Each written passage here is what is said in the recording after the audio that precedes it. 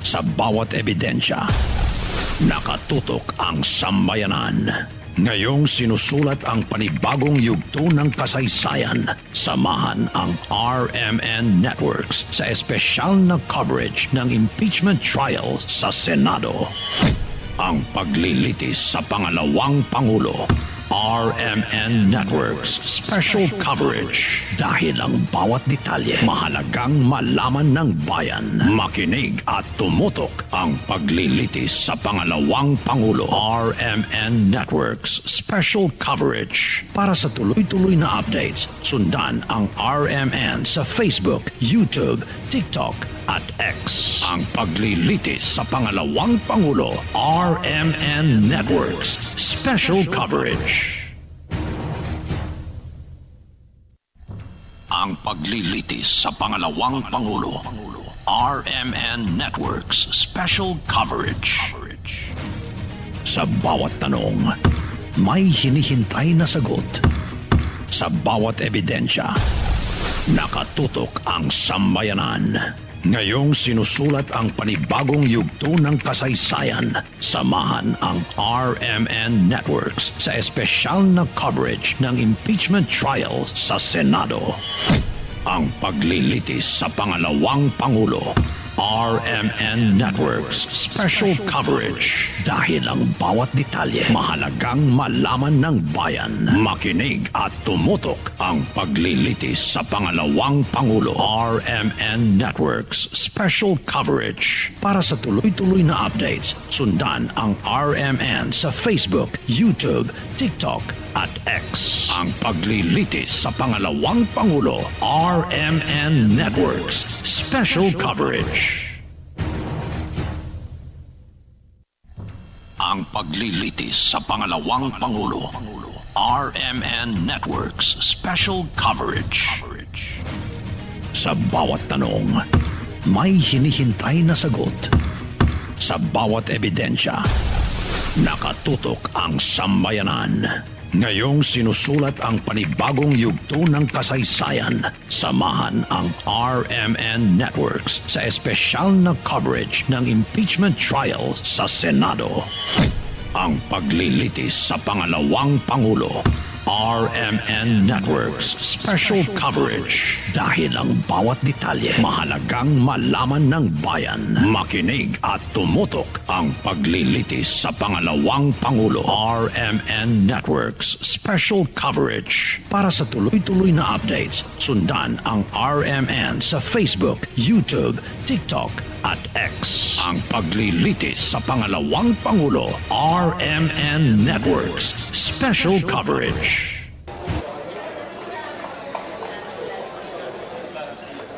Okay, sige.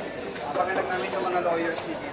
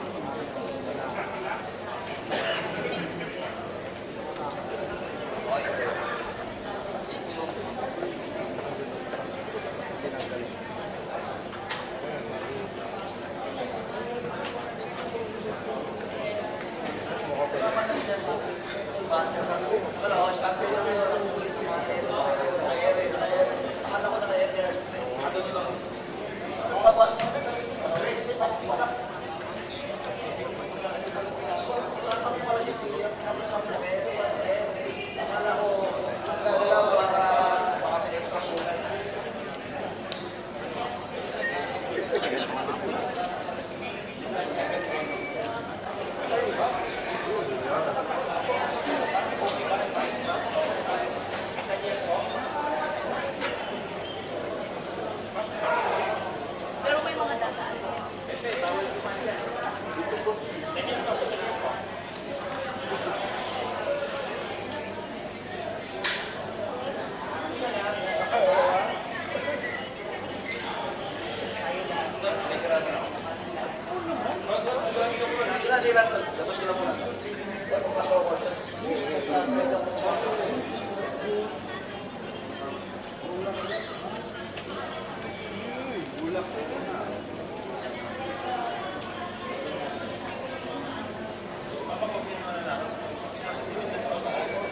Ikaw, naka-exclusive.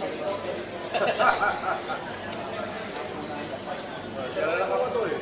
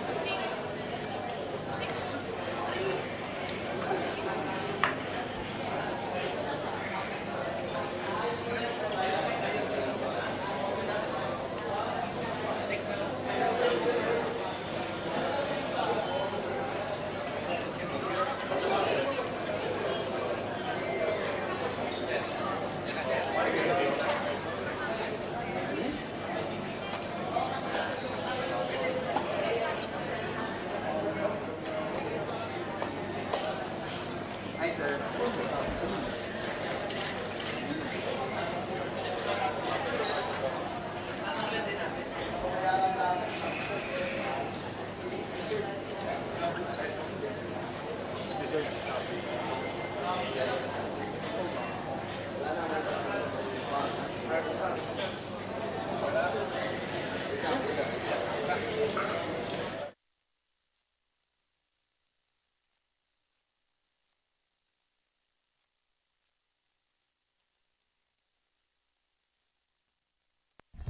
Ang paglilitis sa pangalawang Pangulo, RMN Network's special coverage.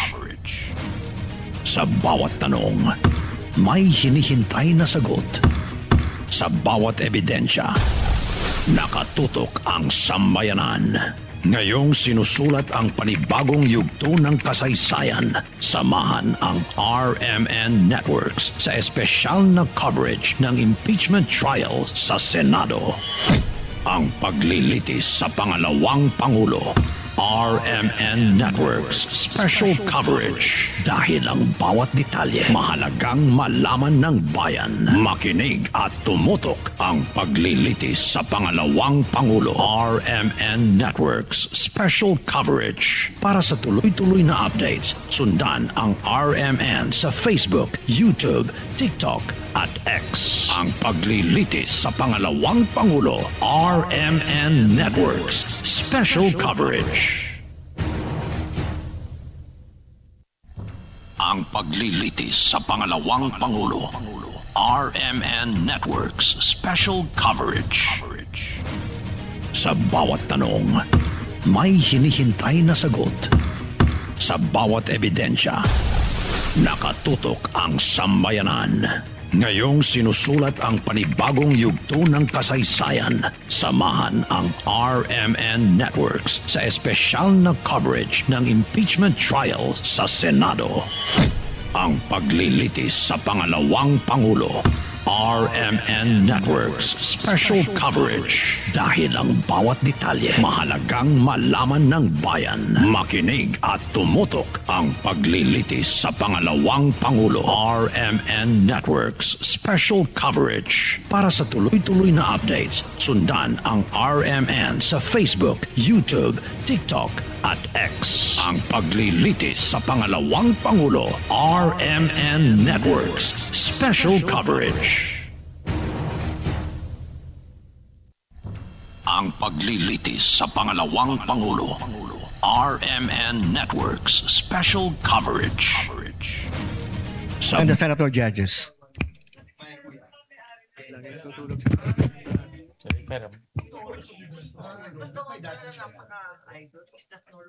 Sorry, isa pang ganito. Isa pa.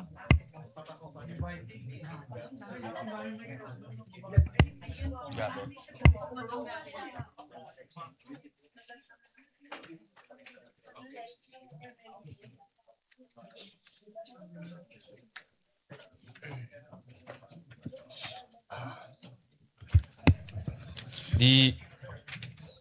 The Sergeant at Arms is directed to make the proclamation.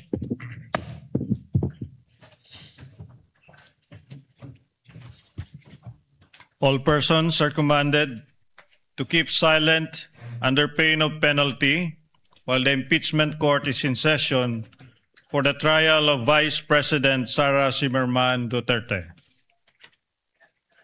The impeachment trial of Vice President Sara Duterte is hereby called to order. We shall be led in prayer by Senator Alan Cayetano. Holy Father, we come to you today, different ages, galing po sa Luzon, Visayas, Mindanao. Iba-iba po ang paniniwala sa politika, sa religion, pero lahat po ay Pilipino at lahat po ay ginagalang ang pangalan mo. Sinabi niyo po sa propetang Jeremiah, sa Jeremiah 29:11, "For I know the plans I have for you, plans to prosper you and not to harm you, plans to give you hope and a future. You love us so much that you made us in your nature and likeness, giving us free will. Thus, to receive the fruits of your plans, plans to prosper us and not to harm us, plans to give us hope and a future, we must first seek your kingdom and righteousness. You call us to be faithful, Lord God. For us to be faithful both in small things and in big things. Same with the rules, Mr. President. Help us to be faithful with the Constitution, the Senate rules, the rules of impeachment. Help us to be faithful to the rules of fairness. As the prosecution stated yesterday, to hold everyone accountable from the barangay captain to the highest official of the land. Lord God, Holy Spirit, do not allow us to obstruct justice. Yet, always give us the strength to obstruct injustice, regardless of the cost and the consequences. Magalit na po kung sino magagalit, gamitin niyo kami bilang instrumento ng hustisya. Lead each one of us to pursue the impeachment trial with fairness, political neutrality, and due process. To pursue the flood control scandal with the same zeal, effort, fairness, and political neutrality. To pursue corruption in all forms. Help us build a justice system that is ideal rather than one that is weaponized and is actually an instrument of oppression and tyranny. We may disagree on many things, but let us agree in asking for your love, grace, and mercy upon the nation. We may have different visions of a prosperous Philippines, of accountability, fairness, yet may we agree in the words you put in the framers of the Philippine Constitution, which is found in the preamble. We, the sovereign Filipino people, imploring the aid of Almighty God in order to build a just and humane society and establish a government that shall embody our ideals and aspirations, promote the common good, conserve and develop our patrimony, and secure to ourselves and to our posterity the blessings of independence and democracy under the rule of law and a regime of truth, justice, freedom, love, equality, peace, do ordain and promulgate this Constitution. Thank you for this privilege to serve you and our people, Lord God. We ask for all of this in Jesus' mighty name. Amen. Amen. The clerk of court will now call the roll. Roll call of members. The Honorable Senator Judge Aquino, Senator Judge Cayetano Alan, Senator Judge Cayetano Pia, Senator Judge De La Rosa, Senator Judge Ejercito, Senator Judge Estrada, Senator Judge Go, Senator Judge Ontiveros, Senator Judge Lacson, Senator Judge Lapid, Senator Judge Legarda, Senator Judge Marcoleta, Senator Judge Marcos, Senator Judge Padilla, Senator Judge Pangilinan, Senator Judge Soto III, Senator Judge Tulfo Erwin, Senator Judge Tulfo Rafi, Senator Judge Villanueva, Senator Judge Villar Camille, Senator Judge Villar Mark, Senator Judge Zubiri, the presiding officer, Senator Judge Escudero, the Senate President. With 20 senators present, the chair declares the presence of a quorum. We now recognize the presiding officer, Senator Chis Escudero. Thank you, Mr. Senate President. The reading of the Journal of July 6, 2026 of the Senate sitting as an impeachment court is hereby dispensed with, and unless there are any objections, the same is hereby approved and adopted. The clerk of court will now please read and call the case before this impeachment court. Case number 004-2026 in the matter of impeachment trial of Vice President Sara Zimmerman Duterte. Appearances. Good afternoon, Your Honors. Same appearance for the prosecution. We are ready, Your Honor. Noted. Appearances for the respondent. Good morning, Your Honor. Same appearances for the defense. Is the prosecution ready to call its first witness? Yes, Your Honor. However, the prosecution have few concerns which it wanted to raise before the Honorable Impeachment Court. So may I request, Your Honor, that the Honorable Counsel for the Prosecutor, Lorna P. Kapunan, be recognized, Your Honor. Before recognizing the counsel for the prosecutor, ma'am, upo muna kayo. Chair would like to recognize first Senator Judge Lacson. What is the pleasure of the Honorable Lacson? This is a point of inquiry, Mr. You may proceed, sir.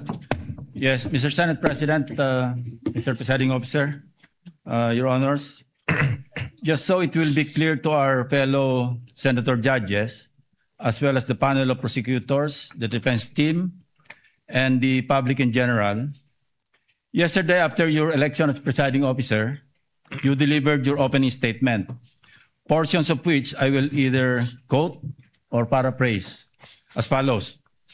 You stated, the Constitution states that conviction can only happen with the concurrence of 2/3 of all members of the Senate.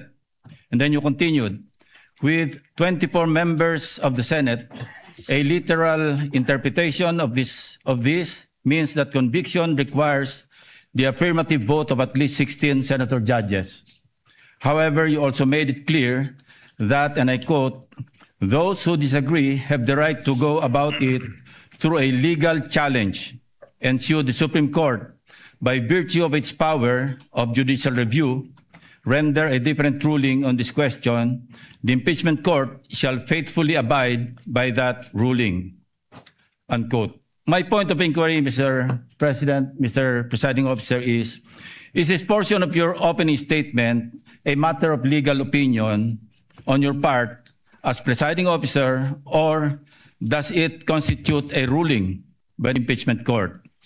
If the response is, it is the latter, does this mean that this court, through the presiding officer, has raised the level of discourse to a justiciable issue or a dispute that the Supreme Court may have legal authority to settle and resolve, in case either one or both panels in front of us decide to exercise their right to challenge the said ruling, should they deem it as a grave abuse of discretion by this court? I submit, Your Honor. The response of the presiding officer is in the affirmative. In fact, the journal that we just approved contains a similar inquiry by Senator Judge Cayetano yesterday when he inquired if it was the position and ruling of the presiding officer, and the presiding officer answered in the affirmative. So to clarify, yes, I believe it may be considered already as a justiciable controversy, although it is not for us to dictate that but the courts, given that it is a ruling of the chair not objected to nor appealed by any member of this court, and therefore stands. Thank you for the clarification, Mr. Presiding Officer. Thank you, Senator Judge Lacson. Senator Judge Cayetano, what is your pleasure, sir? Sir President, Presiding Officer, may I just further clarify this statement? You may proceed, sir. Yes. I confirm that yesterday we heard the same thing, and when the transcripts come out, of course, then it will be available to everyone. Basically, yesterday I clarified whether that was the opinion of the elected presiding officer, and of course, without any offense to my brother and friend, Senator Escudero, we have a continuing objection. I asked him whether this was already a ruling of the court, because if it's the ruling of the court, then as a threshold issue, we will have no further questions. Section 22, Article 22 of our rule says that all orders, decisions may be acted upon without objection, or if objection is heard, the orders and decisions shall be voted on without debate by ayes and nays, which shall be entered in the record.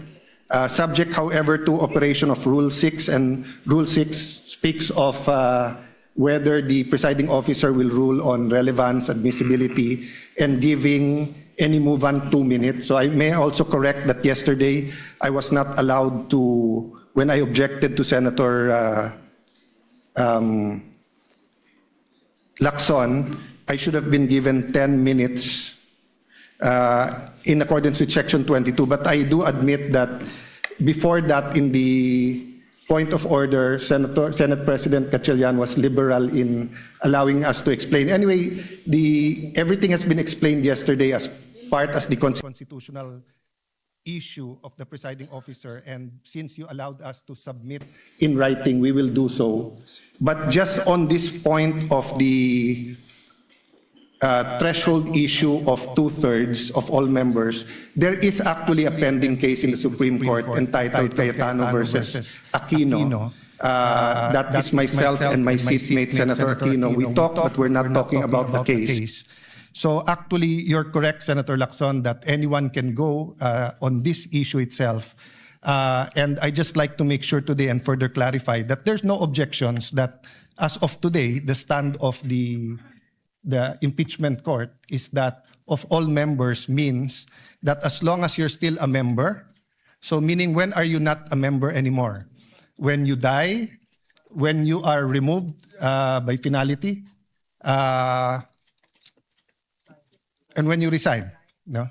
Otherwise, you are still a member, so you are still counted. And it is in that spirit that we ask and we're preparing maybe a memoranda for all members to allow Senator Marcoleta and Senator Jinggoy, since they are going to have a vote. And if they are not allowed to vote, then that will be counted as a vote for acquittal. And that might be favorable to the defense rather than a part of giving a fair trial. So all I wanted to clarify today, Mr. President, is that we will continue to thresh out if there are any constitutional issues. But as of today, it is very clear that as a court, we have decided that 2/3 of 24, there are 24 members of the Senate today, 20 are present here today, but there are still 24 members, and 16 ang number of senators needed to convict on any of the articles, Mr. President. Mr. Presiding Officer, thank you. What is the pleasure of Senator Judge Pangilinan? 21 na pala.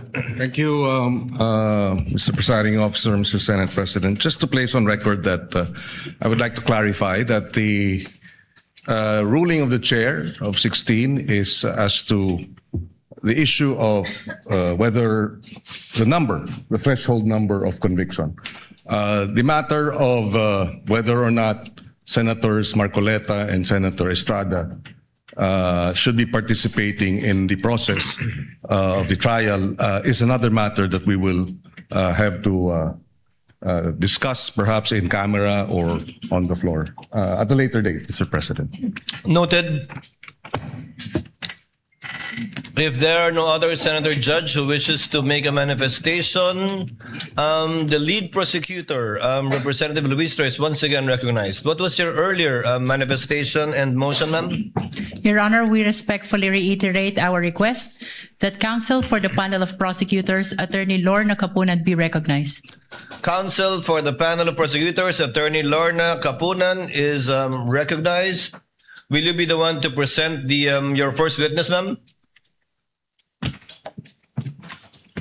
Good afternoon, Your Honors, Senate President, Presiding Justice. I do have manifestation. Well, in direct answer to the query of the presiding Senator Judge, I am not presenting the witness today.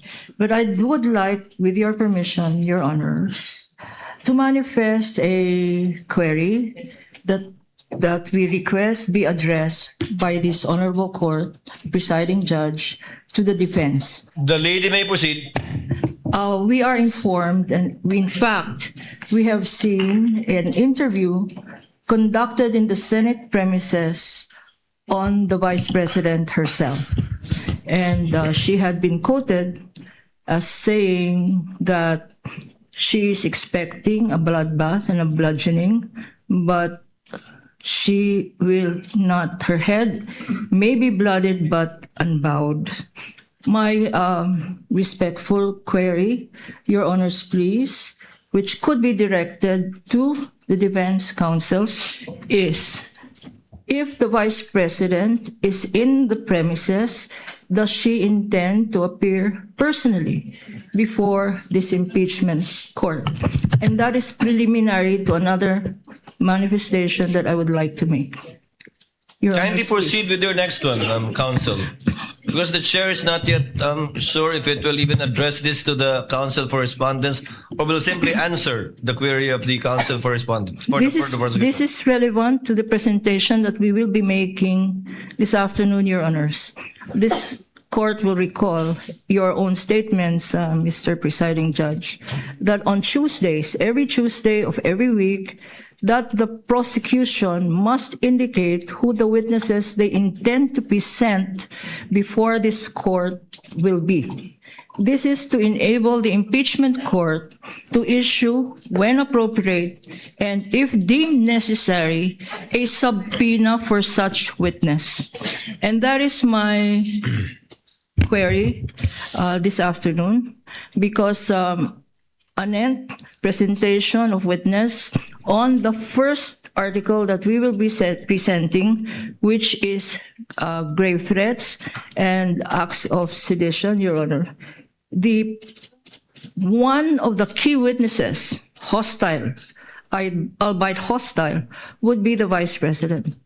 And therefore, if we can inquire if it is her intention to again appear in the premises of the Senate, because we are already respectfully informing this honorable court that we will manifest, that we will have a written request for her presence in connection with this article on grave threats. Your Honor, that is the relevancy of my manifestation.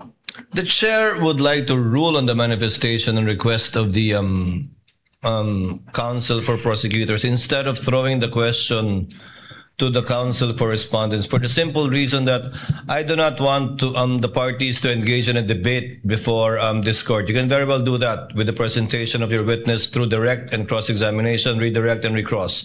To answer, the impeachment rules do not mandate nor require the respondent to attend any hearing or trial of the impeachment court. Whether she was in the building earlier or arrived after, it is totally up to the respondent, because from the point of view of the court, she is represented in this court through her counsel already.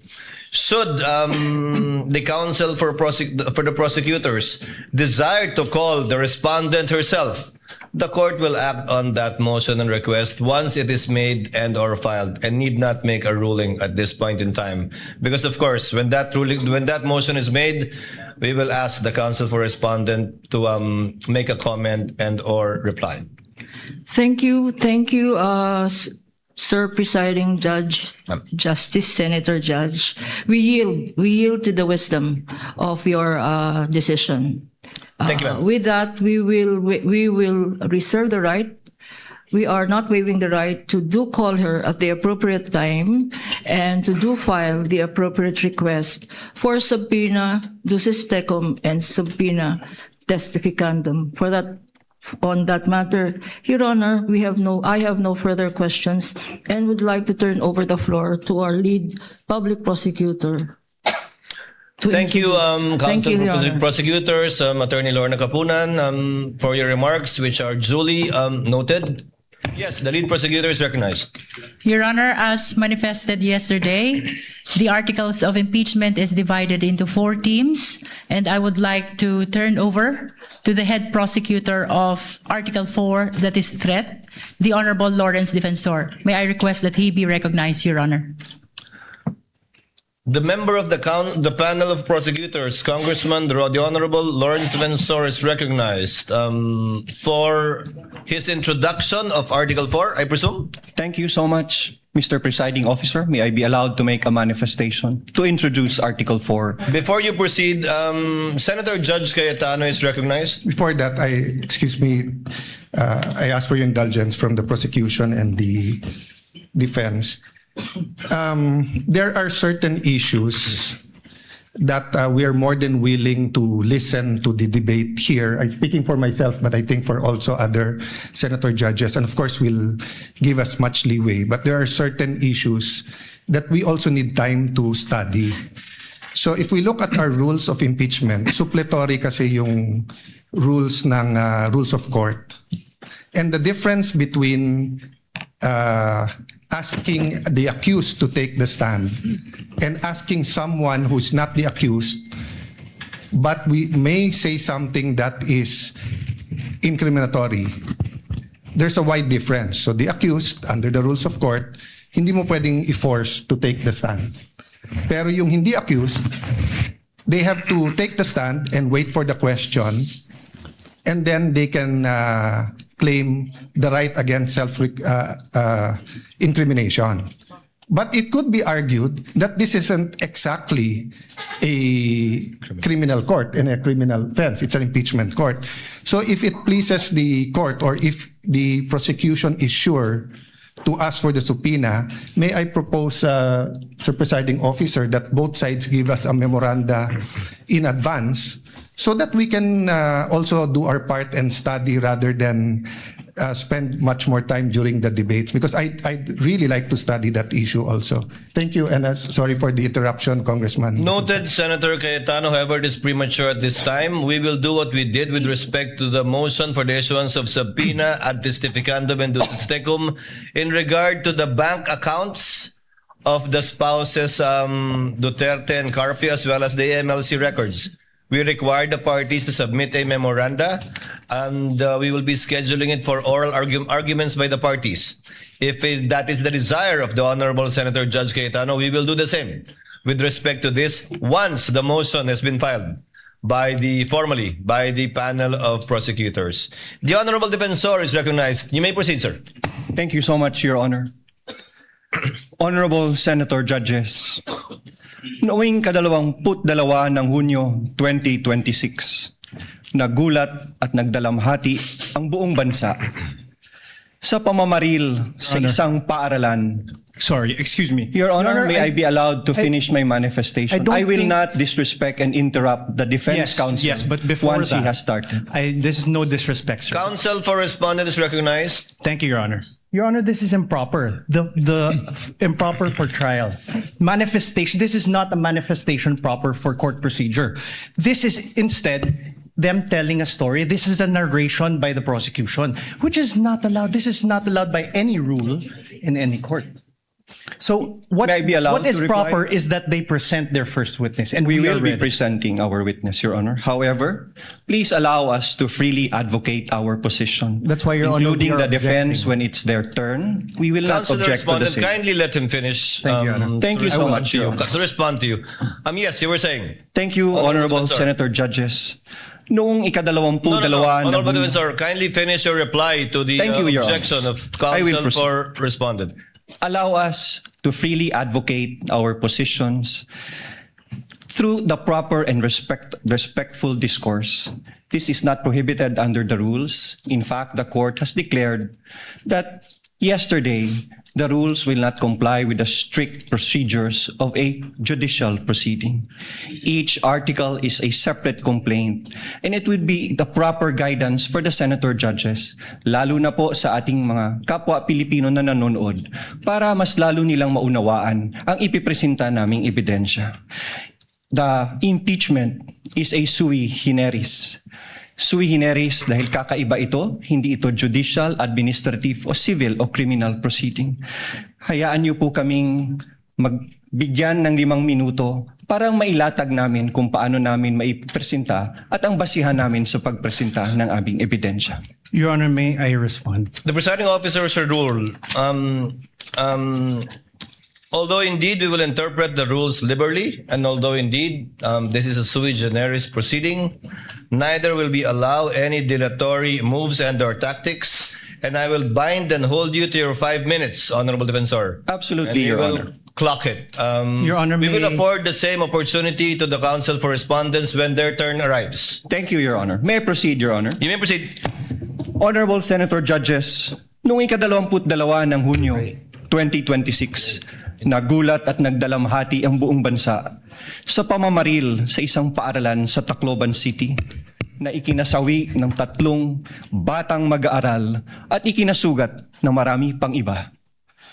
Ang mga salarin, mga minor de edad, sa kabila ng kanilang murang edad, agad na kumilos ang mga otoridad upang ipatubad ang mga umiiral na batas.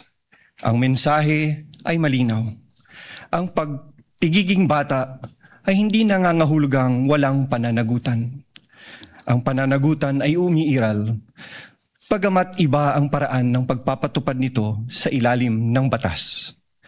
Kamakailan, isang pasahero ang inaresto sa airport at kinasuhan matapos itong magbiro na may bomba sa kanyang bagahe dahil mahigpit na ipinapatupad ng mga otoridad ang patakarang Zero tolerance policy sa anumang pagbabanggit ng bomba o anumang pampasabog.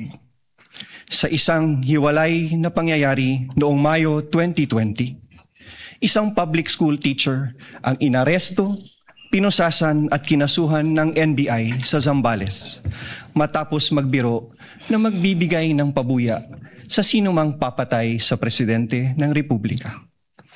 Ano ang prinsipyo dito?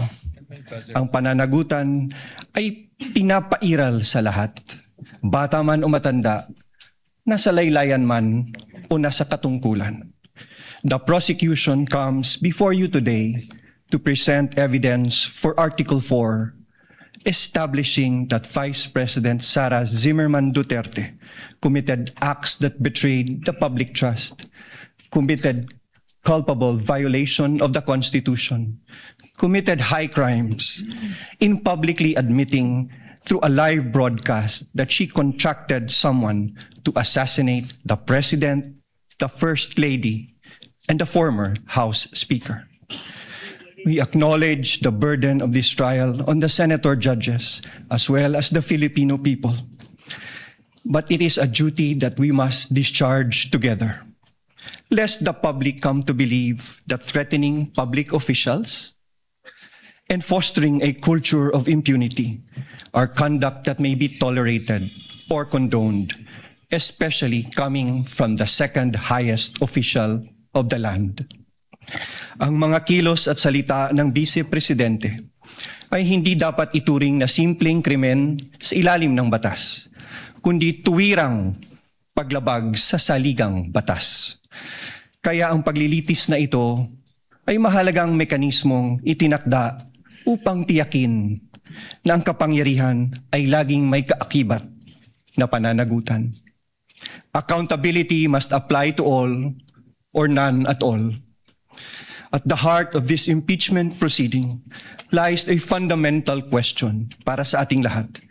Can we continue to entrust one of the highest constitutional offices to a public official who, on multiple occasions, purposely and willfully and repeatedly resorted to threats of violence against the very institutions that she swore to uphold and protect? The evidence presented in this article are not just derived from testimonies and authenticated documents, but from the Vice President's own words, own conduct, her very own public admissions. Her words were neither accidental nor taken out of context. They were uttered publicly with the intention to be taken seriously. Huwag kang mag-alala, ma'am, sa security ko. Kasi may kinausap na ako na tao.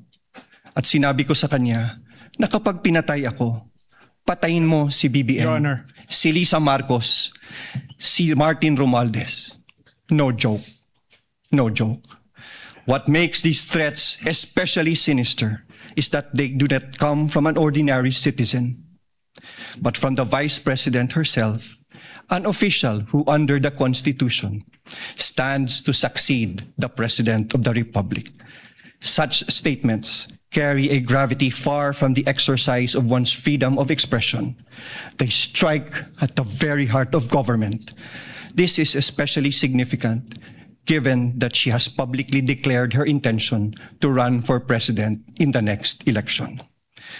What values do we expect from those who occupy the highest office in the land? Delicadeza, palabra de honor, integrity, and loyalty to your oath of office. These are not outdated ideals. They are the foundations of honorable public office. Maraming salamat po, Your Honors. The remarks of the gentleman are duly noted. However, Chair would like to inform and instruct the senator judges that the statement and manifestation made by the Honorable Defensor should not in any way be taken as evidentiary because it was merely a manifestation cum introduction of the fourth article of impeachment. Any evidence to be presented proving the fourth article of impeachment should be done through a witness under oath, duly subscribed and subjected to direct and cross-examination. Call your first witness, sir. Your Honor, may I be allowed also to... Your Honor, we move to strike that opening statement. It's improper for trial. It is not evidentiary in nature. And it only provides in conclusions of fact and law. Most of it is irrelevant. And fact of the matter is the prosecution should present evidence and not manifest in this improper manner. May I be recognized, Your Honor? No need.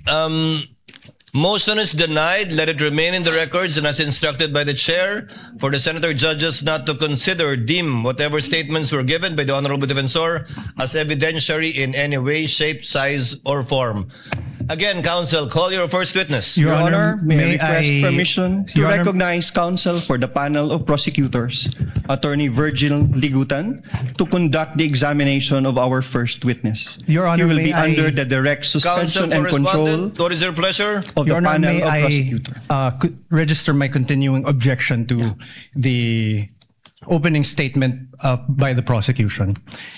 Well, I don't think he'll do it again, but nevertheless, so noted. Thank you, Your Thank Honor. you. Your Honor, may I request that Attorney Virgil Ligutan be recognized to conduct the examination of our first witness. Counsel for prosecutors, Attorney Virgil Likutan, so that we can have the records clear. Did I pronounce your name correctly, sir? Your Honors, magandang hapon. My full name is Attorney Armando Virgil Discartin Ligutan, Your Honor, please. And you've entered your appearance yesterday. Yes, counsel? Your Honor. Duly entered my appearance as one of the counsel for the prosecution. You may proceed, sir. Call your Thank first you witness. Thank you so much. Mga kababayan, we call to the witness stand the first witness for the prosecution in the person of NBI Senior Agent Jean-Marc Santa Ana Calilong. Kindly bring the witness to the witness stand.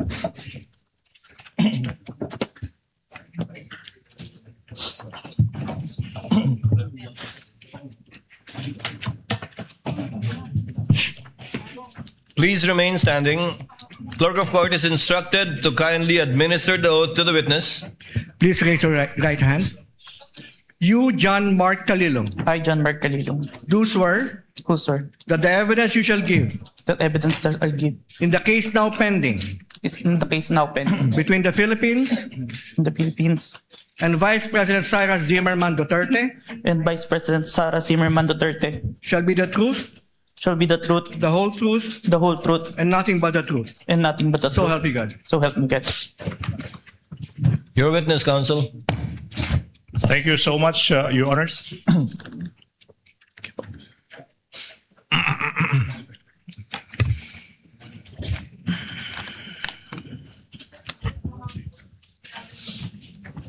Your Honors, mga kababayan, the testimony of the first witness for the prosecution, NBI Senior Agent John Mark Santa Ana Calilong, is offered to prove the following. Number one, si Agent John Mark Calilong ay isang senior agent of the National Bureau of Investigation. Number two, he is well-trained and experienced in the field of digital forensic examination, having undergone extensive training in the field, making him competent in identifying, preserving, collecting, and authenticating digital evidence. Pangatlo, si Agent Calilong ay bahagi ng NBI Cybercrime Division Team na inatasang mag-imbestiga sa mga pahayag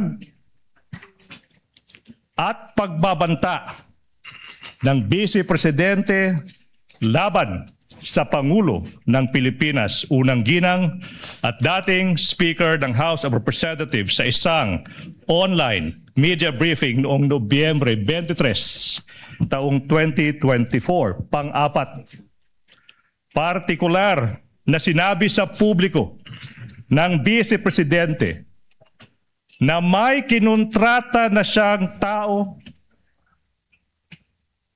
napapatay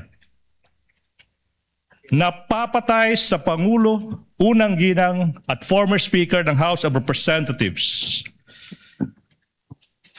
At ito ay nakatatak na sa kasaysayan ng ating bansa bilang unang pagkakataon na ang isang Vice Presidente ay nakipagkontrata sa isang mamamatay tao upang patayin no less than the President of the Republic of the Philippines. Panglima. Your Honor, may I object. Is this a speech or an offer? Your Honor, please, with all due respect to counsel, For the prosecutor may proceed. it should not be a May I register my continuing There's objection? no proper ground. This is offer of testimony. Please hold your horses. Number 5, the public statements and threats of the Vice President were publicly live streamed and captured on video. Number 6, Agent Kalilong is a designated agent on case for the investigation. Number 7, as agents on case, Agent Kalilong personally conducted and participated in the cybercrime and open source investigation relating to the subject video and related digital recordings. Pang-8,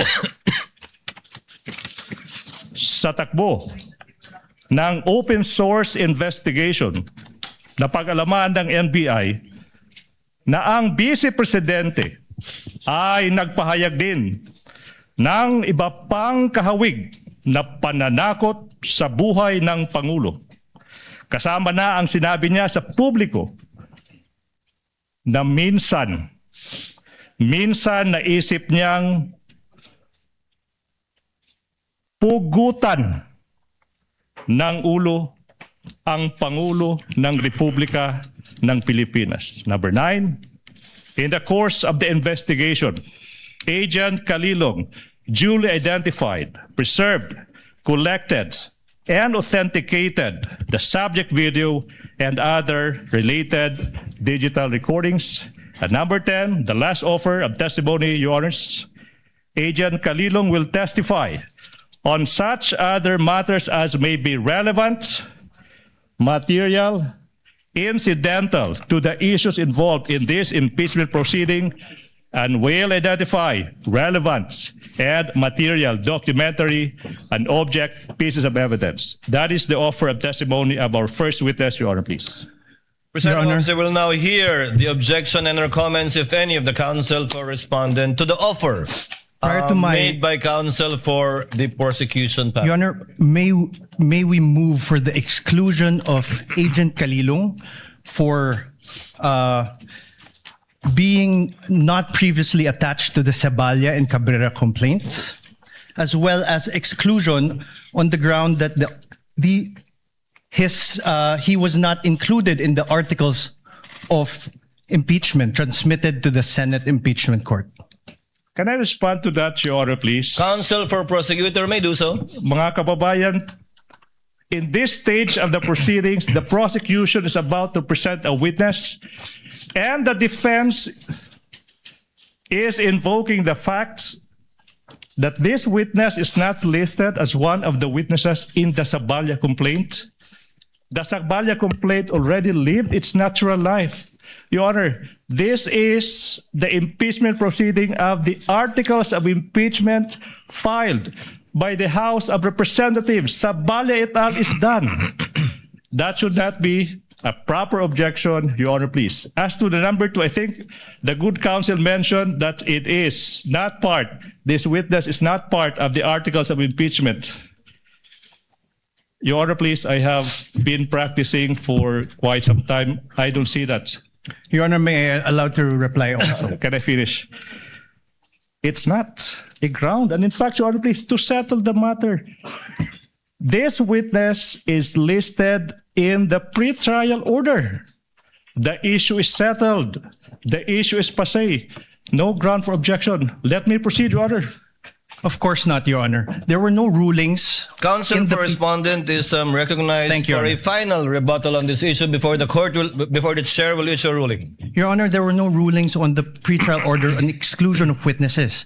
We have a current petition with the Supreme Court questioning the very actions of the prosecution to allow the presentation of evidence that were not attached to the Saballa or Cabrera impeachment complaints would allow the House of Representatives and the prosecution to circumvent the very procedural abuse condemned in Stonehill versus Jokno and allow the violation of the respondent's constitutional rights as held in Duterte in the House versus the House of Representatives.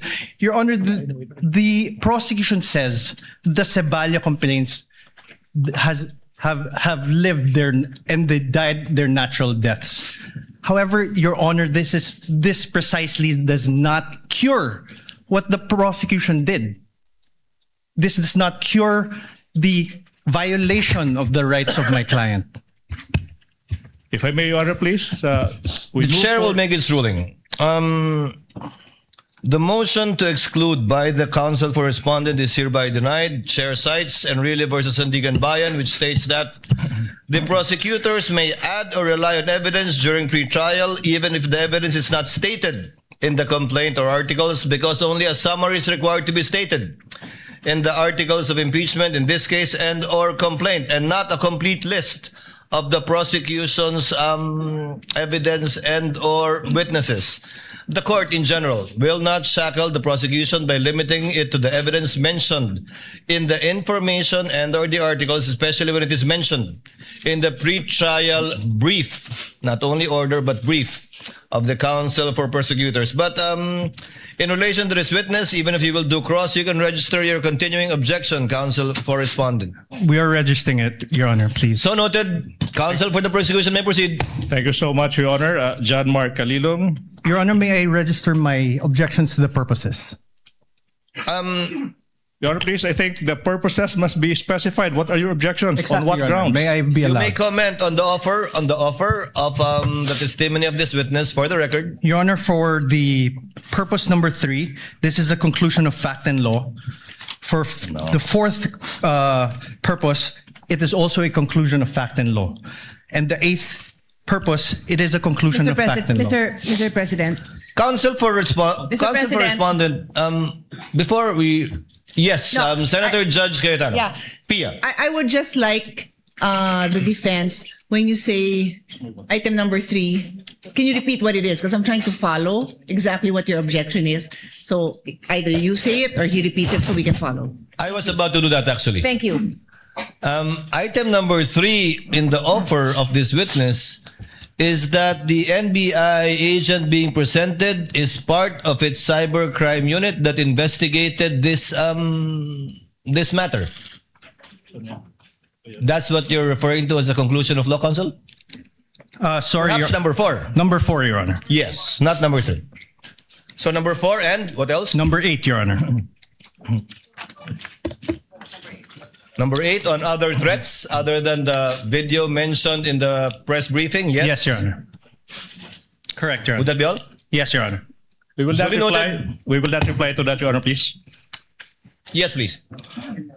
May I continue, Your Honor, please? You may continue to present your first witness, counsel. Thank you so much, Mr. Calilong. Reminder, nakikinig yung taong bayan, pakilakasan ng boses. Okay? Apo. Okay. Mr. Witness, maaari bang sabihin mo ano yung pangalan, edad, at other personal circumstances? I am Senior Agent John Mark Calilong, a Filipino citizen, 31 years old, with office address at NBI Philinvest Cyber Zone Bay City, Macapagal Boulevard, Pasay City, sir.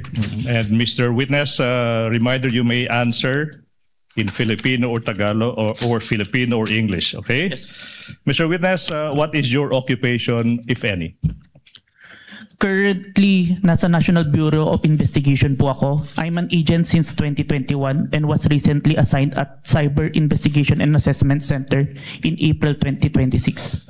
Okay, you said that you have been an agent of the NBI since 2021 pero you were recently assigned to the Cybercrime Investigation and Assessment Center of the NBI. Now, ano ba yung position mo before you were assigned to the Cybercrime Investigation and Assessment Center, kung meron man? In 2022, I was assigned at Digital Forensic Laboratory Division, and in 2024 in Cybercrime Division, sir. Okay, now, you said that you were assigned to the Digital Forensics Laboratory Division in 2022. Now, yung tanong, ano ba yung mga naging primary duties and functions mo bilang ahente ng division na yan? In digital forensic, my primary duties is to identify, preserve, collect, analyze, and present digital evidence in court, sir. Now, preliminary question, have you undergone any training as an agent of that Digital Forensics Laboratory Division? Yes, sir. Now, kung alam mo, ano ba yung naging trainings in that division? I have undergone computer hacking forensic investigation training, mobile forensics, computer forensics, and photo and video authentication training, sir. Okay, so the last part of your answer, Mr. Witness, you mentioned that you were trained, na sinasabi mo, into photo and video authentication. Now, specifically now, ano ba yung naging trainings in that regard? Photo and video authentication, kung meron man. I was trained for 2 weeks intensive training in July 2022 by MaxCore Intervention, sir, in digital forensic. Now, sabi mo, ano nga ba yun? 2 weeks of intensive training. Yung tanong, Mr. Witness, specifically, what happened in that you said 2 weeks of intensive training? I was trained to perform digital forensics examination, sir. Now, Mr. Witness, you tell the public, what is the objective, if any? What is the objective, if any, if you know, of that digital forensic examination that you said you were trained to do? To present digital evidence, sir, admissible in court, na ginawa ko na po multiple times. Multiple times. You appeared in court multiple times. Specifically, how many times? At least 30 times, sir. And for how long have you been practicing digital forensic examination? 2 years, sir. For 2 years. Now, let's go back, Mr. Witness. You mentioned that you were an agent of the NBI Cybercrime Division in 2024. Now, what were your primary duties and functions as an agent of that Cybercrime Division? To investigate cases in violation to the cybercrime law, sir. Cybercrime law. Now, Mr. Witness, you are testifying in this impeachment case proceeding trial against the Vice President, the respondent in this case. Do you know the respondent in this case? Yes, sir. And why do you know the respondent in this case? Because she is the Vice President and my team conducted an investigation involving her, sir. So aside from being the Vice President, your team, you said, investigated the Vice President. The question now is, what was this investigation, if you know? It's an investigation on the statement uttered by the Vice President during an online press conference briefing dated November 23, 2024. So, statements uttered by the Vice Presidents in an online live stream press conference held on November 23, 2024. Now, yung tanong, ano ba yung naging participation mo, Mr. Witness, kung meron man? I am the agent on case of the investigation, sir. Now, sinabi mo ikaw yung agent on case. Now, you tell the court, you tell the public, ano ba yung pagiging ahente on the case? Ano bang ibig sabihin yan kung alam mo? It means that I gathered evidence necessary for the investigation, sir. Okay. You mentioned you gathered evidence. Now, you tell us, what do you mean? Kung meron man, tsaka kung alam mo, ano bang ibig sabihin when you quote, gathered evidence, unquote? It means that I viewed, identified, preserved, collected, and authenticated digital evidence in the course of the investigation, sir. Okay, now, you mentioned na you viewed, identified, preserved, collected, authenticated, sinasabi mo mga pieces of evidence that you found in the course of your investigation. Tama ba? Yes, sir. Now, Mr. Witness, yung tanong is, ano ba yung mga ebidensya na nakalap ng inyong team? One of the pieces of evidence that we gathered during our investigation is the video of the November 23, 2024 online press conference held by the Office of the Vice President, which was posted on the Facebook page of Harry Roque, sir. Facebook page of whom? Harry Roque, sir. Harry Roque. Okay. Yes, sir. Mr. Witness, sinabi mo, you gathered. And then sinabi mo kanina, pag sinabing gathered evidence, sinabi mo, you viewed, identified, preserved, collected, and authenticated. Preserved, collected, and authenticated. You mentioned the term preserved, correct? Mr. Witness, yung tanong now is, ano ba ang ibig sabihin when you quote, preserved, unquote the evidence? It means that I ensure that the evidence will be accessible at any time, sir. Okay, now, let's go to this video you mentioned. The video of sinasabi mo yung isang online media briefing ng Vice President noong November 23, 2024. Ano ba yung mga hakbang, kung meron man, na ginawa nyo to preserve that video? The NBI Cybercrime Division, through me, initiated a preservation request po kay Meta. Okay, you initiated a preservation request to Meta. Now, sinabi mo kanina na live stream yung subject video sa isang Facebook page ng isang Harry Roque, di ba? Now, yung tanong, why is it that your request was made to Meta? Si Meta po kasi yung parent company po ng Facebook. At under po ng Meta, si Facebook, si Instagram, tsaka si WhatsApp. All requests on that platform will go to Meta po. Alright, now, Mr. Witness, what proof, if any, do you have that you initiated a preservation request to Meta in order to preserve the subject video? I have a screenshot of the preservation request, a screenshot of the web page wherein I made the preservation request, sir. Who took the screenshot? I did, sir, and I used my laptop. Anong ginawa mo sa screenshot kung meron man pagkatapos dyan? I first saved po yung electronic copy sa laptop ko, then printed it. Where is this printout of the screenshot now? Sinubmit ko po sa Committee on Justice of House of Representatives. Your Honor, with the court's indulgence, may I move that this representation be assisted by a co-counsel for the sole reason of facilitating the presentation of the documents to the witness, Your Honor, please. For that reason alone. Sa Tagalog siya mag-aabot? Yes, Your Honor. Siya po yung mag-aabot ng mga dokumento na amin pong ipapakita for the witness to identify po. Counsel may proceed. Thank you so much. Assisted by Attorney Stephen Magallon. Now, if this printout is shown to you, will you be able to identify the same? Yes, sir. Now, we invite the defense to also peruse the document. Your Honor, may I request that one of our counsels be allowed to peruse the document? Yes, one of the Thank you. counsels for respondent may look at the document being presented to the witness. May I continue, Your Honor, please? Thank you. Now, I'm showing you. Defense, can we give the document to the witness, please? Your Honor, the document must be presented to the witness.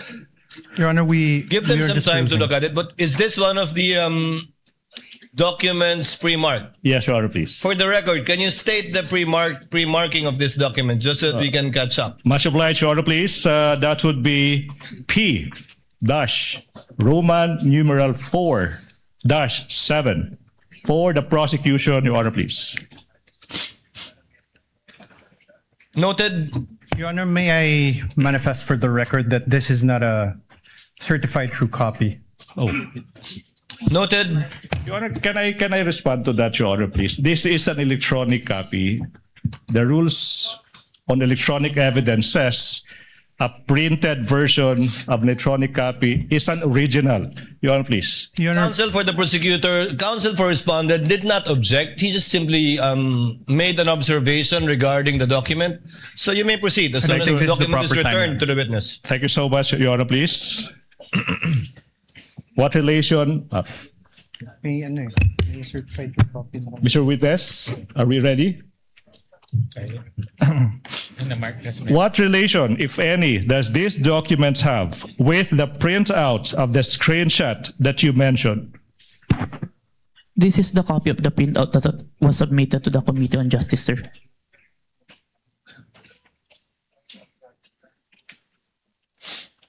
Okay, Your Honor, please, may I proceed with the next question, please? Question, Mr. Witness, how faithful, if at all, is this printout from the actual screenshots? The printout accurately reflects the screenshot, sir. And how do you know now that this printout accurately reflects the screenshot?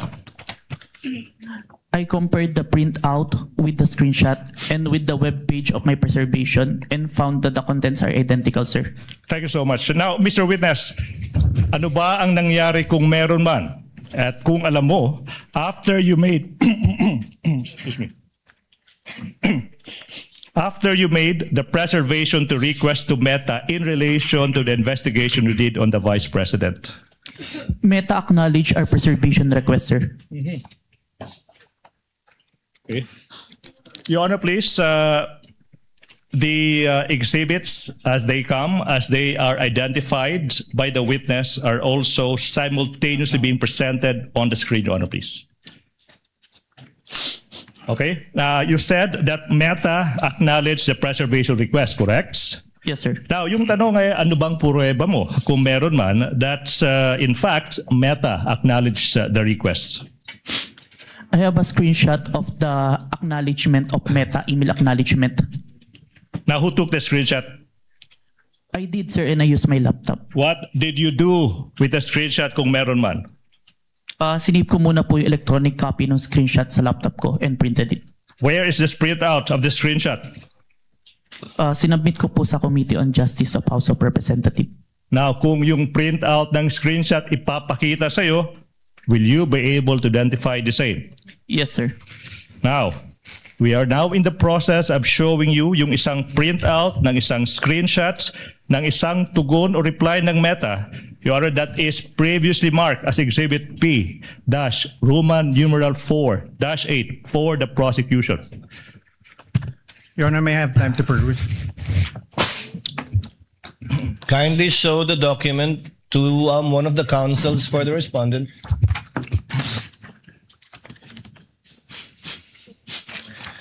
Your Honor, we note that the Exhibit P-I-IU-8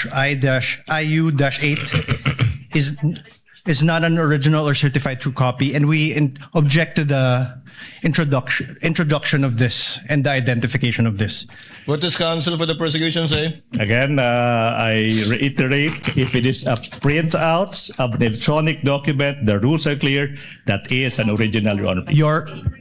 Your Honor, if you look at it, there's on the bottom left-hand portion, there is a mark, certified true copy. This certified true copy would not have appeared in any correspondence with no-reply@records.facebook.com. So it is not a printout. It's not an original. Would not reflect what accurately was printed out or appeared on the screen. 2 What points. does counsel for the prosecutor say? 2 points, Your Honor, please. Settled now, 2019, assuming that the counsel is correct. Photocopy now is considered as an original, Your Honor, please. And number 2, Your Honor, please.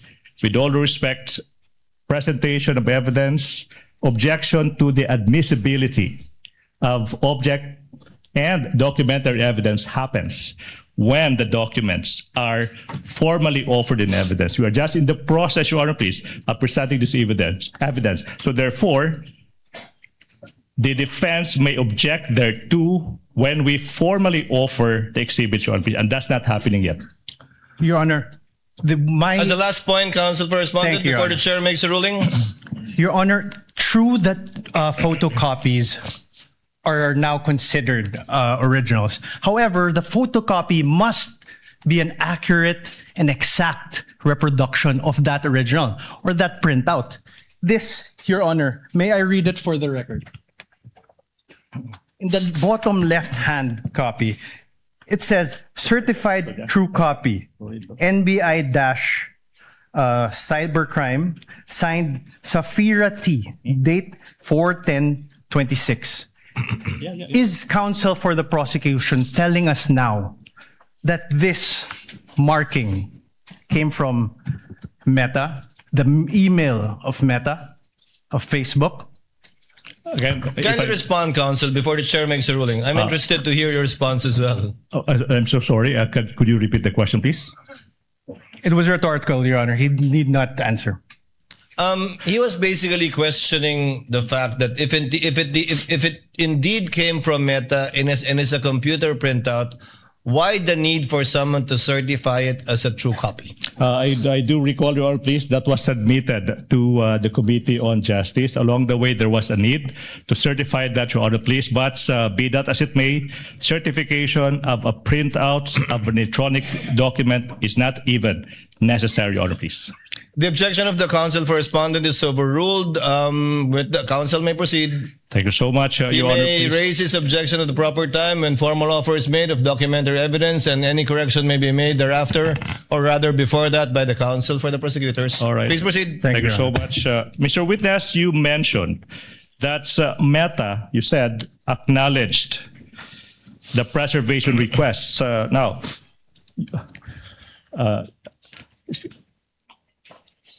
Sorry, Your Honor, please. I recall the last question. I have to proceed to presentation of the documents. Now, Mr. Witness, if this printout of the screenshot of Meta's reply is shown to you, will you be able to identify the same? Yes, sir. Now, what relation, if any, does that document have with the printout that you mentioned earlier?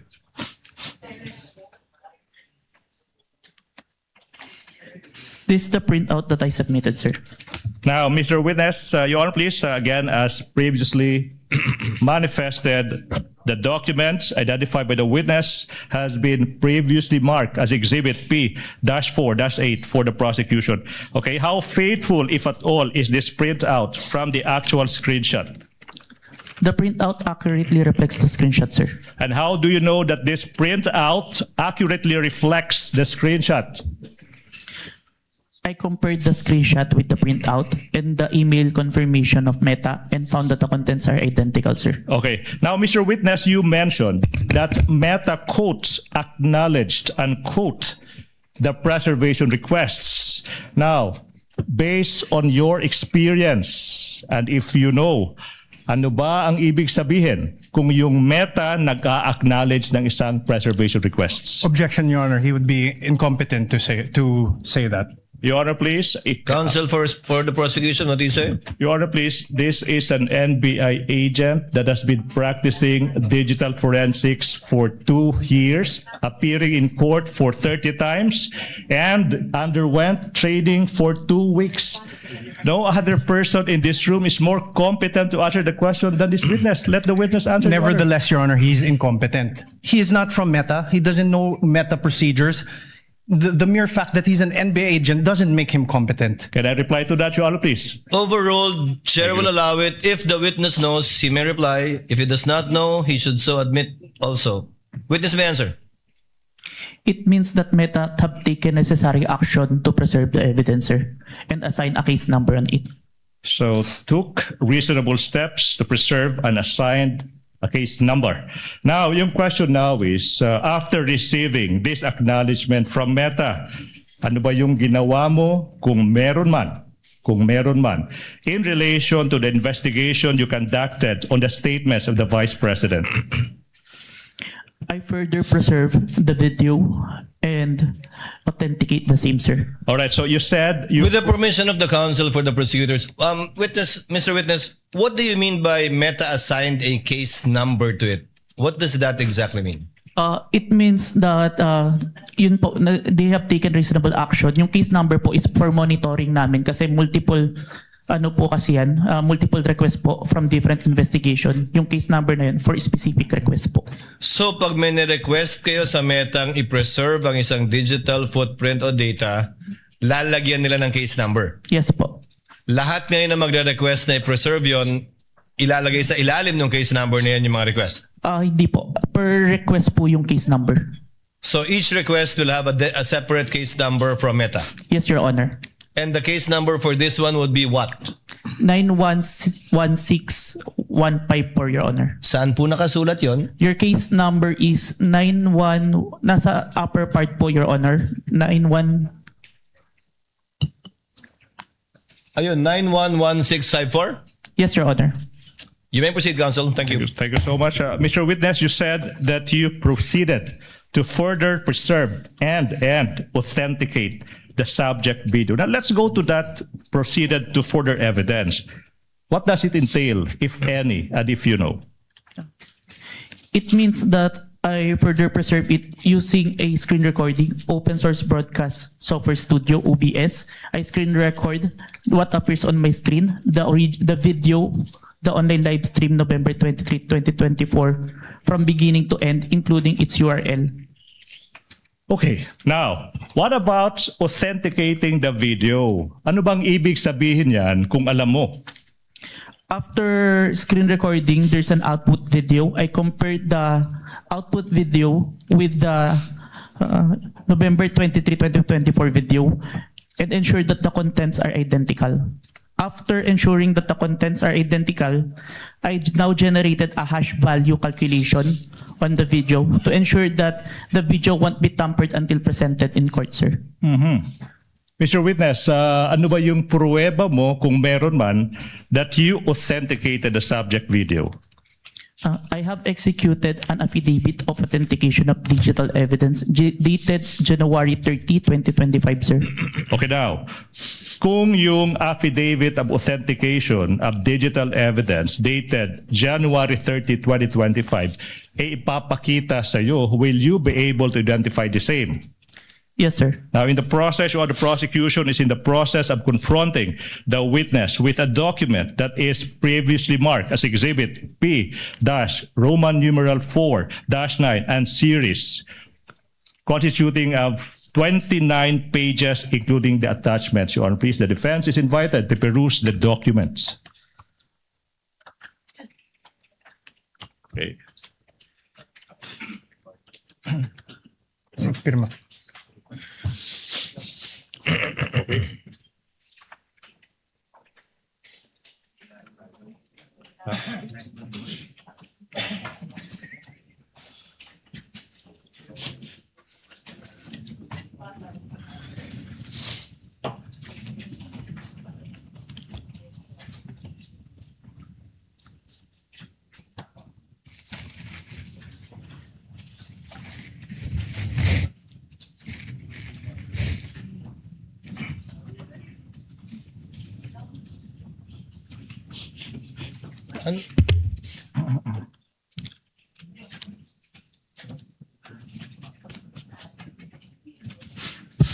Hindi yan naka.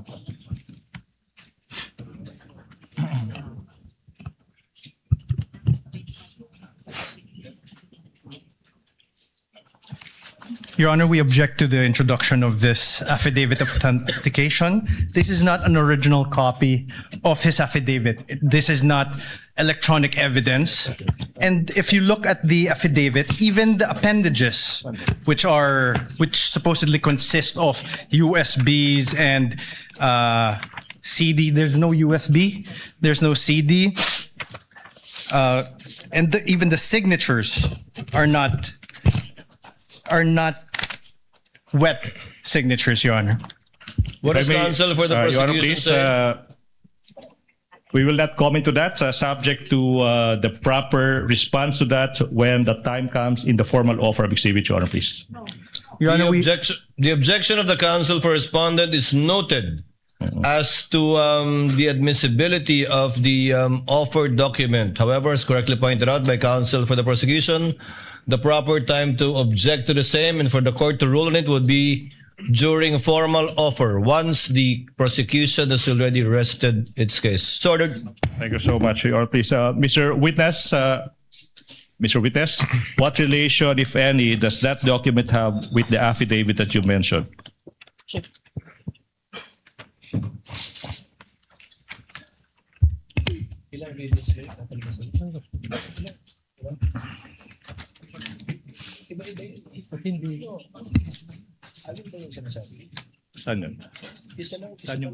Your Honor, may I just make a quick manifestation? Counsel for the respondent. Yes, you may, sir. Please Your proceed. Honor, during pretrial, the parties got together and agreed that originals of the documents that were to be marked will be presented during trial. We agreed to expedite the proceedings. And now, what is happening is photocopies of documents that we want to peruse and see are being presented. So we object to this, Your Honor. If I may, can I reply? Sorry, I'm so sorry. The Your Honor, please. manifestation of the counsel for respondent is duly noted. Thank you so much, Your Honor. Please proceed, counsel for the prosecution. On page 3 of the affidavit of authentication of digital evidence, may makikita dyan yung isang pirma sa ibabaw ng pangalang John Mark Calilong. Do you see it? Yes, sir. Yung tanong now is, whose signature is that, if you know? This is my signature, sir. Your Honor, at this juncture, Your Honor, please, despite the prosecution's understanding that a photocopy is now the original, is now considered as an original, but to address the concerns of the defense, Your Honor, please, I move that we be allowed to present the original of the documents that was confronted, that the witness was confronted with. Sorry, it's a certified true copy of the affidavit of authentication, Your Honor, please. Counsel may proceed. Okay, now, you mentioned, so I will go back. Now, Mr. Without prejudice to the counsel for respondent viewing the same Yes. with respect to its certification. Affidavit of authentication of digital evidence dated January 30, 2025. Now, so it's a certified true copy, correct? Now, we are confronting you now with a certified true copy of the same document. After perusing the same, you have to tell us what relation, if any, do the documents before you have with the documents, affidavit of authentication of digital evidence that you mentioned.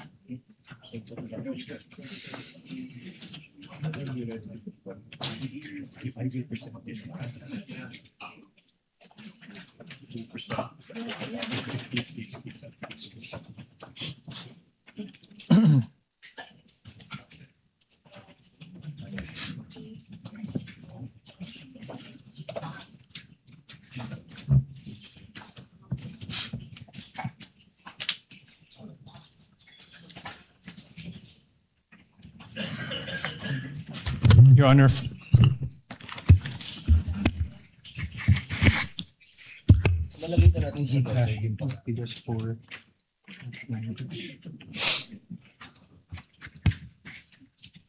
Yes, counsel for respondent. We'll finish perusing, Your Honor. pwede maupo.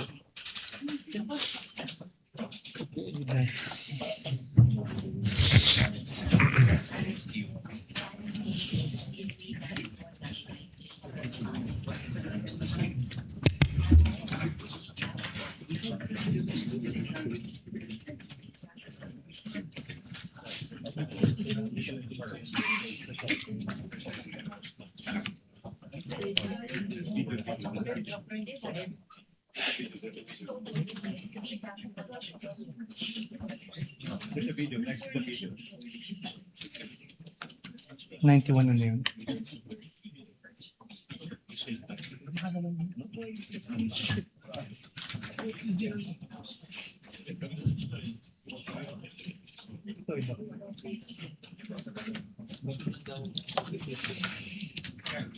Let's confront them with the secret. Let's confront them secret. Let's confront them with the video.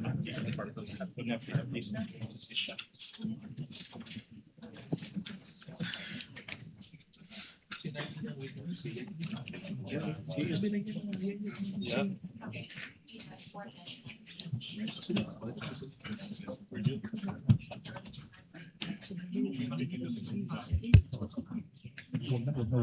Here's the one, 20 November 23. Sorry, not found.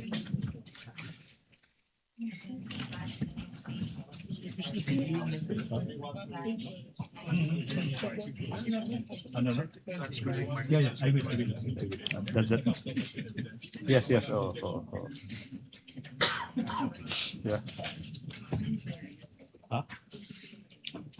Yeah, I know. Stephen, can I ask somebody else? Can you help? Can you also help?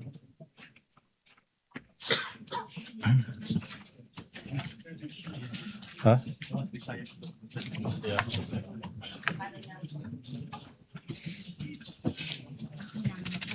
Your Honor, for... Yes, counsel for the respondent. Thank you, Your Honor. You may proceed, sir. For your comments. Sir, for Your Honor, for P-I, P-4-9H.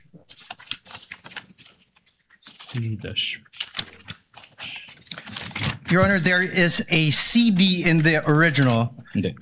November. Oh. 9-4 ba yan? 9-4? Careful. 9-4. Just look at the original. Counsel, what are you referring to again? P dash? P-4-9 what? Ano siya? Ito. Before that. Yeah. P Before dash- that. No, before that. Attorney, may natanggal lang yung ano nyo. Is this the same ano? Sequence. Sige, punta ka sa C muna. Hanapin mo yung C. C. Dito. Hindi, ito bro. Okay, next page. Iyan. Hindi. Okay, next page. Next page. Okay, next page. Okay, next page. Yeah, so spot the difference. Your Honor, for P-4-9H, in the original, there's a marking, November 23. And in the photocopy, it is only a photocopy of the CD, Your Honor. So there's a difference. Noted. You can reply to that, Your Honor, please. Counsel, for let's get all of his comments first. The page after is already a USB. Your Honor, the page after in the original is a USB, which is Annex E-1, However, with markings October 18, 2024 video, CL PPS 182. However, in the photocopy, there is no such marked photocopy, there's no such thing.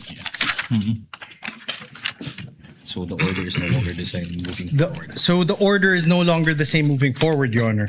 Yeah, that's it. Even in that very same one, which I assume is P-4-9K, does not have any date marking, Your Honor. It's not the same document, the conclusion. It is not the same document. It's not faithful reproduction of anything, Your Honor.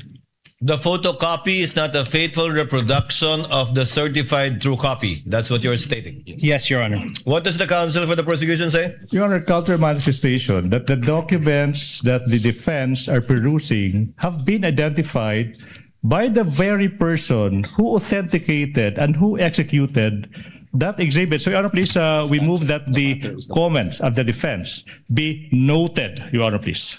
Your Honor, that's irrelevant. What we're saying is that this is not the copy mark. It is not the same as the original, which he says it's the same thing which is identified.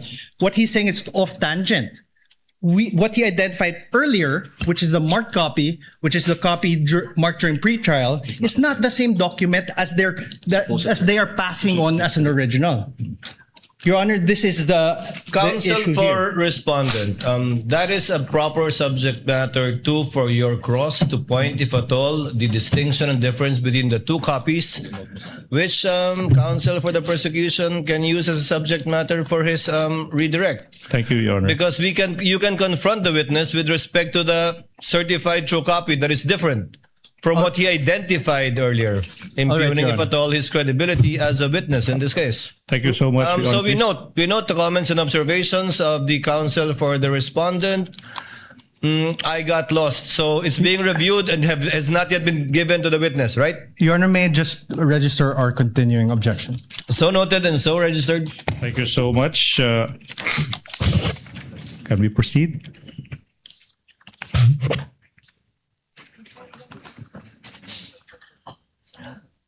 Before we proceed, the presiding officer was not there during pretrial. As manifested by the counsel for respondent, was there indeed such an agreement that the originals will be presented during the trial? Yes, Your Honor. By both parties. Can the counsel for the prosecutors also confirm that? Your Honor, please, we do not confirm. I conferred with my team, the team who actually participated in the marking for Article 4. Your Honor, please. Be that as it may, Your Honor, please, we would like to put into record certain realities of the law. A photocopy is now considered as an original. 2019 amendments in the Rules and Evidence. Number 2, Your Honor, please. This is the person who authenticated the documents. So there's no other person who is competent to testify as to the veracity of those documents other than the witness. Your Honor, please. that's only a So you do not conclusion, Your Honor. confirm? No, You Your do Honor, not please. confirm such an agreement during pretrial? We do not confirm that, Your Honor, please. So, Chair would like to advise the parties. The court understands the exceptions to the original document rule and will so implement the rules in that regard. However, if it does not fall under the original document rule exceptions, then to save on the court's time, the party presenting the document should present the original during trial to avoid what we are seeing now. Perhaps in the next time you present a witness, counsel Yes, for the Your Honor, please. prosecutors and counsel for respondents. We will, Your Honor. We appreciate that, Your Honor, please. We understand that would be for the next presentation. For the next one. Please Thank proceed. you so much. Are we done now? We move, Your Honor, please, that Your the... Honor, may I request that he not also address me directly? So ordered, so instructed.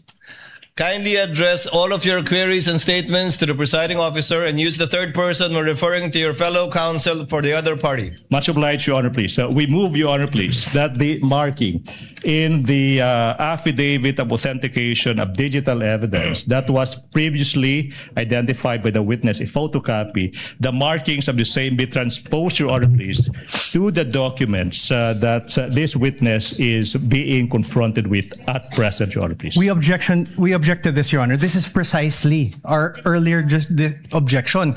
They're marking a new document. That's why they're asking that it be marked again, which defeats the very purpose of our pretrial. If I may Counsel for reply, Your Honor, please. So Your Honor, can I continue? Kindly I wasn't allow done. the counsel for the prosecution to speak. So the hearing will proceed, Your Honor, please. I will withdraw that motion. We will stand by the presentation, the photocopy allowed by the rules and identified by the witness who actually executed the affidavit. May proceed, Your Honor, please. I hope that satisfies counsel for respondent. You may proceed, sir. Thank you so much, Your Honor. Now, Mr. Witness, on page 3, sa pahinang number 3 of the affidavit of authentication of digital evidence, may makikitang isang pirma sa ibabaw ng pangalang Agent John Mark Calilong. Now, yung tanong, kaninong pirma ba ito kung alam mo? Pirma ko po, sir. Now, sa page 4 ng nasabing affidavit of authentication of digital evidence, may makikita din na isang pirma, okay, sa ibabaw ng pangalang Attorney Jeremy C. Lotok. Now, kaninong pirma ito kung alam mo? Pirma po ni Attorney Lotok. Now, how do you know that it is the signature of Attorney Lotok? Nakita ko pong pinirmahan niya yung document. At may mga document po ko na nakita at enacted upon na bearing his signature, kaya familiar po ako. Thank you so much. Your Honor, please, we proceed. Mr. Witness, now, what action did you perform, if any, after you authenticated the subject video in relation to the investigation you conducted on the statements of the vice presidents? I first saved the video on my laptop and save a copy of the video on a DVD and a flash drive. Okay, now you mentioned that you saved a copy in a flash drive. Mr. Witness, kung yung flash drive ipapakita sa iyo, will you be able to identify the same? Objection, Yes, Your sir. Honor. We object. What is the objection of the counsel for The respondent? document identified by the by the witness was the photocopy, and the appended there's no flash drive, CD, or anything appended upon that. So there's nothing, no foundation for this question. I have to reply to that, Your Honor, please. This is a Reply, counsel for the prosecution. This is a non-issue. I asked the witness, what did he do after saving the video? And he said he saved it in a flash drive without referring to any document attached to the affidavit of authentication. Basis is laid, Your Honor, please. This is a non-issue. We may proceed, Your Honor, please. Your Honor, Besides, counsel, may I counsel respond? for the respondent. This is not a surprise. This was flash drives. Several flash drives were pre-marked during the pre-trial. Your Honor, may I reply first before? I believe 7 on the part of the prosecution and several on the part of the respondent too. But you may proceed, sir. Your Honor, that is not my objection. My objection is the very basis upon which the witness introduced this flash drive was the affidavit. The affidavit. And there was no affidavit upon the there was no attachment upon the affidavit which they introduced. So the very questions that he has do not have any foundation. No. Can I Counsel for the prosecution, Your before Honor, the court, please. the presiding officer makes a ruling. Ako'y magiging parang sirang ano. I just said that this witness said that he saved a copy of that video in a flash drive. So the logical question now is to ask him if this flash drive is presented to him, is he able to explain and or identify the same? I don't see any proper basis for an objection to that, Your Honor, please. Presiding officer will make a ruling. Objection is overruled. The prosecution, counsel for the prosecution, is trying to comply with the requirements enunciated by the Supreme Court insofar as such pieces of evidence is concerned. Number 1, establishing its origin. Number 2, to trace the chain of custody insofar as the transfer to a storage device is concerned. And finally, how it reached this court. So the objection is overruled. Thank you so much, Your Honor, please. Now, Mr. Witness, Attorney Bagalion, please confront the witness with the flash drive. Mr. Witness, I'm now showing a flash drive that is previously marked as Exhibit P-Roman numeral 4-10A, containing the subject video that is previously marked as Exhibit P-4-10 for the prosecution. Question: what relation, if any, does this flash drive have with the one you mentioned?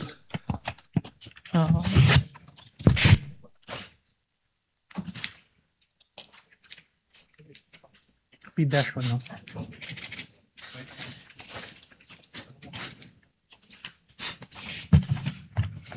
May I know if this was appended upon any Counsel document? for respondent is recognized. Thank you, Your Honor. Your Honor, may I know if this was appended upon any document? Your Honor, please. Counsel for the prosecution will please reply. Your Honor, please. The answer is no, I presume. No. The basis, if at all, counsel for the respondent is the testimony of the witness. When asked, again, to establish not only the origin, but also how he transferred it to a storage device, and if at all, how it reached this court. So, Chair replies, and if that is an objection, overrules the same. Witness may answer. Permission to unseal the flash drive. You may do so, sir. Thank you, Your Honor.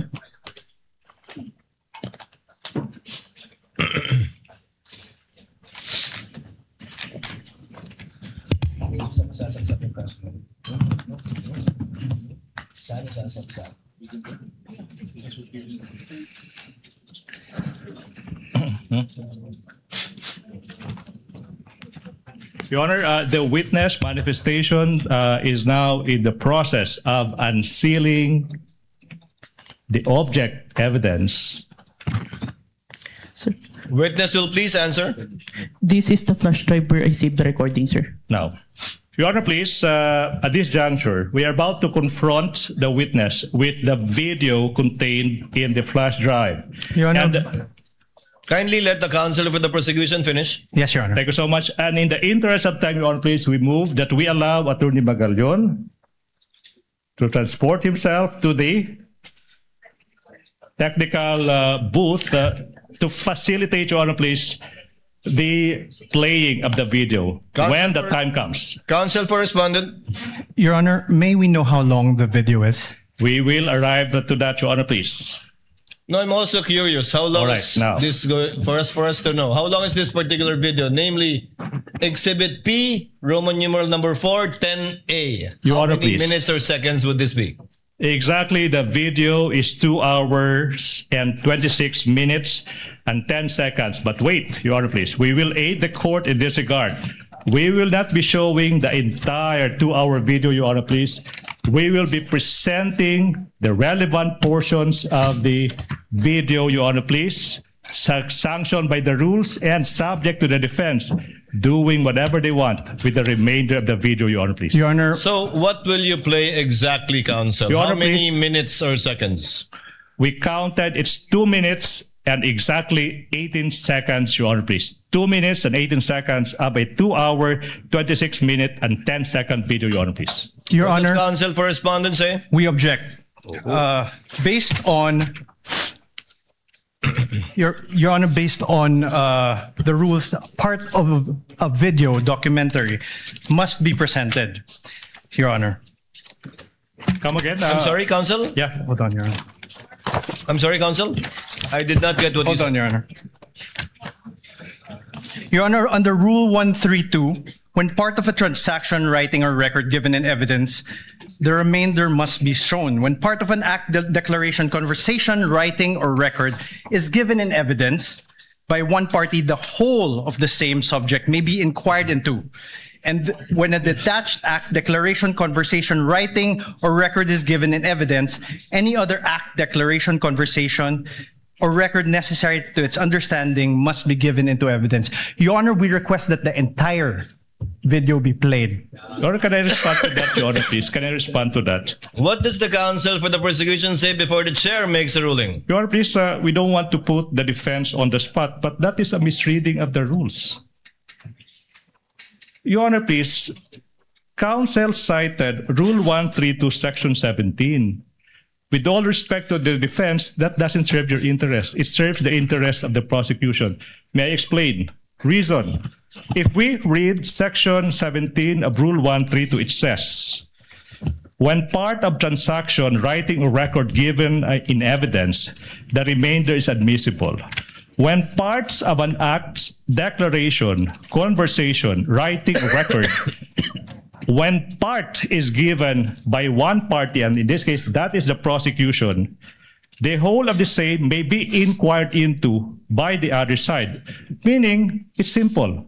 This rule, Section 17, Rule 132, allows exactly the prosecution to present a 2-minute portion of a 2-hour video subject to the defense, the presentation of the remainder of the same.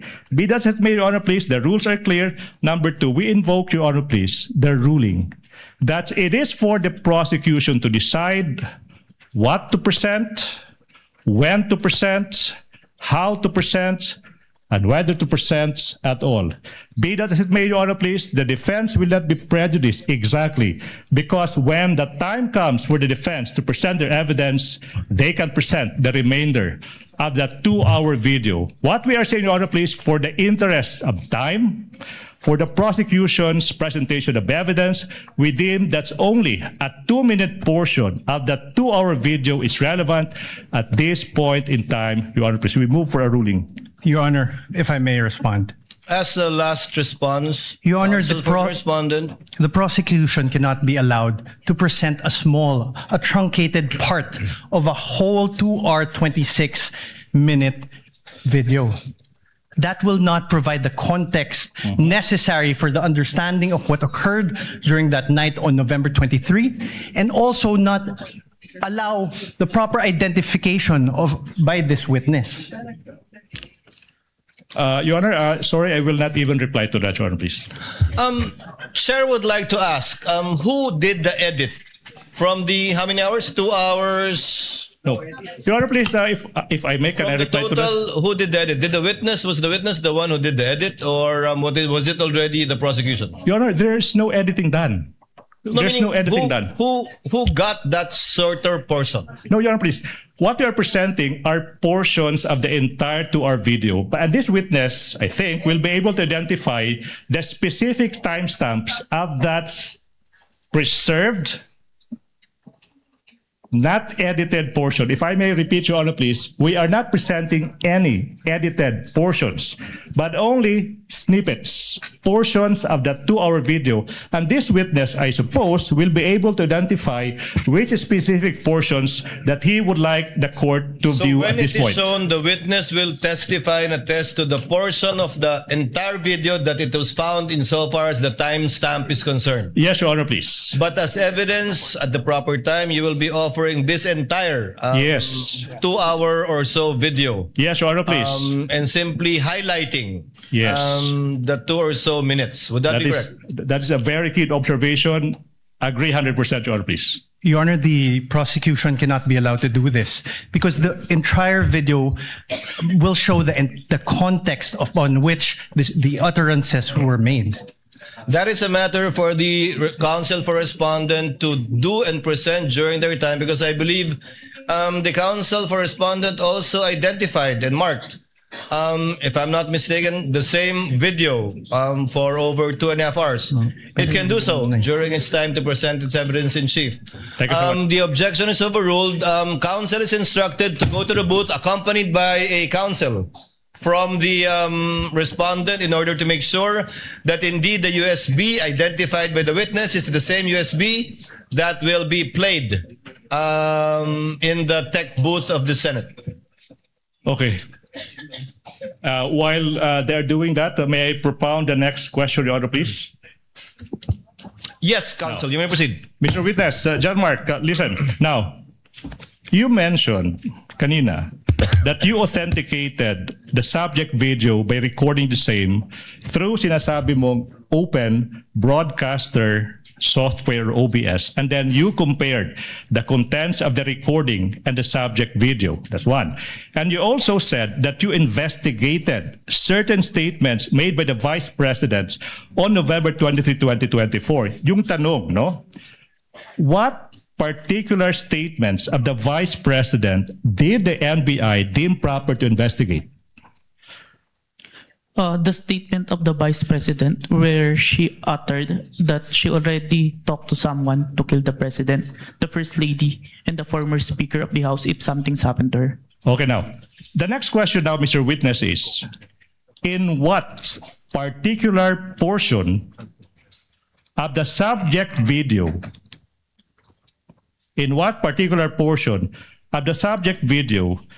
did the respondent utter that she already contracted a person to kill? Objection, Your Honor. Oh, wait. Allow the counsel to finish his I'm not question. yet done. Relax. To kill the President, the First Lady, and the former Speaker of the House. Objection, Your Honor. What? What is the objection of counsel for respondent? Your Honor, no basis for the question, Your Honor. Wow. Overruled. Witness may answer. May I refer, sir, to my notes to identify the specific timestamp, sir? Okay, The so witness may do so if it is available to him. You may refer to your notes. While he's doing that, while the witness Honor, is may doing that, Senator Judge Alan Cayetano is recognized. You may proceed, sir. Your Honor, may I question what notes he is referring to? Counsel for respondent, Apologies, the Your Honor. presiding officer recognized Senator Judge Alan Cayetano. You may proceed, sir. Just some thoughts, presiding officer. This is not yet an appeal from your ruling and maybe a question to the counsel of the defense. Just to refresh our memory, Rule 132, Section 17, when part of a transaction, writing, or record given in evidence, the remainder admissible. When part of our act, declaration, conversation, writing, or record is given in evidence by one party, the whole of the same subject may be inquired into by the other. And when a detached act, declaration, conversation, writing, or record is given in evidence, any act, declaration, conversation, writing, or record necessary to its understanding may also be given in evidence. So I'm not appealing yet. I see the logic of the ruling of the presiding officer. Ito lang po ang tanong ko, is the defense going to ask later on for the showing of the whole video? Because if they are, why don't we just watch the whole of it? Because we're going to have to assess the context, if it was really a threat, what did she say before or after? And I don't really want to go home today believing one thing based on a 2-minute clip and then come back next week to watch the 2-hour clip. I think most of us saw parts of the clip. Of course, I don't also feel like watching the 2-hour, I don't even watch 2.5-hour movies, much less this. But I'm just putting this at the feet of the presiding officer and my colleagues na kung gagawin din naman natin eventually yung 2.5 hours, mas gusto ba natin putulin muna ngayon at may iniisip tayo and then later on the 2 hours? Or can the two parties agree of the 2.5 hours, which one yung may context? So I'm not criticizing the prosecution's motion. I see what you mean. May I ask that one question to the defense, or if they're going to ask, presiding officer? Precisely.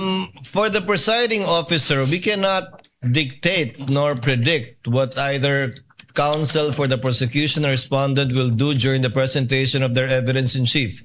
Even if they say yes to us now, yes, actually they have every right to change their mind and yes, I agree, Your Honor, not do so anymore. But if they do answer now that they want it shown, may we consider, I mean, if I'm the only one who wants to see it as a whole, then I will submit to everyone else. But if everyone else is saying we will eventually watch the whole of it, we might as well get it over and see the context of the whole video. Unless the two parties can agree that they only want to look at 30 minutes or 1 hour. I don't know what context they're talking about.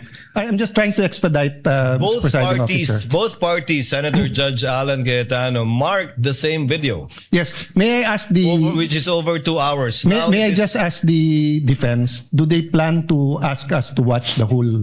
Counsel for defense will please reply to the question of Yes, Your Senator Judge Cayetano. First, Your Honor, precisely why we're asking to watch the video is because we don't know what the contents of that video is. We don't know if it's any different or the same with our video. And to answer the question of the Honorable Senator, yes, we will be asking the entire 2-hour, 26-minute video to be presented and watched later on during our cross. So on that point, Mr. President and Presiding Officer, hindi naman nakalagay sa Section 17 when.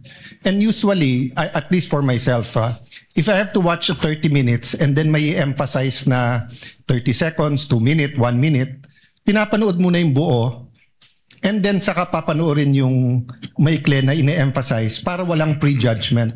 Kasi pag nauna yung portions na maliliit and then saka mo lang sasabihin later on, eto pala context nito. Medyo umiiba. But again, no, I'm only one of the 24, so I leave it to my colleagues. If we're going to have to watch it anyway, may I ask the presiding officer what the pleasure is? But since the rule doesn't say, personally, I'd rather watch the whole thing and get it over with, then allow the prosecution to pick out the portions that quickly say, that goes into the center of the controversy or what they want to prove. Without disagreeing with Senator Judge Cayetano, for the presiding officer, it's just that I don't think the court should impose or dictate upon either party how they will present their evidence in chief. Although it would save the court some time but we can also waste a lot of time arguing about this instead of watching the 2-minute video. Mr. Presiding Officer, I'm not saying we dictate because there was an objection, you ruled. You can change your ruling or we can appeal. But I'm saying I'm just one. So if everyone agrees na portion muna, I will submit to that. But if everyone else thinks na panoorin na yung buo, then baka I can appeal your ruling without voting. So I'm just bringing up this issue for expediency, but I leave it up to what everyone else thinks about it. You know, Your Honor, if I may, we also move for the reconsideration of the earlier ruling of the Honorable Court. Council cannot move for reconsideration of the ruling of the chair. Only a senator judge Your Honor, can do may so. we Council. manifest that we intend to present the whole during cross-examination, Your Honor. Presiding officer declares a brief recess. Thank you so much, Your Honor. So, can I go?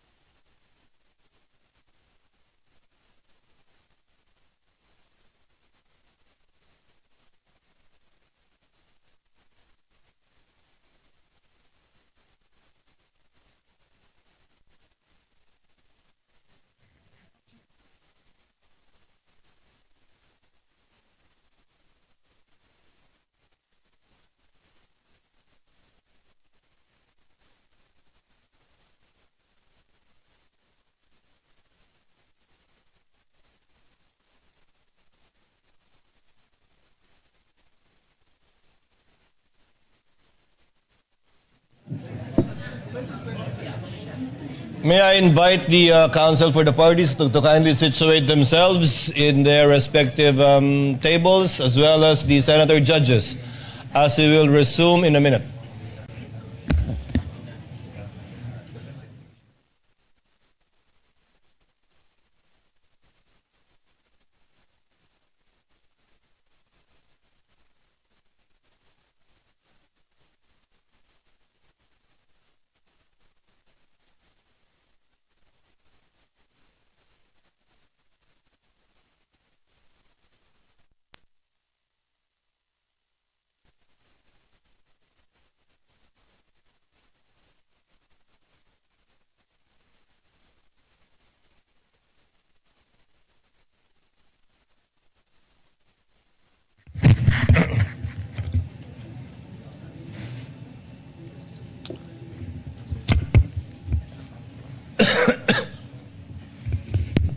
Binigyan niyo ng tubig yung witness? Meron na. Trial is resumed. During the break, the presiding officer discussion with the senator judges, including Senator Cayetano. The presiding officer would therefore like to make of record the following. Number one, should the counsel for the respondent rather decide, as it has manifested, to present the entire video, this court shall allow it during the time for the respondent to present its evidence in chief. We will not interfere with how each party or either party presents their case, with a caveat that a portion of an entire video being presented is not only to save on time, but also to be able to support the allegations from the point of view of the prosecution insofar as their articles of impeachment is concerned. No need to say that the counsel for the respondent will also present the evidence that they deem best that will prove the innocence of the respondent in this case. Senator Judge Cayetano? The mic, please, of Senator Judge Cayetano. Mr. Presiding Officer, I submit and I think there's a consensus. May I ask just one question about authentication? You I may just want to proceed, be sir. Clarified with my indulgence to the prosecution and defense. Just to the witness, please correct me kasi hindi ako techie talaga dyan. So sabi mo, pag ino-authenticate mo, you get the video tapos may hash. Yes, Your Honor. So you get the hash tapos you download the video. Tama po ba? No, Your Honor. The video was screen recorded, Your Honor. Okay, so screen recorded, then yung hash na nakuha mo. Yung hash value po is kinalculate from the recorded po. Okay, then you have to compare that with the original one, right? Yes, Your Honor. So the original one, yung hash niyan nasa Facebook, tama ba?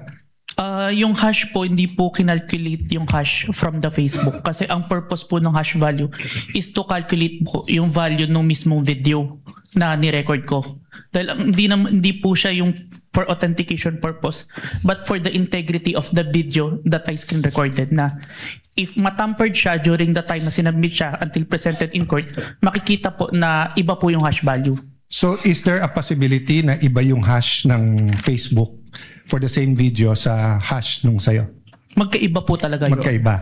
But how do you know it's, when you authenticated, how do you know it's the same video? I manually compared, Your Honor. Manually compared? Yes, Your Honor. But we don't know that unless we also manually compare. Yes, Your Honor. Yeah. Thank you. I just want to clarify that and think about it more now.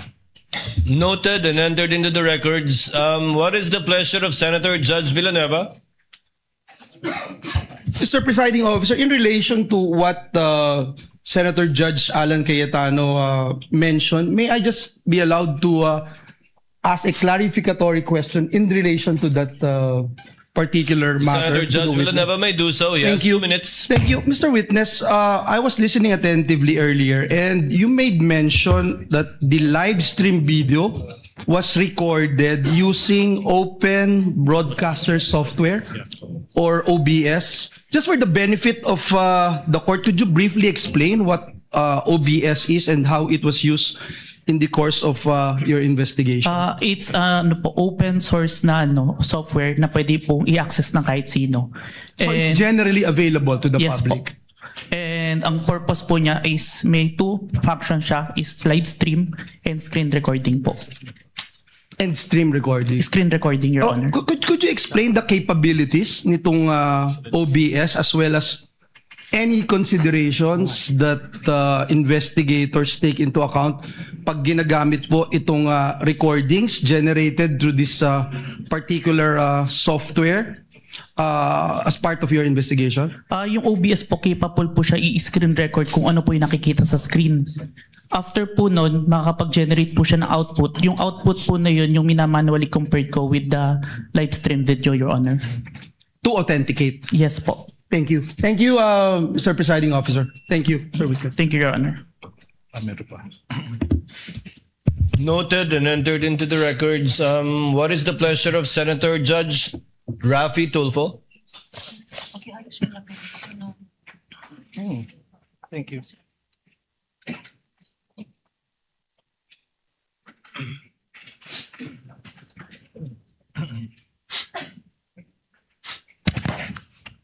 Mr. Presiding Judge, just a statement.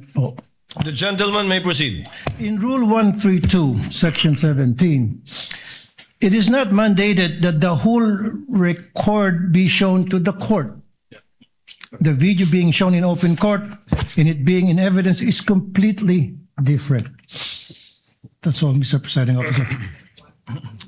Noted and entered into the records. What is the pleasure of Senator Judge Pangilinan?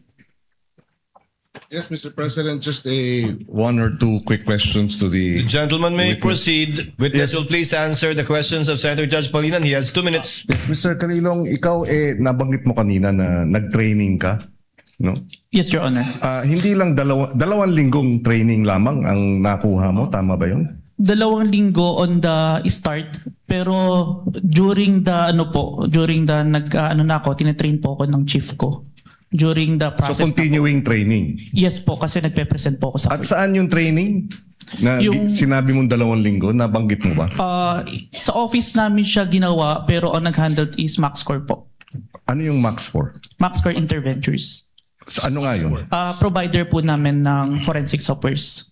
At kumpanya siya? Yes po. Ng computer... Ng mga pang-forensic po. Forensic. Okay. Thank Yes, Your you. Honor. Thank you. No Counsel for prosecutor will please proceed. Your Honor, may I be allowed to speak in Cebuano a bit? Mahimo ba kita magpadayon? In Tagalog it means, in English, can we proceed? Counsel may proceed. Thank you so much, Mr. Witness. Now, in what particular portion of the subject video did the respondent utter that she already contracted a person to kill the president, the first lady, and the former Speaker of the House of Representatives? Are you done? Objection? Objection, Your Honor. Wow. Kindly state objection, counsel for response. Your Honor, the question is misleading. There was no mention anywhere before that the video mentioned that the killing of the president. To kill. Yeah, there's no mention in any testimony earlier. There's no mention that video. Your Honor, again, with all respect, the records will bear me out. Bases have been more than complied with. This witness mentioned many times over that the subject of the investigation is the statement of the Vice President that she already contracted a person to kill the President, the First Lady, and the former Speaker. There's no basis for the objection, Your Honor, please. Your Honor, may I ask for a readback? He was the only party who said that, Your Honor. Not Kindly the... use the third party in referring to opposing counsel. Yes, Your Honor. If I may, Your Honor. May I ask, Your Honor, for a... Let the counsel for defense finish his statement. May I ask, Your Honor, for a reading of the transcript as the witness, to my recollection, never mentioned that the Vice President did those things. All right. If I may, Your Honor, please. Counsel, kindly lay the basis. Yes, Your Honor, please. Now, Mr. Witness, you said that your office, the NBI, conducted an investigation for a statement made by the Vice President noong Nobyembre 23, taong 2024. Naalala mo yun? Objection, Your Honor. Oh. Your Honor, please. What is the basis of the objection? Your Honor, it's leading. Your Honor, please, if I may, Your Honor, please. Do you remember? Leading, Your Honor. If I may, Your Honor, please, I'm just giving in to what the defense wants. The record will bear me out. This witness mentioned so many times over that he investigated the statement of the Vice President uttering that she already contracted a person. The whole nation is listening. The chair will Your make Honor, a ruling. so many words leading. The chair will make a ruling. The objection is overruled. Earlier, chair noted, I have it in my notes, that the question was propounded by counsel with respect to the 11/23/24 incident that was the subject matter of a digital forensic examination by the witness pertaining to the former Vice President. That was the instance, if the counsel will recall, that counsel for the prosecutors asked the witness if he knew who the Vice President was.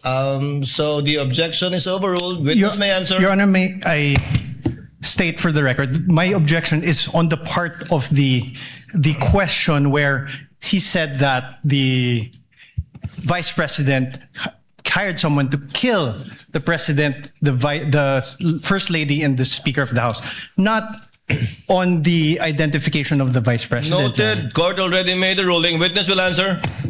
Mr. Witness, naalala mo ba yung tanong?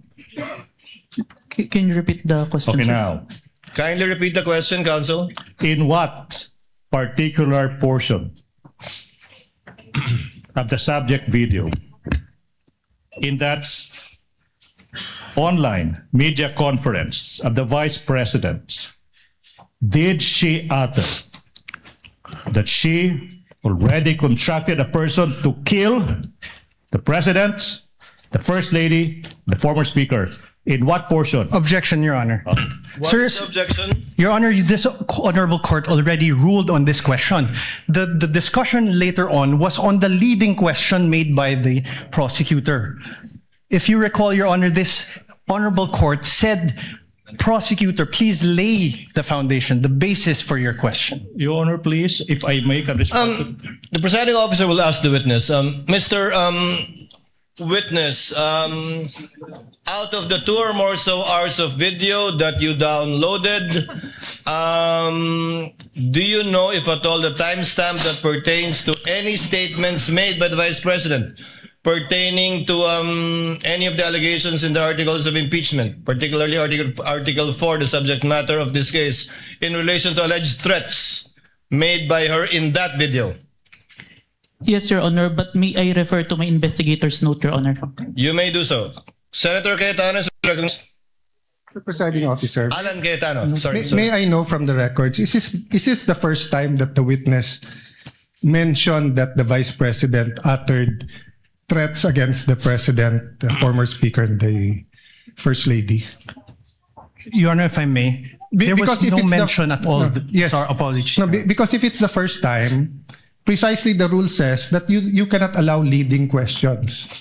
Whether it's from the judges, whether it's from the presiding officer, or from the defense, or the... So meaning, you lay the basis. Simply, you ask him, ano yung laman ng video? Pag binanggit na niya na may ganito sa laman ng video, then you can ask him na directly what part. So all of us want to expedite it, but let's follow the rules. So that's why I'm asking, has this witness this afternoon, I missed a portion because I have a headache and I had to eat before I drink medicine, but I was watching sa TV. But hindi ko pa narinig na sinabi niya to. Kasi kung hindi pa niya sinabi, Mr. Presiding Officer, can we just follow the rules and just lay the basis, ask him kung ano laman ng video, let him testify, tapos pag binanggit niya, then you can ask him, hindi na siya leading. But we shouldn't really ask leading questions because we'll violate the rules. So excuse me, but I'll just be very particular when it comes to the rules, and it's not against any group. Senator Judge Cayetano, it will take some time before we can quote-unquote appeal to the records. I'm trying to have them get it. But in lieu of that, that's why the chair tried to intervene. Can counsel kindly lay the basis for the witness to be able to identify the timestamp portions of the 2-hour video? All right. Counsel for the prosecutors may proceed. This will be quick. Mr. Witness, you said that your office conducted an investigation on the statement made by the Vice President dated November 23, 2024, correct? Objection, Your Honor. Leading. Your Honor. Your Honor, he's not on direct. He's Overruled. Witness may answer. Yes, sir. Now, tanong, ano ba exactly yung sinabi ng Vice President nung araw na yan, November 23, 2024? Objection, Your Honor. Well, I'm not yet done. Well, Your Honor, the pauses of the prosecution are very Kindly confusing. let the counsel for the prosecutors finish his question before Precisely, Your you Honor. object. May I Counsel ask for the also prosecutor may proceed. may I ask, instead of this, Your Honor, may I ask that the Honorable Court direct the witness to allow me to object before answering? Because No. precisely the questioning of the prosecutor Okay, what word? is there are many pauses, which it's confusing if he's done or not. Counsel, witness even on occasion forgot what the question was because he did not respond to the question of the prosecutor. Yes, Your Honor. So I just Court will make sure of that. Thank you, Your Honor. So kindly finish your question if Yes, you want so- to state it again, counsel for the prosecutors. Maybe it's the tone. No? I'll be quick. What particular statements of the Vice President on that day did you investigate? Objection, Your Honor. Vague. Your Honor, please. Take it, counsel for respondent. A bit of patience. Let the counsel Yes. finish. I don't think he's finished.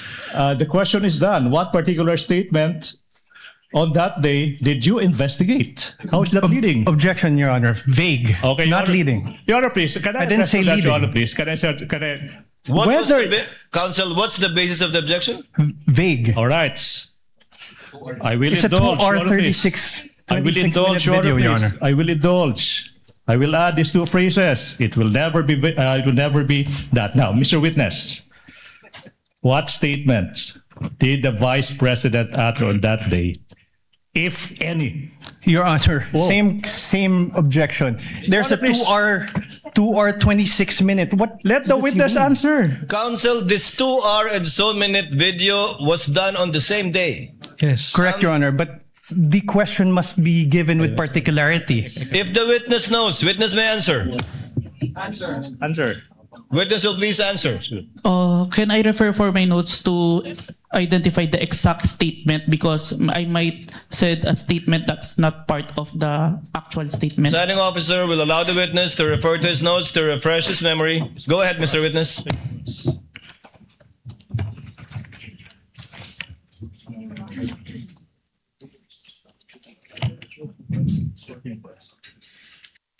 The specific statement, quote and quote, yes, huwag kang mag-alala ma'am sa security ko kasi may kinausap na ako na tao. Sinabi ko sa kanya, kapag pinatay ako, patayin mo si BBM, si Lisa Araneta at si Martin Romualdez. No joke, no joke. Nagbilin na ako ma'am. Pag namatay ako, sabi ko, huwag kang tumigil hanggat di mo sila mapatay. Hanggat di mo sila mapatay sila. And then he said yes. Please proceed, counsel. Thank you.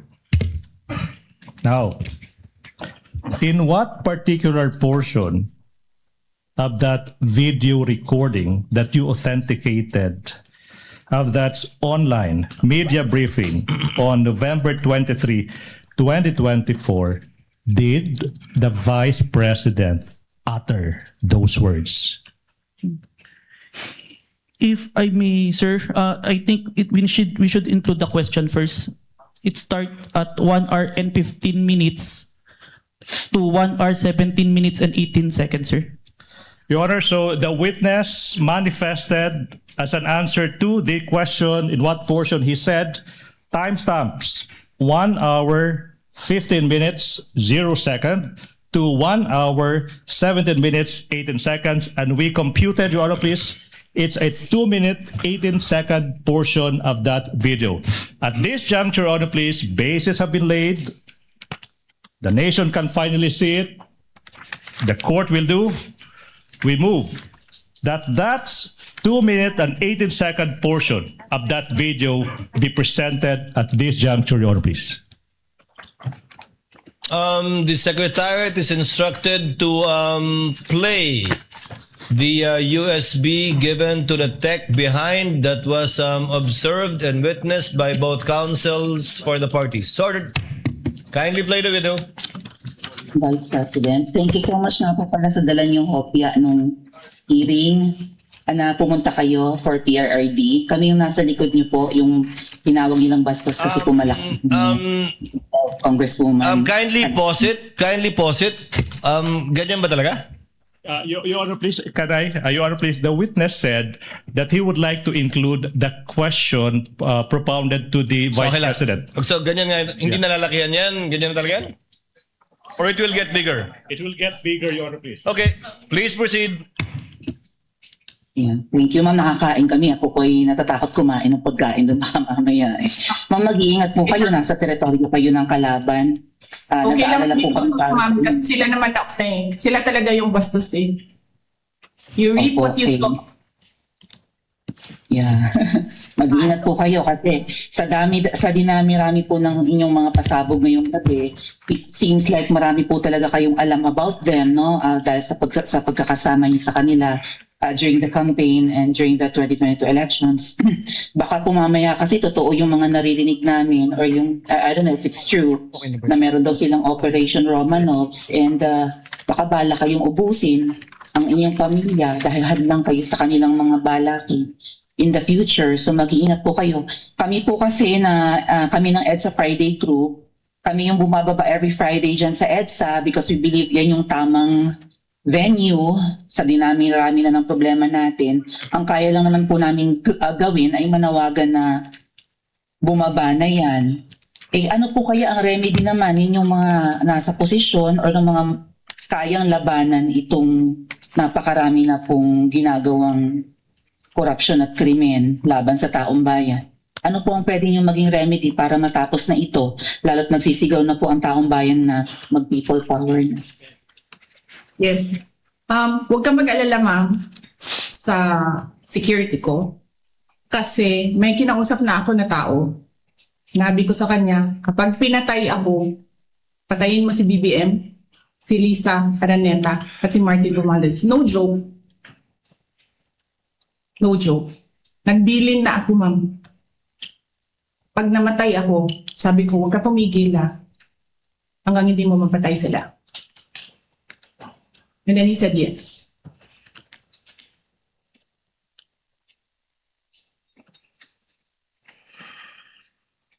That's the end of that 2-minute and 18-second portion of the video, Your Honor, please.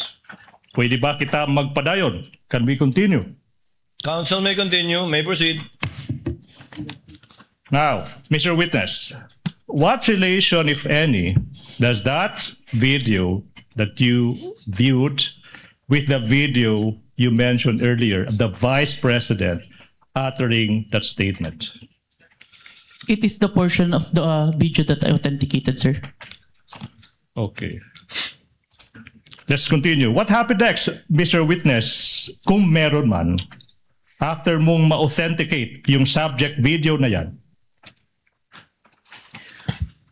Our team conducted an open source investigation to identify previous statement of the Vice President that had similarities to the November 23, 2024 video, sir. Okay. Now, sinabi mo that your team conducted yung tinatawag mong open source investigation for any prior statements made by the Vice President against President Marcos Jr. and his family members. Yung tanong nga, ba't kailangan pa mag-conduct ng open source investigation for any prior statements na ginawa, kung meron man, ng Vice President against laban kay President Marcos Jr. at saka yung pamilya niya? As part of our standard procedure, sir, kailangan namin makita yung full context kung bakit ito nagsimula. Kaya nagtingin kami ng mga prior statement made the Vice President against the President and the family. Alright. Now, ano ba yung naging resulta kung meron man sa naging open source investigation nyo, Mr. Witness? We identified a video, October 18, 2024, an online press conference held by the Office of the Vice President, sir. Now, ano ba yung nakita nyo kung meron man sa naging press conference ng Vice President on October 18, 2024?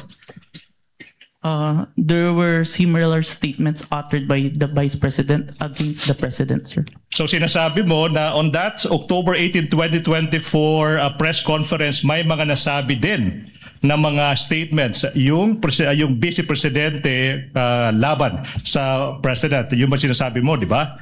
Yes, sir. Now, yung tanong is, ano ba yung naging mga parehong statements ng Vice President sa araw na yan, October 18, 2024? To say the exact statement, may I refer to my investigator's notes, sir? Move, Your Honor, that this witness be allowed to peruse his notes to answer the question as to ano ba yung naging exact statement ng Vice President on October 18, 2024, Your Honor, please. Witness may confer with his notes.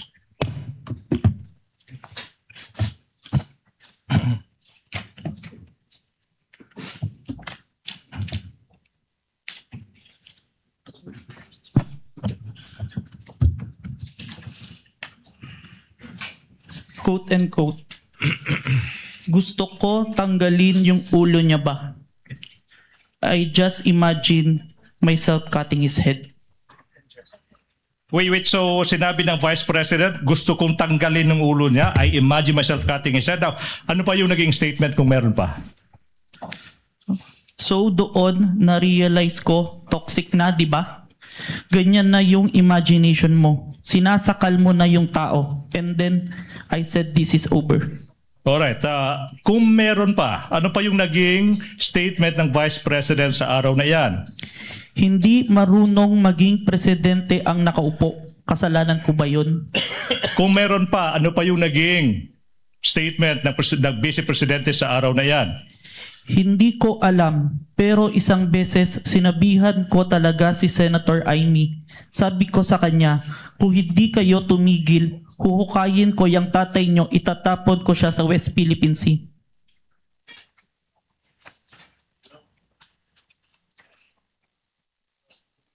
Your Honor, please. There's a manifestation of the good Senator Tito Soto. He did not hear the last statement. No such manifestation was heard by the presiding officer. Okay. Counsel may continue. Please proceed. Thank you so much.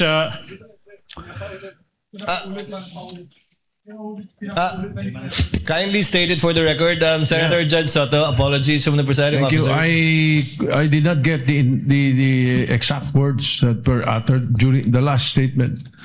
Will the witness kindly repeat his answer to the last question propounded by counsel for the prosecutors? Yes, Your Honor.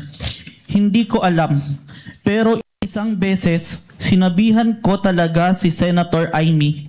Sabi ko sa kanya, kung hindi kayo tumigil, huhukayin ko yung tatay nyo, itatapon ko siya sa West Philippine Sea. Huhukayin. May proceed, Your Honor, please. Counsel may proceed. Ano pa yung naging mga statements kung meron pa ng Vice Presidente sa araw na yan? Last statement, kung presidente nyo siya, okay lang. Ako hanggang Vice President lang ako. Hanggang number 2 lang itong bansa na ito. Wala itong number 1 para sa akin. Are these all the statements, Mr. Witness? Yes, sir. Now, proceed. Now, ano ba yung nangyari kung meron man pagkatapos madiskubre ng NBI yung mga naging statements ng Vice President nung araw na yan, October 18, 2024? Like what we did to the main video, the November 23, I proceed to preserve and authenticate the October 18, 2024 video, sir. Again, for ano ba yung ibig sabihin when you preserve the video? It means that I make the necessary action to ensure that the evidence will be accessible at any time, sir. All right, now. Ano ba yung ibig sabihin? After mo ma-authenticate yung video, ano bang ginawa mo kung meron pa? I saved the video on my laptop and on a flash drive, sir. Now, sinabi mo yung flash drive kung saan sinave mo yung mga video recording mo sa mga naging statements ng Vice Presidente sa araw na iyan. Now, kung yung flash drive na yan ipapakita sa iyo, ma-identify mo ba yan? Yes, sir.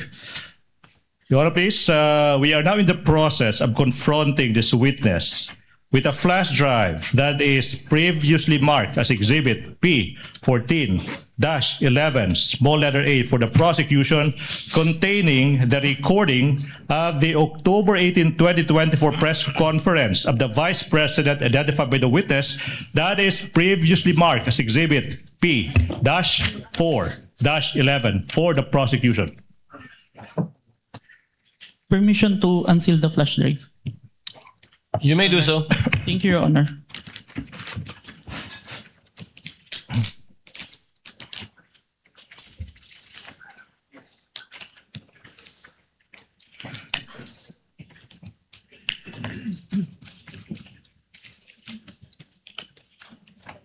Manifestation, Your Honor, that the witness is in the process of checking the flash drive.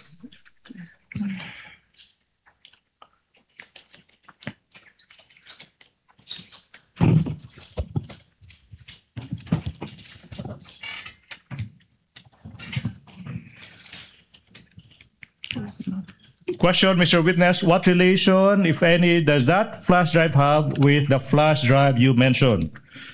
This is the flash drive where I saved the recording, sir. All right. Now, okay. Now, Mr. Witness, you mentioned earlier that you authenticated the subject video by recording the same through open broadcaster software, and then you compared the contents of the recording and subject video. And you also said that you found out that the respondent said, etong sinabi niya, gusto ko tanggalin yung ulo niya. At saka, I imagine myself cutting his head. Do you follow? Yes. Now, Mr. Witness, in what particular portion of that subject video did the Vice President utter, gusto kong tanggalin yung ulo niya, I imagine myself cutting his head? Permission to refer back to my investigator's note, sir. Witness may do so. Your Honor, may I approach the witness? Your Honor, may I approach the witness? Counsel may do so. Thank you. Stephen?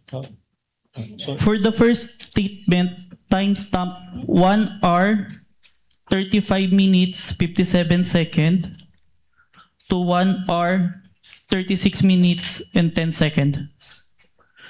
And on the part na I just imagine myself, 1 hour, 36 minutes, and 52 seconds to 1 hour, 36 minutes, and 58 seconds, sir. Okay now.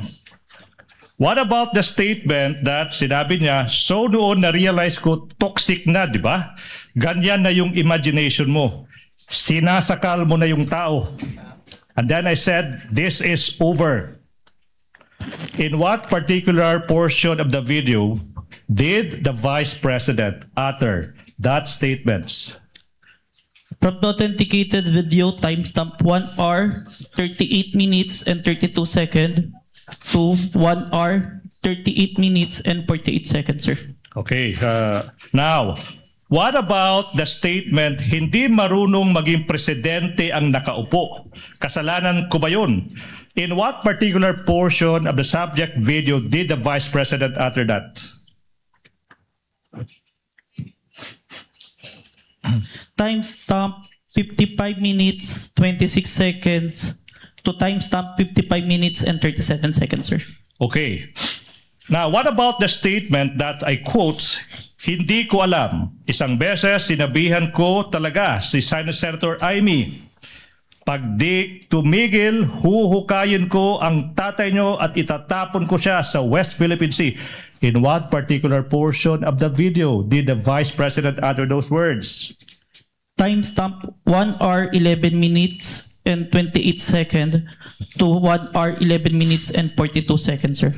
And finally, as to the statements, I quote, kung presidente nyo siya, okay lang. Ako hanggang Vice President lang. Hanggang Vice President lang ako. Hanggang number 2 lang itong bansang ito. Wala itong number 1 para sa akin. In what particular portion of that video did the Vice President utter those words? On timestamp 1 hour 4 minutes and 2 seconds to 1 hour 4 minutes and 16 seconds. Your Honor, this representation took note of the timestamps. Your Honor, please. We now move we go to the next question. Now, Mr. Witness, I'm about to show you the specific portions of the recording of the October 18, 2024 press conference. Now, you tell us, after viewing these portions, what relations do they have with the subject video of that October 18, 2024 video that you identified, if any, okay?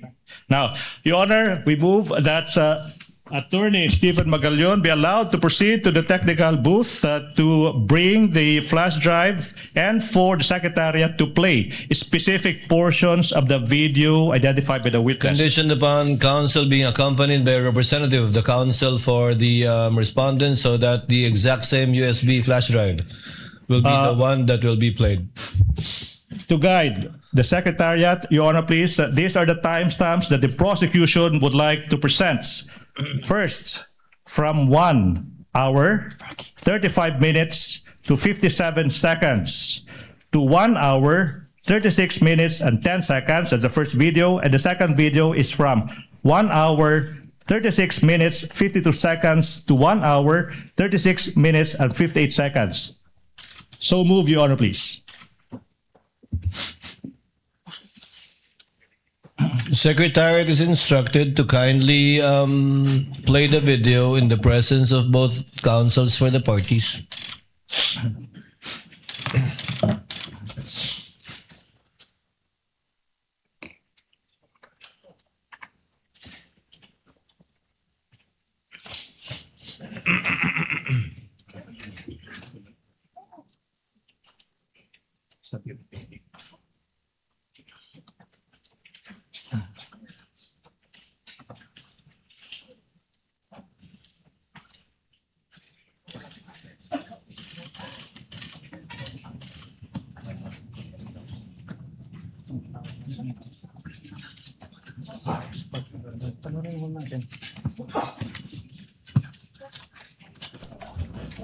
Gusto ko, ang galing yung ulo niya ba?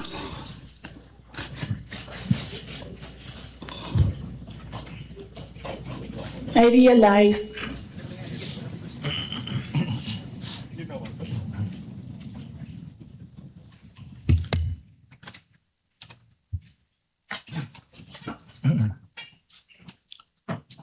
And the second video, please. Timestamps 1 hour 36 seconds to 36 minutes to 52 seconds to 1 hour 36 minutes and 58 seconds, please. Oh, it's done.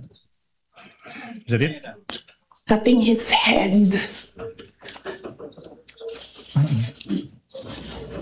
Gusto ko, ganun din ang gusto ko.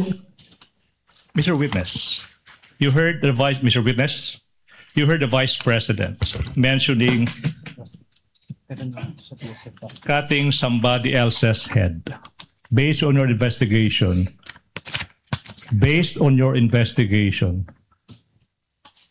kaninong ulo ba yung nire-refer ng Vice President na gusto niyang tanggalin? The President, sir. Ulo ng Presidente. Yes, sir. Mr. President, you also mentioned timestamps 1 hour 38 minutes to 32 seconds and 1 hour 38 minutes to 48 seconds. May we have that specific portion be played?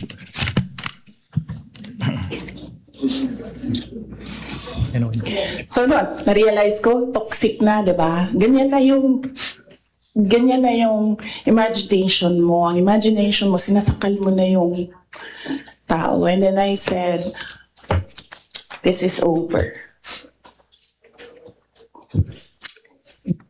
Okay. Then what about from timestamps 55 minutes 26 seconds to 55 minutes 37 seconds, please?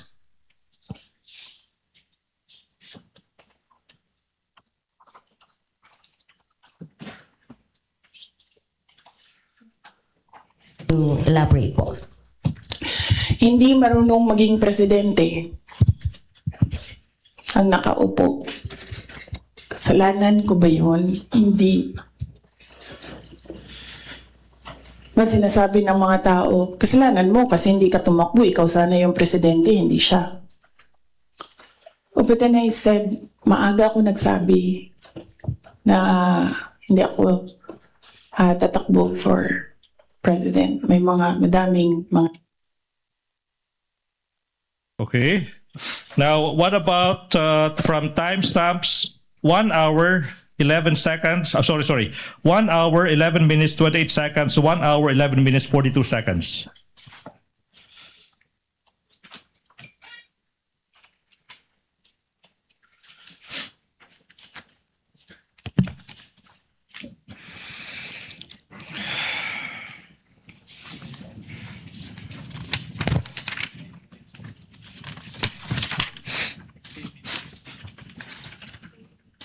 Hindi ko alam. Pero isang beses sinabihan ko talaga si Senator Amy. Sabi ko sa kanya, kung hindi kayo tumigil, huhukayin ko yung tatay ninyo. Itatapon ko siya sa West Philippine Sea. Sinabihan ko si Senator Amy.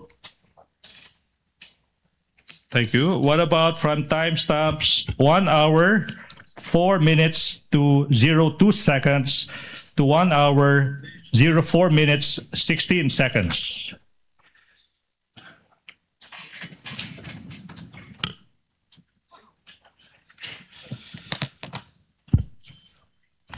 Hindi. Hindi ko na gusto. Kung presidente niyo siya, okay lang. Ako, hanggang vice president lang ako.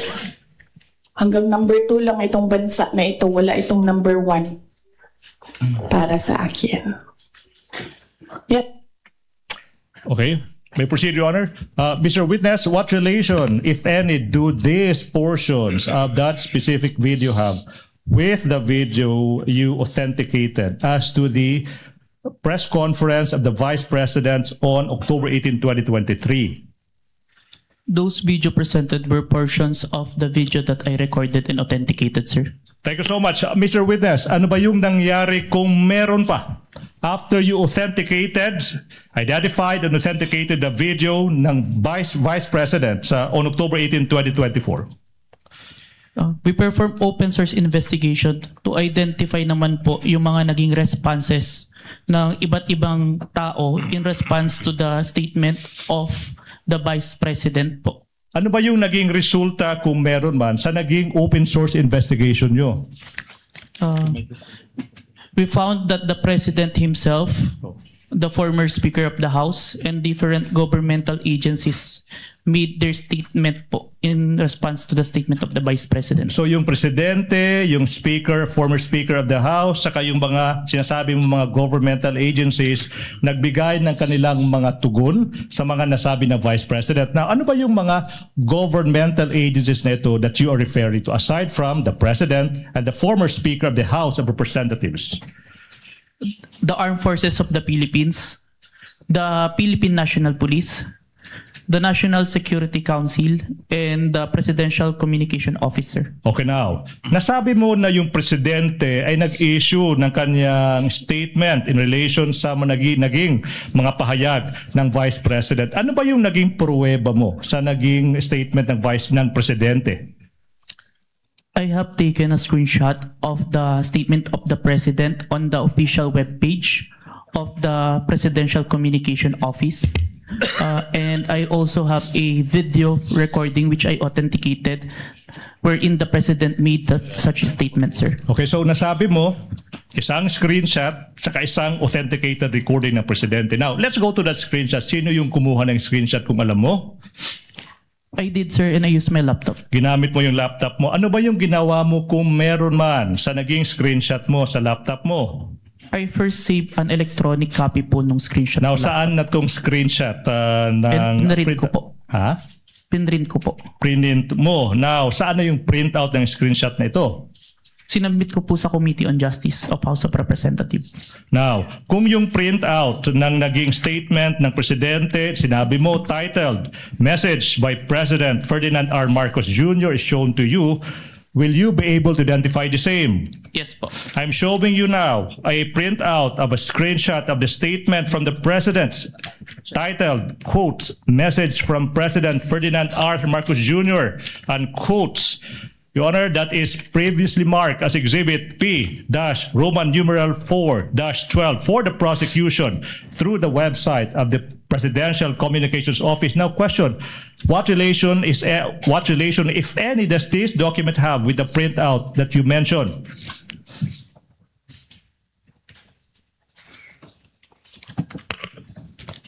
Your Honor, same objections to this printout. Yes. May I know the specific Your Honor, same objection? objections. There is on the right bottom portion of the Annex I, Annex P-U-12, 12A, and until 12B, there are marked certified true copies from the NBI signed Safira T, dated 4/10/26, Your Honor. Court made a previous ruling about this matter already, but the objection is duly noted. Submit, Your Honor. Thank you. Mr. Witness, how faithful, please? How faithful, if at all, is this printout from the actual screenshots? The printout accurately reflects the screenshot, sir. And how do you know that this printout accurately reflects the screenshot? I compared the printouts with the screenshot and the web page wherein the message can be seen and found that the contents are identical, sir. Now, you mentioned that an authenticated recording of the president making the statement. You mentioned that. Now, yung question now is, sino ba yung gumawa ng authentication na ito? I did, sir. Ano ba yung pruweba mo na ikaw talaga yung nag-authenticate ng video na ito? It's part of the January 30 Affidavit of Authentication of Digital Evidence na in-identify ko po kanina. Okay, Mr. Witness, ano bang ginawa mo kung meron man? Pagkatapos mo sinabi mong ni-record mo, tsaka in-authenticate mo yung video ng presidente na nagbibigay ng statement niya. Sinave ko po yung video sa laptop ko and sa flash drive. Oh, na-mention mo yung flash drive. Now, kung yung flash drive ipapakita sa'yo, ma-identify mo ba yan? Yes po. Now, Your Honor, please, we are in the process of confronting this witness ng isang flash drive that is previously marked for the prosecution as Exhibit P-Roman numeral 4-13, small letter A. Permission to unseal the flash drive, sir. Witness may do so. Thank Please you, Your proceed. Honor.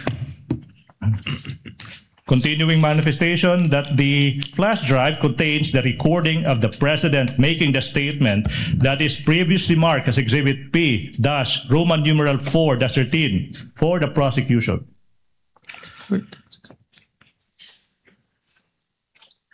This is the flash drive where I received the recording, sir. Okay, now, move that we allow Attorney Stephen Magallon to proceed to the technical booth to have the recording played on, please. To be accompanied by the defense, if they want to. So ordered.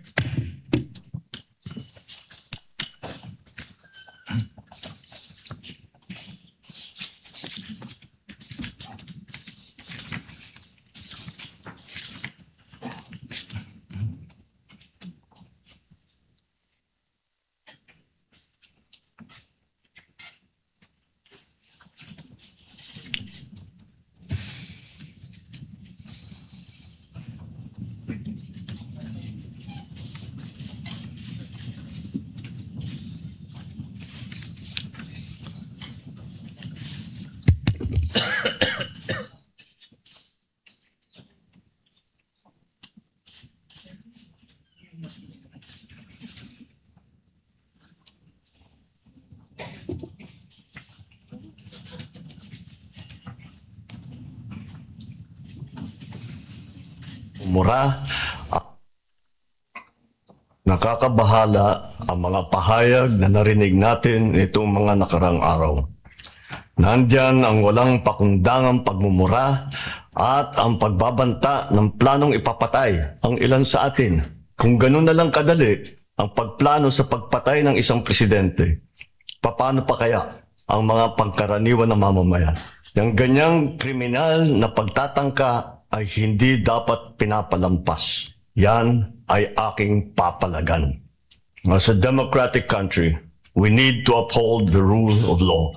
Ako, bilang pinuno ng Executive Department at lahat ng mga nanunungkulan sa pamahalaan ay may sinumpaang tungkulin na tutupdin at pangangalagaan ang konstitusyon at ang ating mga batas. Kaya hindi tama ang pagpigil sa mga halal ng bayan sa paghahanap ng katotohanan. Hindi na sana hahantong sa ganitong drama kundo at sa House of Representatives. Ang katotohanan ay hindi dapat itokhang. Tapos na sana ang usapang ito kung tutok yan ay magsabi ng totoo at hindi hahadlangan. Imbis na diretsahang sagot, nililihis pa sa kwentong chicheria. Hangad ko na matuldukan na itong mga pangyayaring ito sa parang matiwasay at magdadala sa atin sa katotohanan. 12 taon din ako nanungkulan sa magkaparehong kamara ng Kongreso.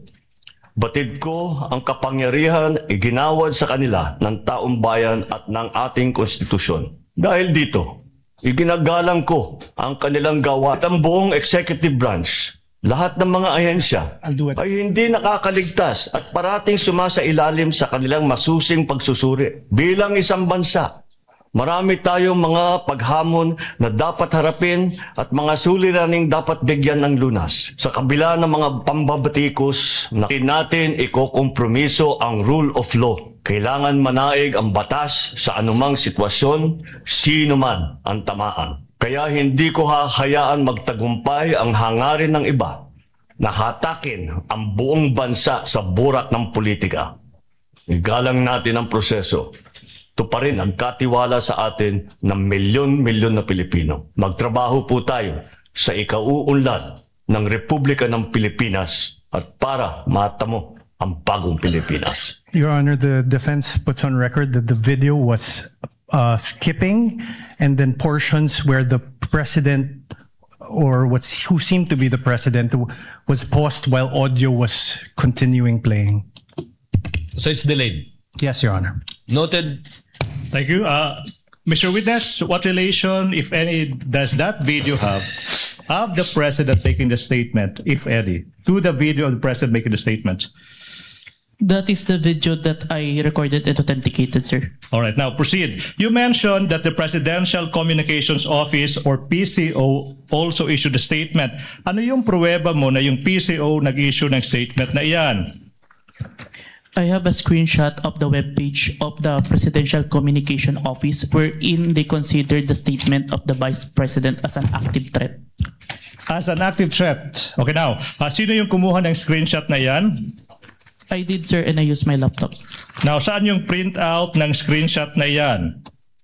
Sinubmit ko po sa Committee on Justice of House of Representatives. Now, aming ipinapakita yung isang printout ng isang screenshot galing sa website ng PCO kung saan yung statement, makikita yung statements ng Vice President, sinasabi ng PCO, that's an active threat. Now, previously marked in Exhibit P, Roman numeral 414. May you peruse the same. And after perusing the same, the question, Mr. Kalilong, is what relation, if any, does this document have with the printout you mentioned? But you have to peruse the document first. For the record again, Your Honor, the Counsel may proceed. Exhibit P-4-14 is a photocopy, and on the right bottom part, there is a stamp marked certified true copy NBI signed Sapphira T, dated 4/10/26. The observations and comments of the Respondents' Counsel are duly noted. Witness may answer. Please peruse the document and answer the question, please. This is the copy of the printouts that was submitted to the Committee on Justice, sir. Thank you so much. How faithful, if at all, is this printout from the actual screenshot you mentioned? The printout accurately reflects the screenshot, sir. And how do you know that the printout accurately reflects the screenshots? I have compared the screenshot with the printouts and the web page and found that the contents are identical. Now, let's proceed. Mr. Witness, sinabi mo rin na yung former Speaker ng House of Representatives nagbigay rin ng statement sa mga pagbabanta ni VP Duterte sa isang video.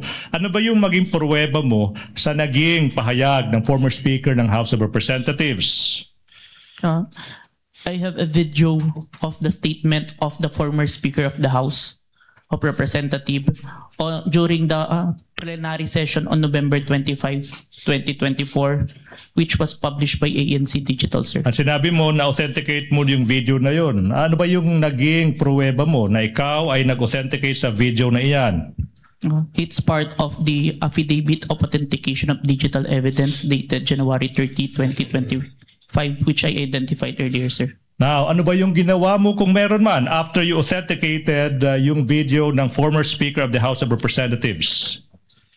I saved a copy of the video on my laptop and a copy of the video on a DVD and a flash drive. Now, sinabi mo, sinave mo sa isang flash drive. Kung yung flash drive na iyan ipapakita sa iyo, ma-identify mo ba yung flash drive na yan?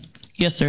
Your Honor, we're in the process of presenting to the witness yung isang flash drive that has been previously marked as Exhibit P-Roman numeral 4-15, subparagraph A, which contains the recording of the former Speaker's speech previously marked as Exhibit P-Roman numeral 4-15. Permission to unseal the flash drive, sir. Witness may proceed. Thank you, Your Honor. Manifestation, the witness is in the process of checking that flash drive.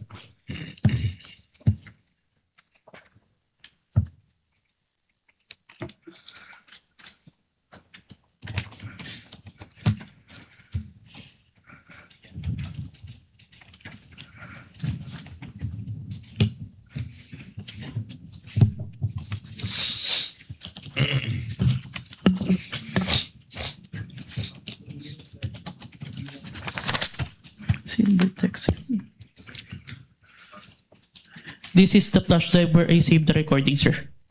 Mr. Witness, question. In what particular portion of that video did the former Speaker of the House give his response to the threats of the Vice President? May I refer back to my notes?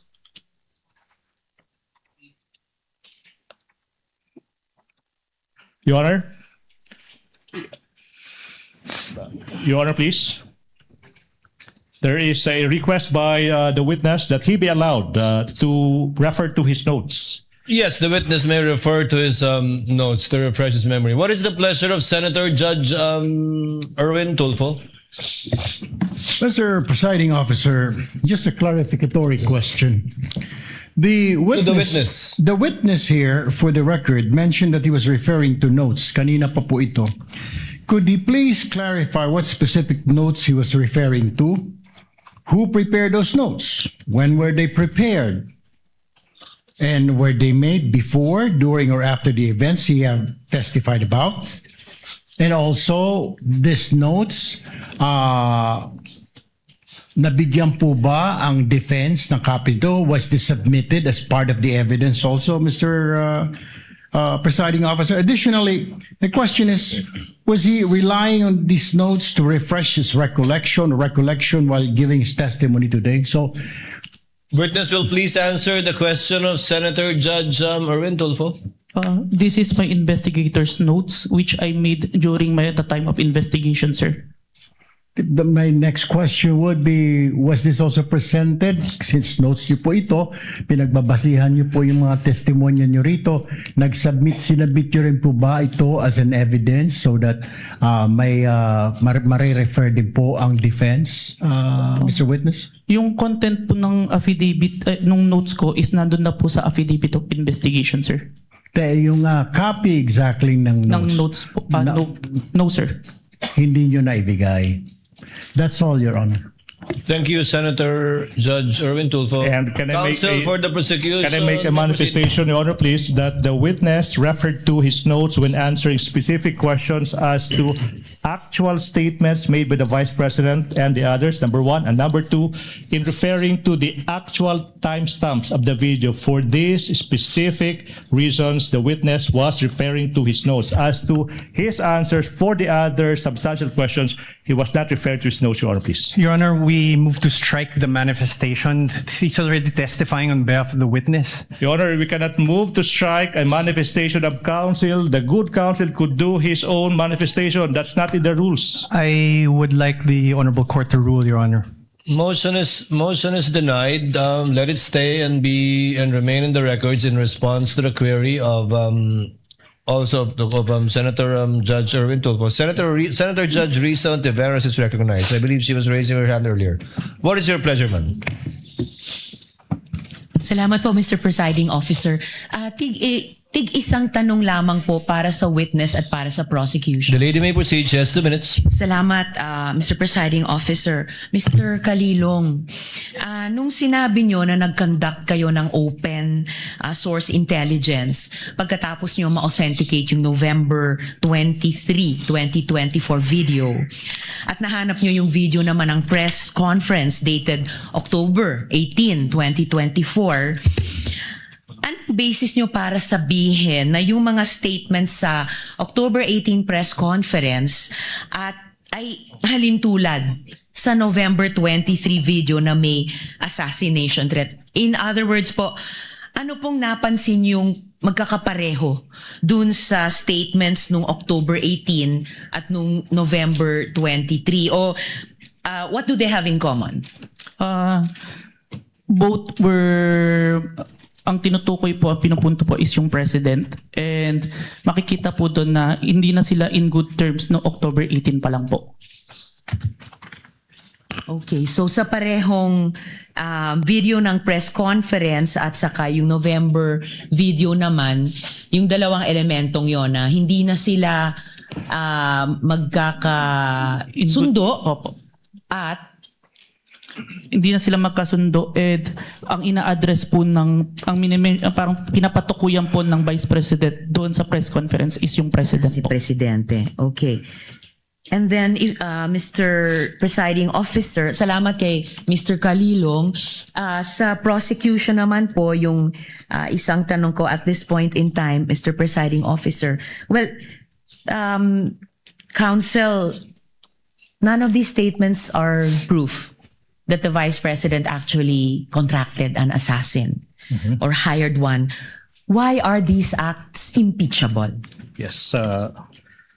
There is an answer to the question, Your Honor, please. The prosecution is in the process of establishing that the Vice President should be impeached and she is impeached and be removed from office for contracting an assassin to kill the President, Your Honor, please. In as much as we understand that these statements may not actually 100% prove that she in fact contracted an assassin to kill the President, Your Honor, please. We are invoking, Your Honor, please, a rule in the Rules on Evidence that there could be statements, utterances of a person that may not be directly similar to what he or she did, but it could establish, Your Honor, please, what we call a specific intent, knowledge, identity, plan, system, and the like. Ibig sabihin po, pinapakita ng prosecution na yung mga nasabi ng Vice President sa gabing iyon, November 23, 2024, hindi po yan nag-iisang statement ng Vice President. Kung hindi, yun po yung culmination sa mga series of statements ng Vice President kung saan sinasabi niya talagang gusto niyang patayin yung Presidente, yung First Lady, tsaka yung former Speaker of the House. Your Honor, please. We invoke Rule 130, Your Honor, please, Section 35 of the Rules of Court. Etong mga statements na to, they prove one thing, talagang may plano na, talagang may system na, talagang may knowledge na yung Vice President sa anong gusto niyang gawin sa Pangulo. Gusto niyang pugutan ng ulo, gusto niyang patayin. No less than the President of the Republic of the Philippines, Your Honor, please. At ang tanong po ba dito ay kung may krimen o kung may kung ang asal ay karapat-dapat Yes, sa Your Honor, Vice Presidente? We are able to answer two questions, Your Honor, please. The charges against the Vice President ay yung pagbibetray ng public trust, Your Honor, please. That is also, Your Honor, please, a culpable violation of the Constitution. Now, yung usaping, was that a criminal act? Yes. Your Honor, please. Kaya nga, yung NBI, through this witness, will prove na nag-file na ng kaso yung NBI against the Vice President exactly sa mga naging pagbabanta niya. But you know, Your Honor, I'm a lawyer, but I'm willing to take off yung robe ko as a lawyer and answer the question directly. Mga kababayan, kailan ba naging normal? Your Honor, this is no longer answering the question. I'm answering a question. We object, Your Honor. Mr. Presiding Officer. The chair will make an equitable ruling in a while. Kindly let the gentleman finish because it's a senator judge asking a question of a party. Your Honor. Thank you, Mr. Presiding Officer. Kailan ba nangyari sa kasaysayan ng Republika ng Pilipinas na yung pangalawang pangulo ng ating bansa nagbanta, sinabi sa publiko na nakipagkontrata na siya sa isang mamamatay tao upang patayin ang Pangulo, ang First Lady, yung asawa niya. Your Honor, please, I think Attorney Season is making a scene. Kindly wind up, counsel. Your Honor, please, manifestation, I think Attorney Season gave a statement addressed to this representation and she walked out. She's now coming back. Mr. Presiding Counsel, Officer, I'd like to hear the kindly completion of the wind up answer and we will to my address that question. matter in a bit. Okay. Now, Your Honor, please. Yung pagbabanta ng Vice Presidente sa buhay ng Pangulo ng Republika ng Pilipinas, hindi po yan normal. Iyan po ay unang pagkakataon na nangyari yan, nakipagkontrata sa isang mamamatay tao, Your Honor, please, to do that. Even without going into the question, is that a criminal act, Your Honor, please? That act, 110% sure, betrayed the public trust that the Vice President got in the previous elections. Thank you. Thank you, counsel, for Salamat, the Counsel. Salamat, Mr. Kalilong. Salamat, Mr. Presiding Chair Officer. would like to remind my colleagues, the question posed by Senator Judge Risa pertains to the final question of this entire impeachment proceedings already. If that is an impeachable act or not. And since we gave the counsel for the prosecutors, I think about 5 minutes, Chair would now like to be fair and hear the counsel for the respondent to discuss why it is not an impeachable offense. Your Honor, may be allowed to do so after our cross? After your... I would like as I understand it, Yes. I would like the Honorable Court to play back what the prosecutor said, because it's very interesting. So I be indulged to allow to give my answer after my cross-examination. The chair will allow it. Thank you, Your Honor.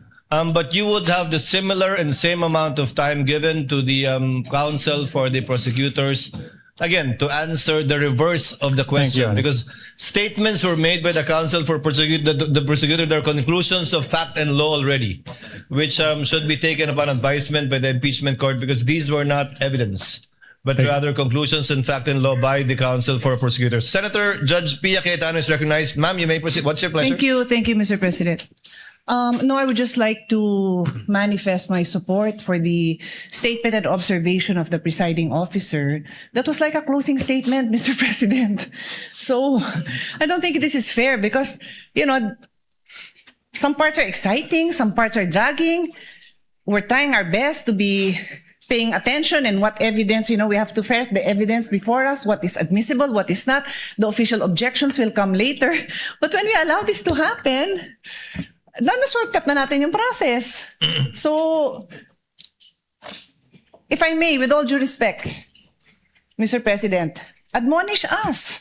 Call us out if yung question natin is also not proper at the proper time. We may all make those mistakes. Even I may make that mistake. And I'm telling you, please call me out if I make a mistake and ask the kind of question that should not properly be asked by a judge at that particular time. Because it is not right. We must follow the rules. And I know you are being courteous to all of us, but that was a closing statement. And I also asked the parties involved. You have an oath as lawyers.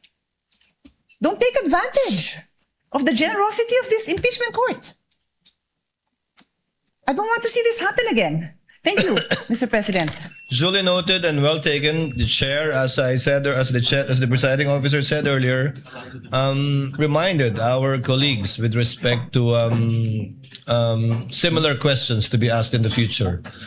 Your Honor, may I? Chair would like to make a ruling that the counsel for the respondent will be given, I think that was approximately 8 minutes or 10 minutes, we will get the exact time, to answer after the cross-examination of this witness so that we would be fair in listening and hearing the views of both parties in regard to the query raised earlier. Senator Judge Pia Cayetano? Yeah, sorry, Mr. President. I don't mean to interrupt now. I want to give the defense their time. I respectfully move that the statements of the prosecution be stricken off the record. It is not proper for those statements to have been made. Thank you. Can we respond? Your Honor, if I may, Your Honor, please.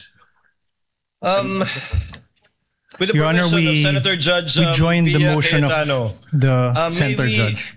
May we table her motion and act on it at a later time with respect to striking it, so that we can discuss the matter. Your Honor, for the Thank you for your generosity, Senator. Your Honor, Judge if I may, Pia for the Cayetano. Counsel record, for the we respondent. joined the motion of the Honorable Senator. I'm sorry? We joined the motion of the Honorable Senator. No need, counsel. That motion will be taken up at the proper time by this court. For the record lang, Your Honor. Noted for the record, Senator Judge Erwin Tulfo first, and then Senator Judge Risa Ontiveros once again. I think to resolve this issue, Mr. Presiding Officer, Mr. President, a quick manifestation. Can we request the council that be directed whenever available to furnish members of this impeachment court with sworn statement, testimony, or affidavit of witnesses or witness they intend to present in the proceedings or succeeding proceedings before such witness is called to testify, and this goes to the defense panel too. While the judicial affidavit rule does not strictly apply to impeachment proceedings, its underlying objectives of promoting orderly and efficient presentation of evidence may be instructive. Advanced access to the witness's sworn statement would assist the senator judges in following the testimony and preparing clarificatory questions. Sa madaling sabi po, hinihiling lang po natin na kung mayroon ng nakahandang sinumpaang salaysay ng susunod na testigo, magbigay na sana ng mga kopya nito sa aming mga senator judges bago pa po ang pagdinig upang magsilbing gabay sa pagtatanong at pagtatalakay. Maiwasan po natin ang mga sitwasyon na ito. Thank you, Mr. Presiding Officer.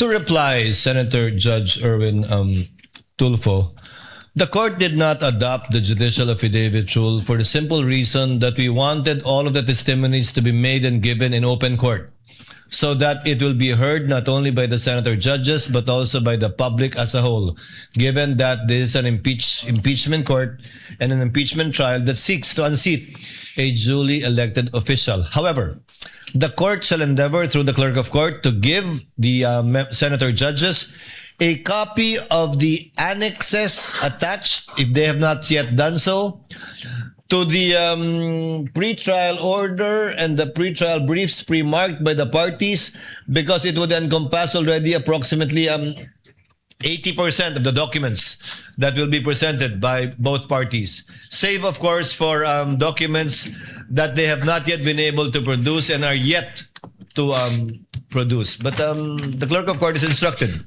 to endeavor to do so with respect to the senator judges so that they can catch up with what is going on in the proceedings. Yes, counsel for the prosecution, you may proceed. Thank you so much. Apologies, Senator Judge Risa Ontiveros is recognized. What is your pleasure, ma'am? Salamat po, Mr. Presiding Officer.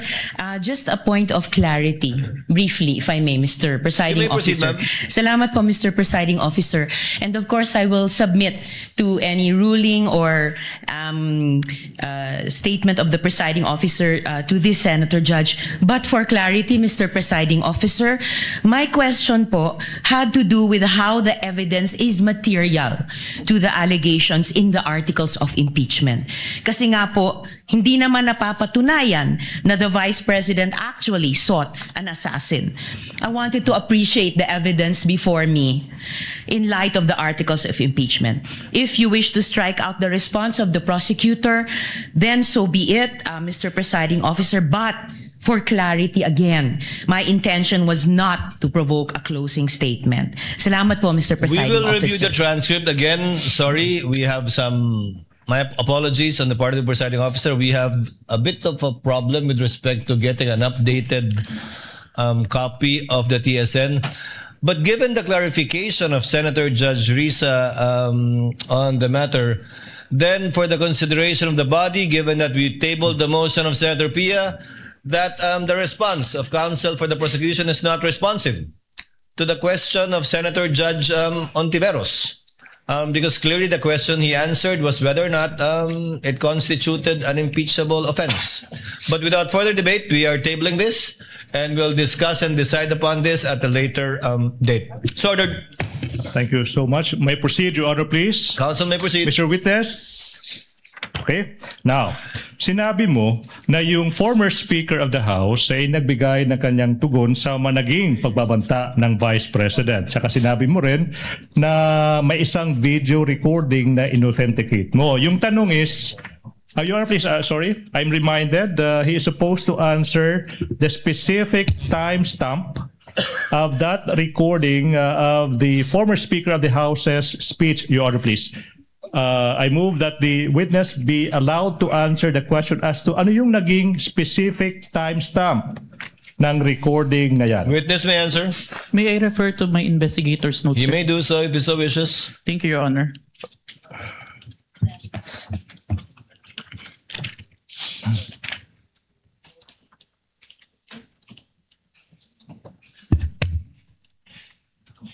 Timestamp 1 minute 2 second to 2 minutes and 20 second.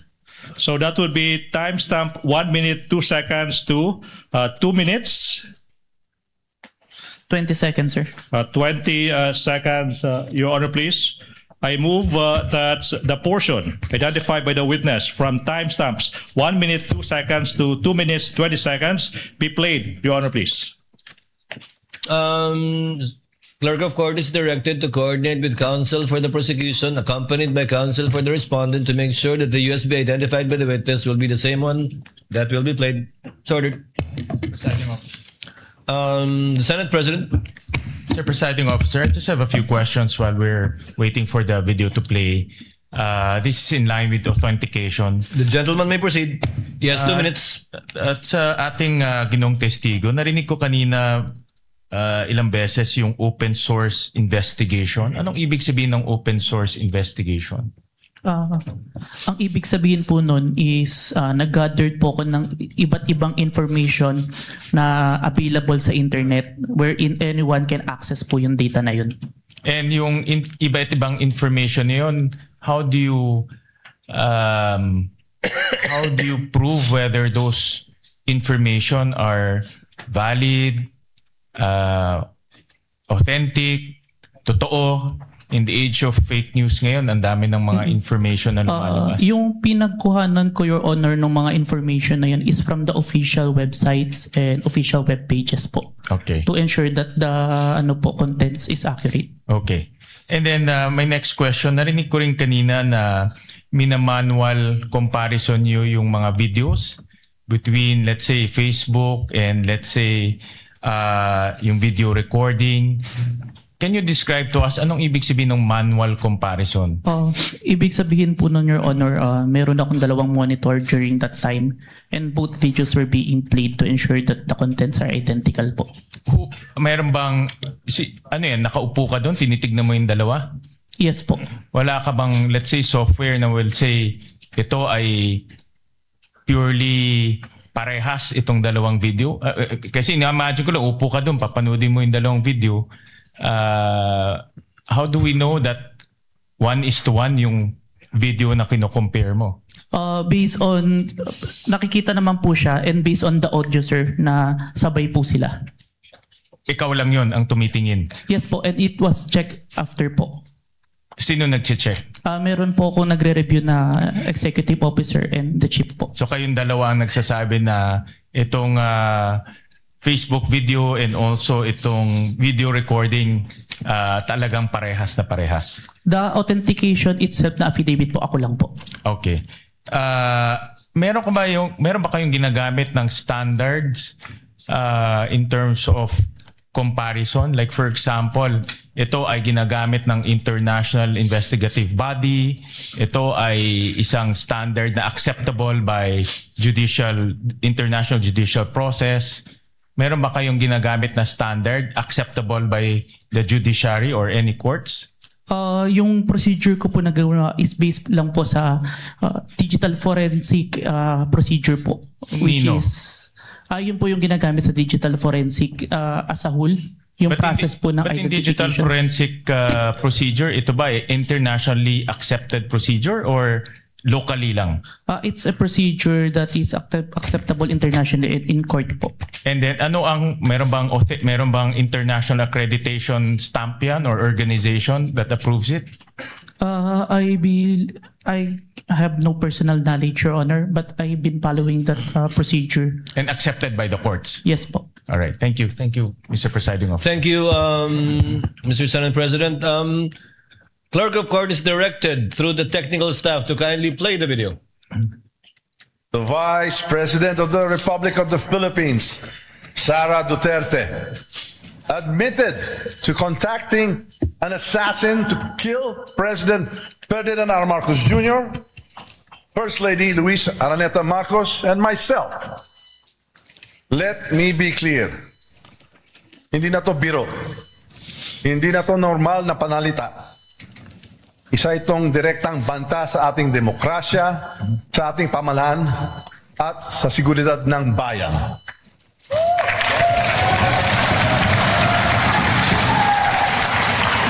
Such statement is not just reckless, it is dangerous. It sends a chilling message to our people. A message that violence can be contemplated by those in positions of power. This is not just an affront to the individuals targeted, it is attack on the very foundation of our government. It is an insult to every Filipino who believes in the rule of law and the sanctity of life. Violence has no place in our society. It is irreconcilable with the values that have taught and guided us for years. Values. Thank you so much. That's the portion. Your Honor, please. May we proceed? Counsel may proceed. Thank you so much. Counsel may proceed. Thank you so much. Mr. Witness, nasabi mo rin na yung AFP, Armed Forces of the Philippines, nag-issue rin ng kanilang tugon sa mga naging pagbabanta ng Vice President. Ano ba yung pruweba mo sa naging tugon ng Armed Forces of the Philippines? I have a screenshot of the website of the Armed Forces of the Philippines, titled Statement on Military Professionalism and National Unity by General Romeo Browner, sir. Sinabi mo screenshot. Now, sino yung kumuha ng screenshot na yan? I did, sir, and I used my laptop. Anong ginawa mo sa screenshot na yan kung meron man? I first saved an electronic copy ng screenshot sa laptop and printed it. Sana yung print out ng screenshot na yan. Sinubmit ko po yung copy sa Committee on Justice of House of Representatives. Now, kung yung print out ng screenshot ipapakita sa'yo, ma-identify mo ba yan? Yes, sir. Now, we are now in the process of presenting to you a printout of a screenshot from the AFP website with the title, quotes, Statements on Military Professionalism and National Unity, and quotes, that is previously marked as Exhibit P-Roman numeral 4-16. Okay? May you peruse the same? And the question is, what relation, if any, does that document have with the printouts of the screenshot you mentioned? This is a copy of... How faithful, if at all, is this printout from the actual screenshots? The printout accurately reflects the screenshot, sir. How do you know that the printout accurately reflects the screenshot? I compared the printouts with the screenshot and the web page of the AFP and found that the contents are identical, sir. Now, sinabi mo rin, Your Honor, for the record, we have the Counsel for respondent. we have the copy of the document. How can he be identifying the document when he does not have that copy? Are you following a script? Is he following? Oh my goodness, Your Honor, please. I move that statement by the defense that the witness is following a script be stricken out of record. For the record, Your Honor, the witness was perusing the document before he handed that to the defense. I move that the statements of the defense be stricken out, Your Honor, please. But he was answering Comments the of both question. counsels are simply noted. Kindly, if you're done with the document, counsel, kindly give it to the witness. Your Honor, for the record, the right-hand portion of both documents contain certified true copies. It's and a mere photocopy, Your Honor. The manifestation and objection is duly noted. Same ruling by this court. Witness may answer. You state for the record your answer. I have compared the screenshot with the printouts and the web page and found that the contents are identical, sir. Your Honor, may continue. Mr. Witness, sinabi mo rin na yung PNP nag-issue rin ng kanilang statement sa mga naging pagbabanta ng Vice Presidente sa subject video. Ano bang pruweba mo kung meron man of that PNP statements? I have the screenshot of the statement of the PNP on their Facebook official page dated November 23, 2024, sir. Sino bang kumuha ng screenshot na yan? I did, sir, and I used my laptop. Anong ginawa mo sa screenshot na yan kung meron man? Sinave ko po yung screenshot doon sa laptop ko and printed. And then print mo. Saan na yung printout ng screenshot na yan? Sinubmit ko po sa Committee on Justice on House of Representatives. Now, saan na yung printout ng screenshot na yan? Sinubmit ko po sa Committee on Justice. Now, kung yung copy ng printout ng screenshot ipapakita sa iyo, will you be able to identify the same? Yes, sir. Now, I'm showing you a printout of a screenshot ng Facebook post ng PNP dated November 23, 2024. Title is PNP Statement that is previously marked as Exhibit P14. P-Roman numeral 417. What relation, if any? Your Honor, may I Counsel ask, for the respondent. may I ask that we be allowed to peruse before he asks his question to identify the document? Counsel is directed to kindly give opposing counsel for the respondent a copy of the document being presented to the witness.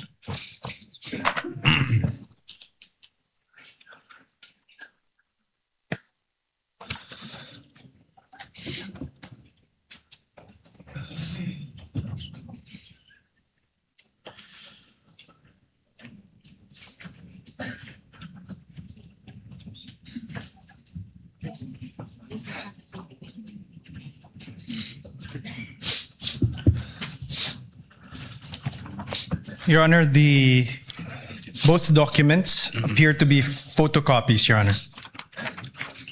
Noted, and I presume the continuing objection and comment of the counsel for respondent will be placed on record as well. Thank you, Your Honor. Witness may answer.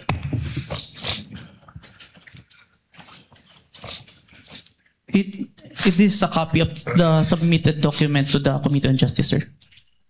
How faithful, if at all, is this printout sa naging actual screenshot? It accurately reflects the screenshot. Tsaka paano mo nasabi na that printout accurately reflects the screenshot? I compared the screenshot with the printout and the web page where this was posted and found that the contents are identical.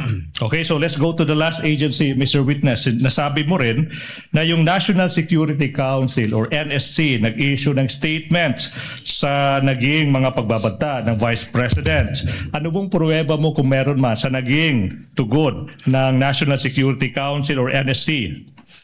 I have the screenshot of the statement of National Security Council on the official webpage of the Presidential Communication Officer. Sino yung kumuha ng screenshot? I did, sir, and I used my laptop. Okay, anong ginawa mo kung meron man sa naging screenshot na yan? Sinip ko muna electronic copy ng screenshot sa laptop ko and Sana printed it. sana yung screenshot na yan kung alam mo. Pinrint ko, sir. Now, kung yung kopya ng screenshot na yan ipapakita sa iyo, ma-identify mo ba? Yes, sir. Now, we are in the process of showing you a printout. The defense may produce the document sa screenshot ng National Security Council statement. Okay, previously marked as Exhibit P-Roman numeral 4-18.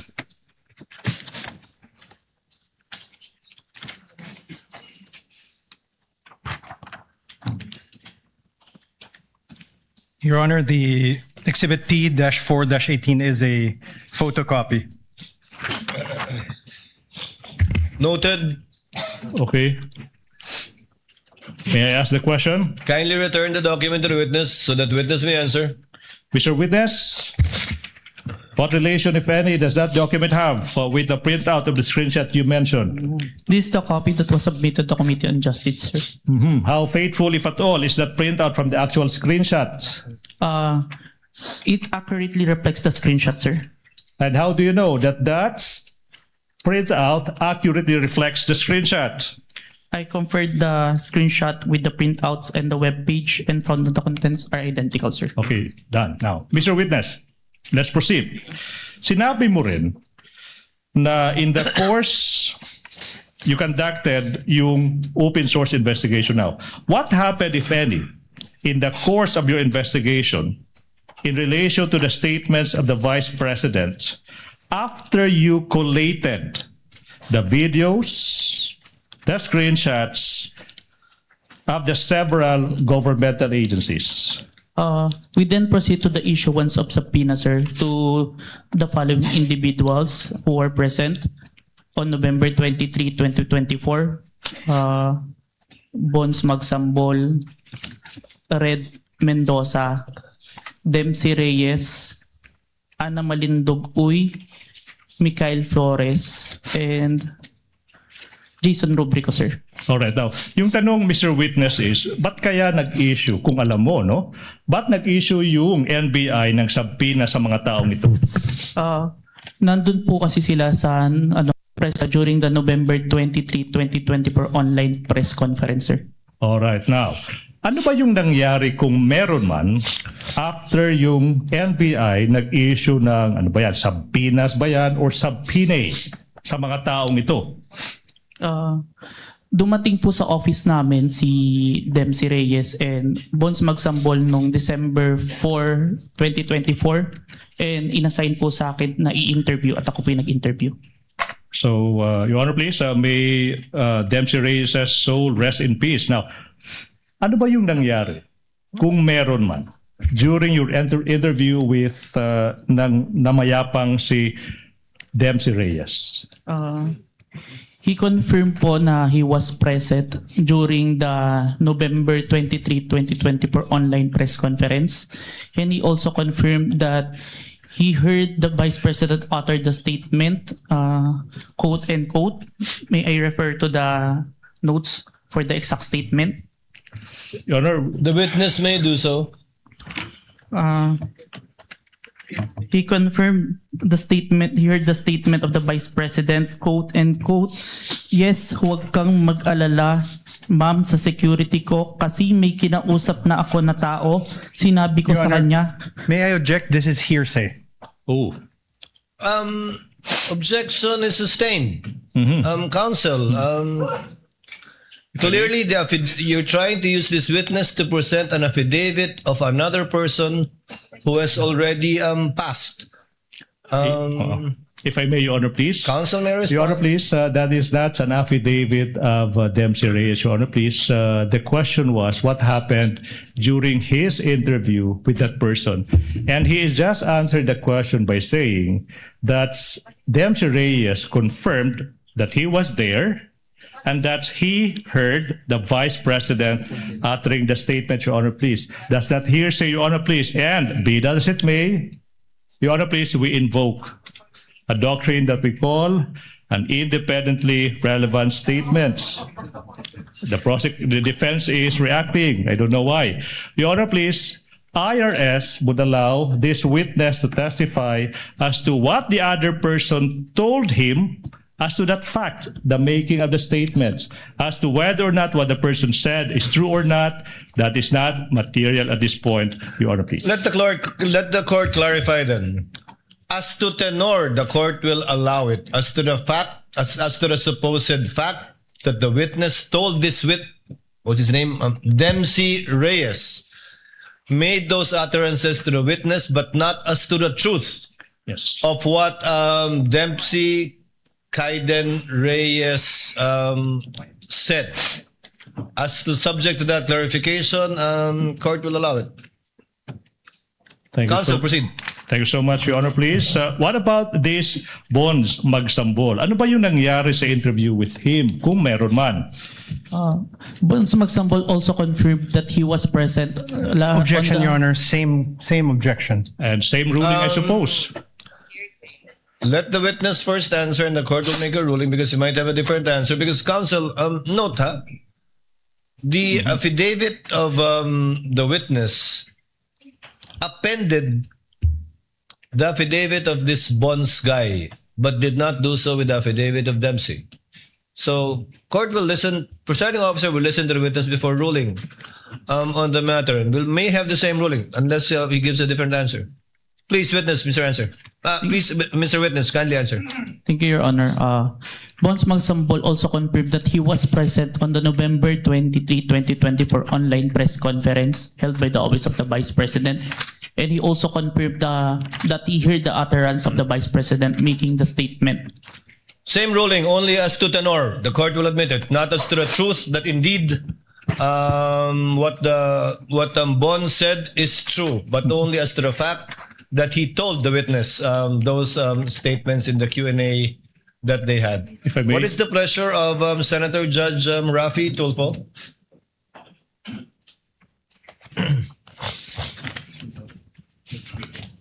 Mr. Presiding Officer, I just have some clarificatory questions for The gentleman the may proceed and he has 2 minutes. expert witness. Sabi mo meron kang 2 weeks lecture experience as a digital evidence expert. Is that right? 2 weeks? 2 weeks training. Wala ka ng iba pang training? I have a Seminars? training on different digital forensic aspect. Dito sa abroad meron? Meron po, pero yung specific sa photo and video authentication, yun po yung 2 weeks. So all in all total you have 2 years experience plus 2 weeks lecture lang pagdating sa authentication ng forensic evidence? For the photo and video, sir. For the photo and video, which ito yung pinag-usapan natin ngayon. Yes po. Now, my question to you, in your testimony, Mr. Witness, you did mention that you personally investigated the alleged inciting to sedition by the VP Sara Duterte video, correct? Yes, Your Honor. Now, in doing so, in the course of your investigation, did you look at the comments section? If you did, ano yung mga reactions doon? ano yung mga statements doon sa comment sections ng mga nag-view ng videos? There are comments that they agreed to the statement of the Vice President, but it was not documented, sir. That's all, Mr. Presiding Officer. Thank you. Thank you, Senator Judge Tulfo. Counsel, you may proceed. Thank you so much, Your Honor. Mr. Witness, let's proceed. What proof, if any, do you have that Dempsey Reyes confirmed that he heard the Vice President utter those words? I have the signed minutes of interview with Dempsey Reyes and an affidavit that I executed attesting to the interview, sir. All right. Now, what about this Bones Magsambol? What proof, if any, do you have that he confirmed that he heard the Vice President utter those words? I have the minutes of interview with Bones Magsambol, sir, that he was signed. And I also have the affidavit that attesting that I interviewed Bones Magsambol, sir. So far, Mr. Witness, you mentioned 1 minutes and affidavits. Now, kung yung mga dokumentong ito ipapakita sa'yo, do you think you'll be able to identify the same? Yes, sir. Now, I'm now showing you a document entitled Side Minutes that is previously marked as Exhibit P, Roman numeral 4-20 and series. Please peruse that document. May the defense be allowed also to peruse, Your Honor. The defense may, the counsel for respondent may look at the document.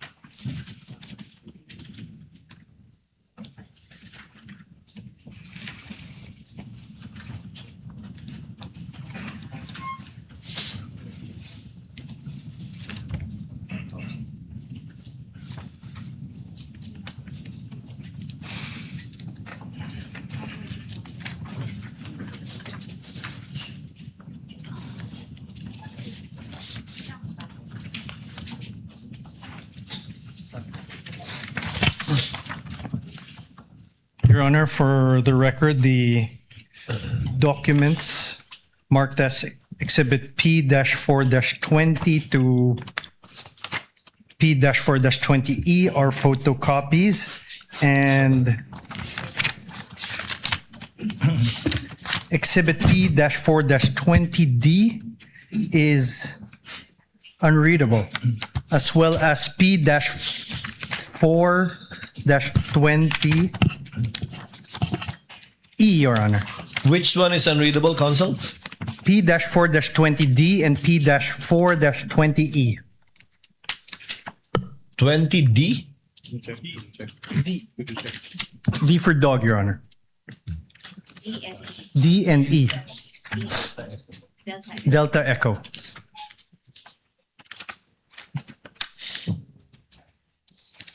What does P-4-20D seek to show, counsel for the prosecution? If I may peruse the document, John, please.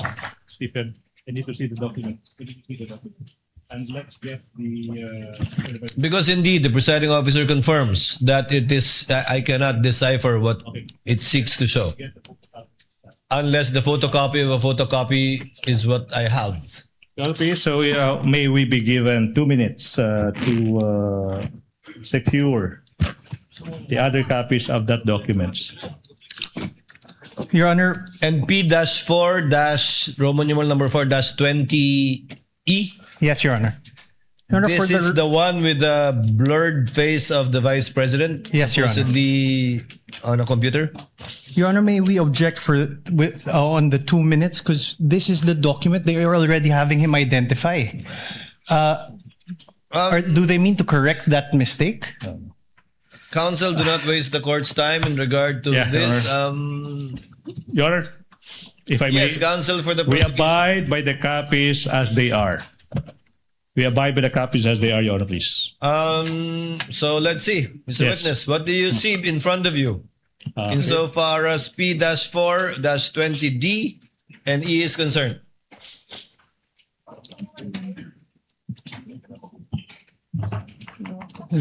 Same. Same. Hindi yung blurry.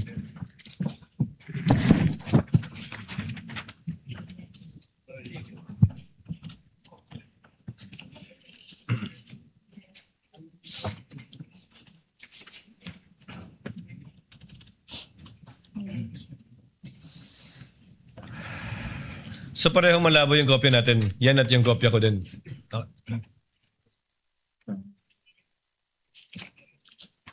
Mr. Witness, if you don't see anything, it's okay.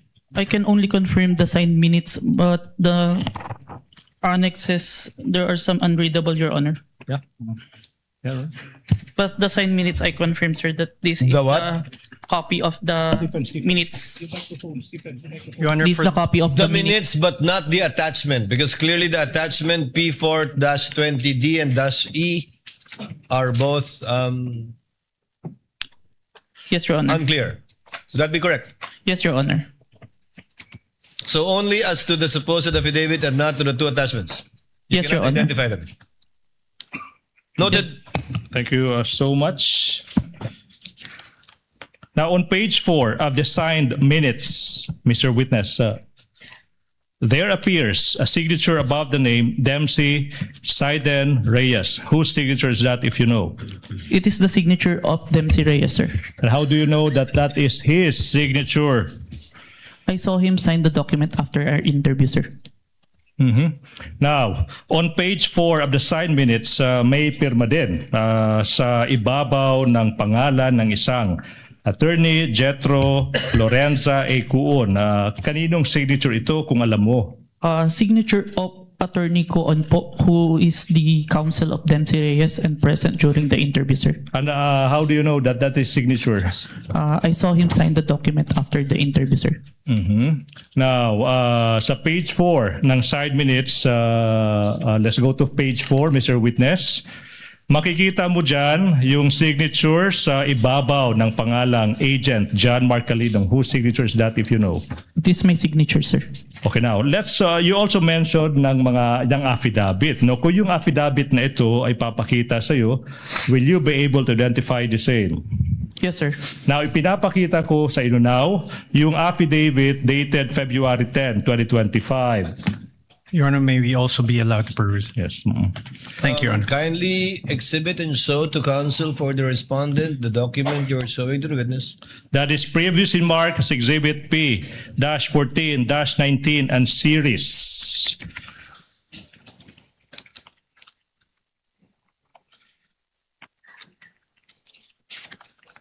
And if the court may inquire as to the remainder of the testimony of this witness, we are about to wind up the testimony of this witness, Your Honor, please. Your Honor, Thank you, for the counsel. record, this is a photocopy. This is Exhibit P-4-19. Noted. Okay. Mr. Witness, have you perused that document? Have you perused the document? Nabasa mo na ba yung dokumentong iyan?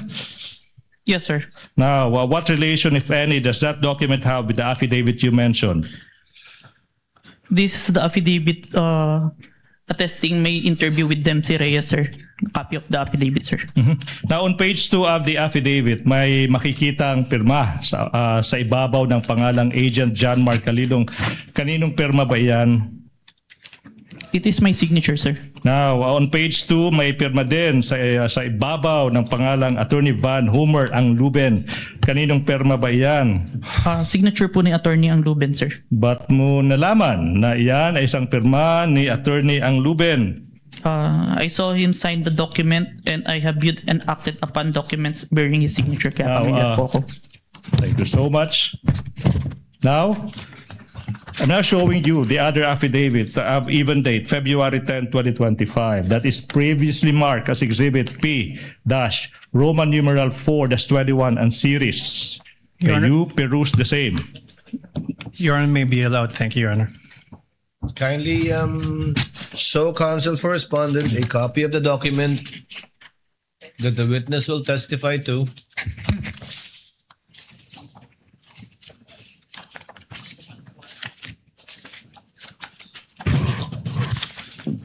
Thank you so much.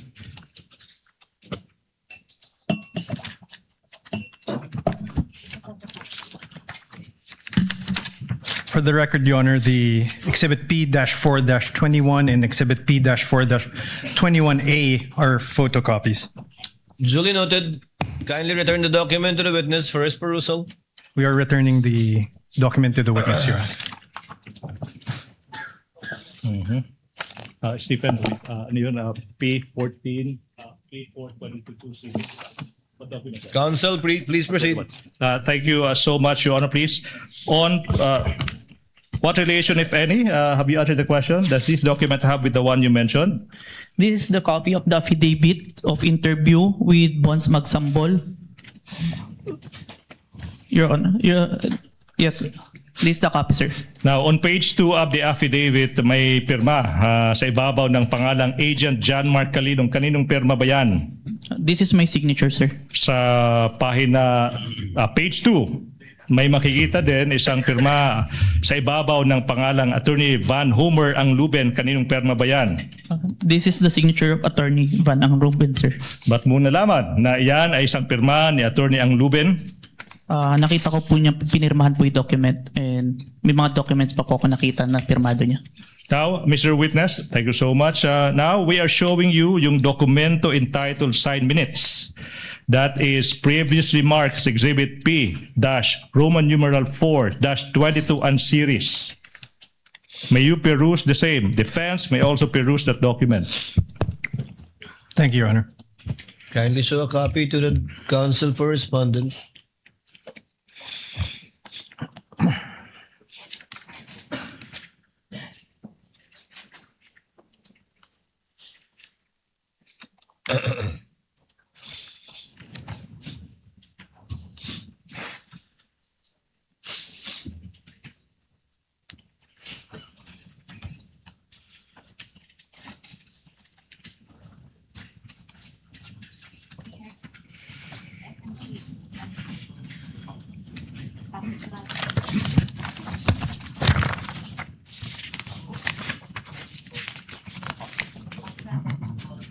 Your Honor, Exhibits P-4-22 to Exhibits P-4-22G are photocopies, and Exhibit P-4-22F Foxtrot and P-4-22G Golf are unreadable.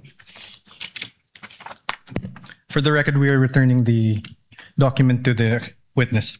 For the record as well, Chair confirms the observation of counsel for respondent in regard to P-4-22F and P-4-22G.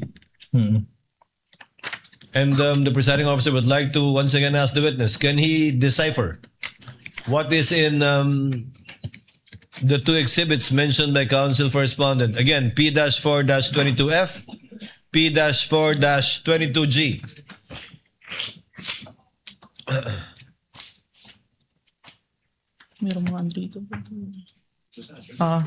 Your Honor, I can confirm the signed minutes, but the attachment, there are unreadable, Your Honor. The two exhibits. Annex A and Annex B with Exhibit 4-22F and P-4-22G. Duly noted. Thank you so much. May proceed, Your Honor, please. On page 6 ng side minutes, may makikitang pirma sa ibabaw ng pangalang Bons Magsambol. Magsambol, kaninong pirma ba yan?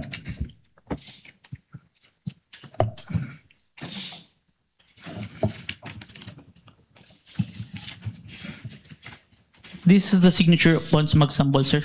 Then how do you know that pirma yan ni Bons Magsambol? Nakita ko po ito nung sinayin po niya yung document after ng interview. Now, you go to page 6 ng side minutes na yan. May makikita ang pirma sa ibabaw ng pangalang Attorney Michael Christopher De Castro. Kaninong pirma ba yan kung alam mo? Pirma po ito ni Attorney De Castro. Counsel po ni Bons Magsambol during the time ng interview na present during that time. Yung tanong is, paano mo nalaman na yan ay pirma ni Attorney Attorney De Castro. Nakita ko pong pinirma niya to after the interview, sir. Now, let's go to page 6 of that minutes. May makikitang pirma sa ibabaw ng pangalang Agent John Mark Calilong. Kaninong pirma ba yan? Pirma ko po, sir. Okay. Now, Mr. Witness. Mr. Witness, you mentioned that the NBI conducted an investigation on the threats uttered by the Vice President against the President, the First Lady, at saka former Speaker of the House of Representatives. Now, ano ba yung nangyari? Ano ba yung nangyari kung meron man pagkatapos ng naging investigasyon ng NBI? Objection, Your Honor. Misleading. He assumes as fact not testified to by the witness. Kindly rephrase, counsel. Okay, now, what happened next, if any, and if you know, and in relation to the investigation conducted by the NBI, after the NBI's investigation? Objection, Your Honor. Same objection. Your Honor, please, if I may. Witness may answer. After the investigation, we executed an affidavit of investigation and recommended the filing of inciting to sedition and 3 counts of grave threat, both in relation to Cybercrime Prevention Act of 2012, sir. Now, sinabi mo na yung NBI, you signed, executed yung affidavit of investigation, correct? Our team, sir. Now, ano ba yung nangyari kung meron man at saka kung alam mo, okay, pagkatapos ma-execute ang affidavit of investigation na yan in relation to the investigation you did on the Vice President? We filed it to the DOJ, the affidavit of investigation, together with its annexes, sir. Okay, you said you filed the affidavit. Now, question, ano yung mga nangyari kung meron man, kung alam mo, after ma-file yung affidavit of investigation with the DOJ in relation to the investigation you conducted on the Vice President? We further conduct an investigation wherein we identified different videos, at least 3, that we find relevant to the November 23, sir. Okay, so you are now mentioning videos. Sinabi mo relevant. Relevant again to what? To the November 23, 2024 video, sir. All right. Now, so for the record, this is now the 3rd set of videos you're referring to.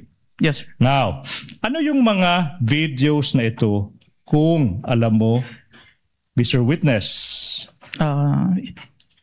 The June 19 video wherein the Vice President resigned as the Secretary of the Department of Education. The July 11 video wherein the Vice President state that she would not attend the SONA, but instead declare herself as the designated survivor.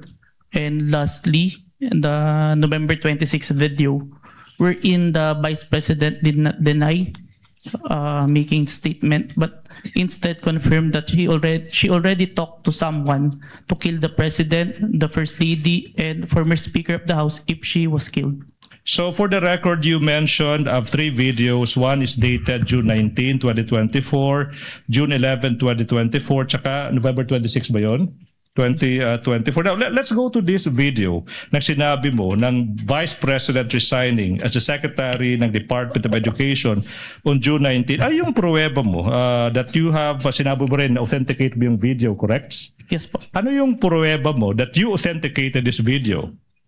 I have executed an affidavit of authentication of digital evidence dated April 30, 2026, sir. Kung yung kopya ng affidavit of authentication now dated, sinabi mo, April 30, 2026, maipapakita sa'yo. Okay? Ma-identify mo ba yan? Yes, sir.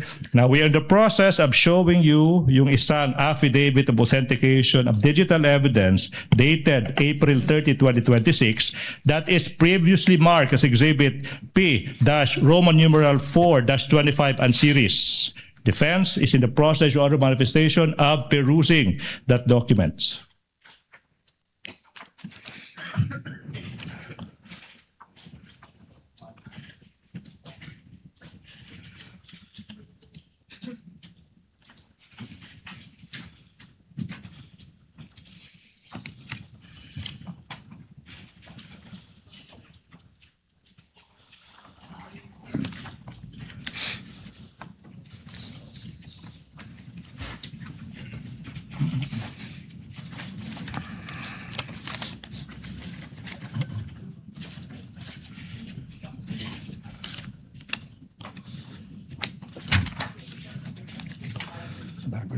Bago tindog.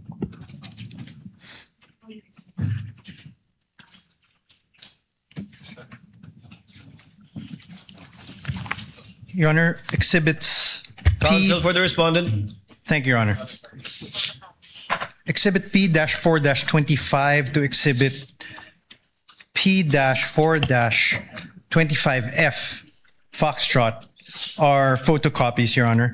And Exhibit P-14-25B and P-14-25F Foxtrot. Let's take it to P-4-25B, Your Honor. P-12-25B is unreadable and it merely shows a black screen. Meanwhile, P-4-25F, it seems to be a photocopy of a USB with no real USB attached. For the record, we're returning the Duly noted. document. The presiding officer likewise confirms the observation of counsel for the respondent. Kindly return the document to the witness. Mr. Witness, the question is, what relation, if any, does that document have with the affidavit you mentioned?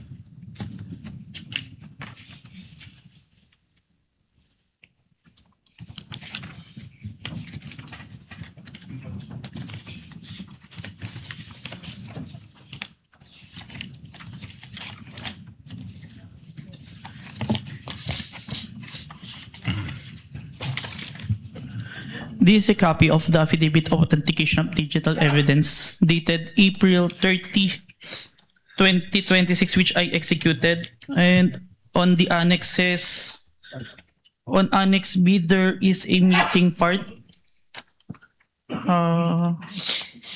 It may be due to... I can't read some words on Annex B. Mr. Witness, when you say Annex B, you're referring to Exhibit P-4-25C. Yes, Your Honor. For the record, please proceed.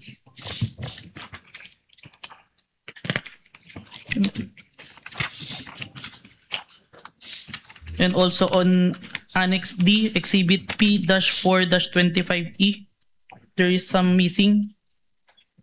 But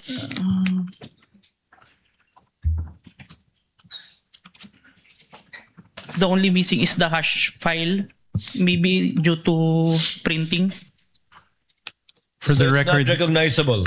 For the record, Mr. Your Honor, Witness. the hash file is missing. The witness said the hash file is missing. The command. The hash file is missing as stated by the witness. Yes. Please proceed, Mr. Witness. How about P-4-25F? Yes, I confirm, Your Honor, that's a photocopy What of do the you flash confirm? drive. The picture ng USB to? Yes, Your Honor, a picture of the flash drive. Your Honor. Please proceed, counsel, for the prosecution. But this is the Affidavit of This is the Authentication of Digital affidavit. Evidence. Again, could you repeat your answer? This is the Affidavit of Authentication of Digital Evidence that I executed, but there are, on the annexes that I mentioned, there are some that unreadable. Thank you. May I make a manifestation, Your Honor, please? As to this affidavit, it pertains to a Counsel may video, proceed. as to the video of the Vice President resigning, Your Honor, please. And we're supposed to present the flash drive that the defense pointed that they only have the photocopy. Be that as it may, Your Honor, please, we are waiving the presentation of the video of the Vice President resigning because, Your Honor, in the pre-trial order, specifically on page 3 thereof, the defense already admitted that the Vice President resigned on June 19, 2024. The presiding Your Honor, please. officer was exactly about to state that. There is no need for the counsel, for the prosecution to present evidence on an admitted fact. Thank you so much, Your Honor, please. May I proceed, Your Honor, please? Counsel may proceed. Now, Mr. Witness, you also mentioned that you authenticated a video where the Vice President said that she would not attend the SONA and instead publicly declared herself as the, quote, designated survivor, unquote. What proof, if any, do you have that you authenticated the video? It's part of the affidavit of authentication of digital evidence dated April 30, 2026, which I previously identified, sir. What happened next, if any, after you authenticated the video of the Vice President announcing that she is keeping the SONA and declaring herself as a designated survivor? I saved the video on my laptop and saved a copy on a flash drive, sir. You saved a copy in a flash drive. Now, if this flash drive of containing the video where the Vice President said she declared herself as the designated survivor after skipping the SONA is shown to you, will you be able to identify the same? Yes, sir. Now, we are now in the process of confronting you with a flash drive that is previously marked as Exhibit P Roman numeral 4-24 small letter A for the prosecution, containing the recording of the Vice President where she said that she would not attend the SONA and instead declared herself as the, quote, designated survivor, unquote, previously marked as Exhibit P Roman numeral 4-24 for the prosecution. Permission to unseal the flash drive, sir. You may do so, Mr. Witness. Thank you, Your Honor.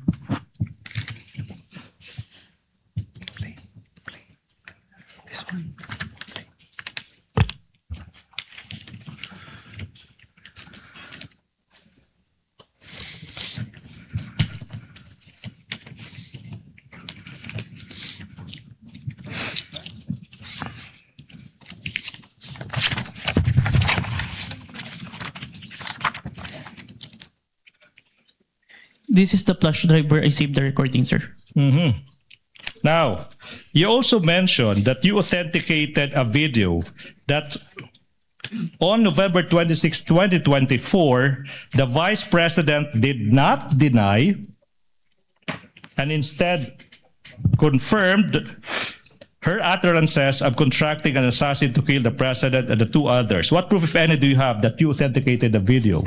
I have executed an affidavit of authentication of digital evidence dated April 27, 2026, sir. And then, aside from that affidavit, do you have other proof, if any? For objection, Your Honor, leading. If any, Your Honor, if any. It's still answerable by yes or no. Yes, sir. Ask an answer, Your Honor, please. Your Honor, Now, please, can the witness be directed to wait until the court rules on an objection before answering? But the Witness is so directed. Okay, Thank you, Your Honor. Ask and answer. So what is that, if any? Yes, sir. I also executed an affidavit of authentication of digital evidence dated June 11, 2026. So you mentioned two affidavits in result, correct, Mr. Witness? Yes, sir. Mr. Witness, I'm showing you a document entitled Affidavit of Authentication of Digital Evidence dated April 27, 2026. That is previously marked as Exhibit P Roman numeral 4-27 and series. May you peruse the same. Defense, Your Honor, manifestation is in the process of perusing the same documents.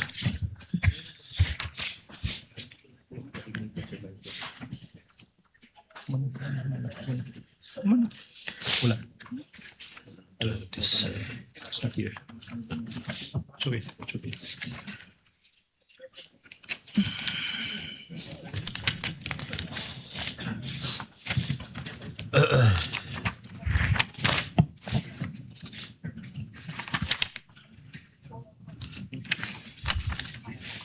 Your Honor, for the record, the exhibits P-4-27 to exhibit P-4-27D are photocopies.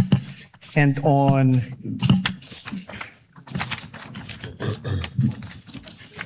exhibit P-4-27D,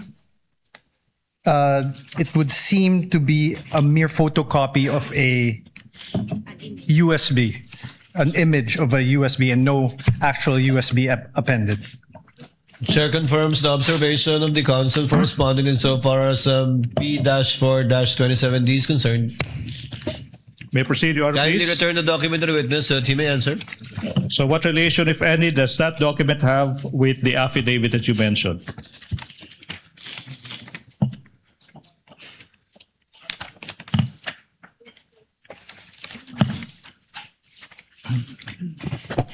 This is a copy of the affidavit of authentication of digital evidence that I executed, sir, dated April 27, 2026, sir.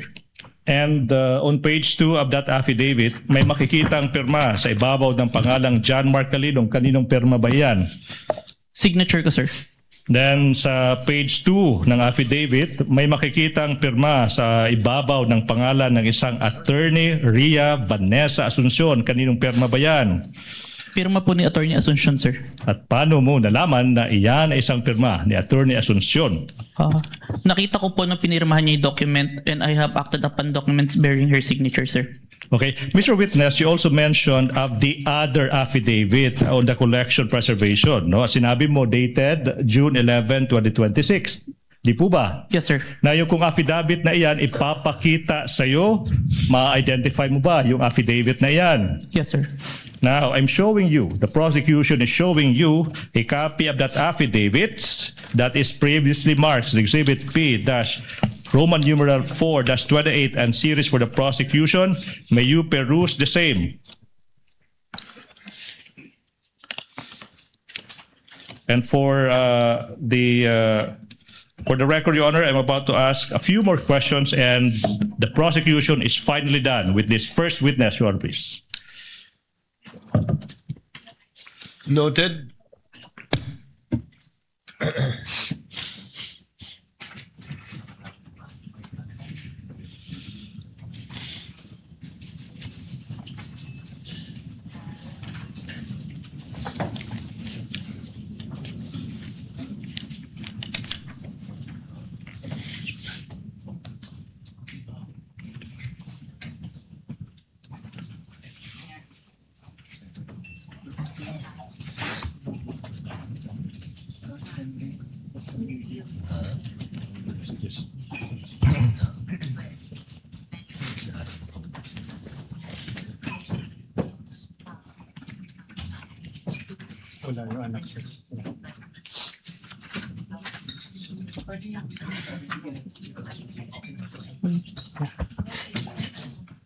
Your Honor.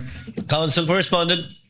Your Honor, for exhibits P-4-28 to exhibit P-4-28H, these are photocopies.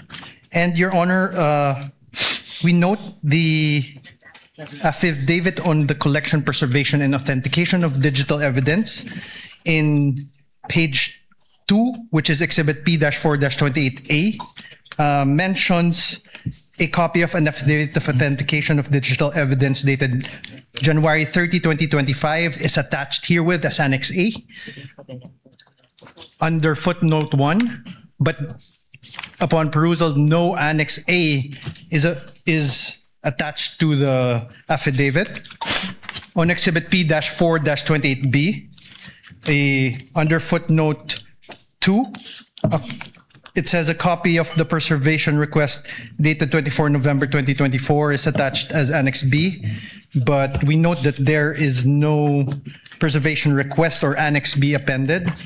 As footnote number 3 of the same exhibit, a copy of the email dated November 28, 2024 from Meta is attached herewith as Annex C. However, no Annex C is appended upon the affidavit.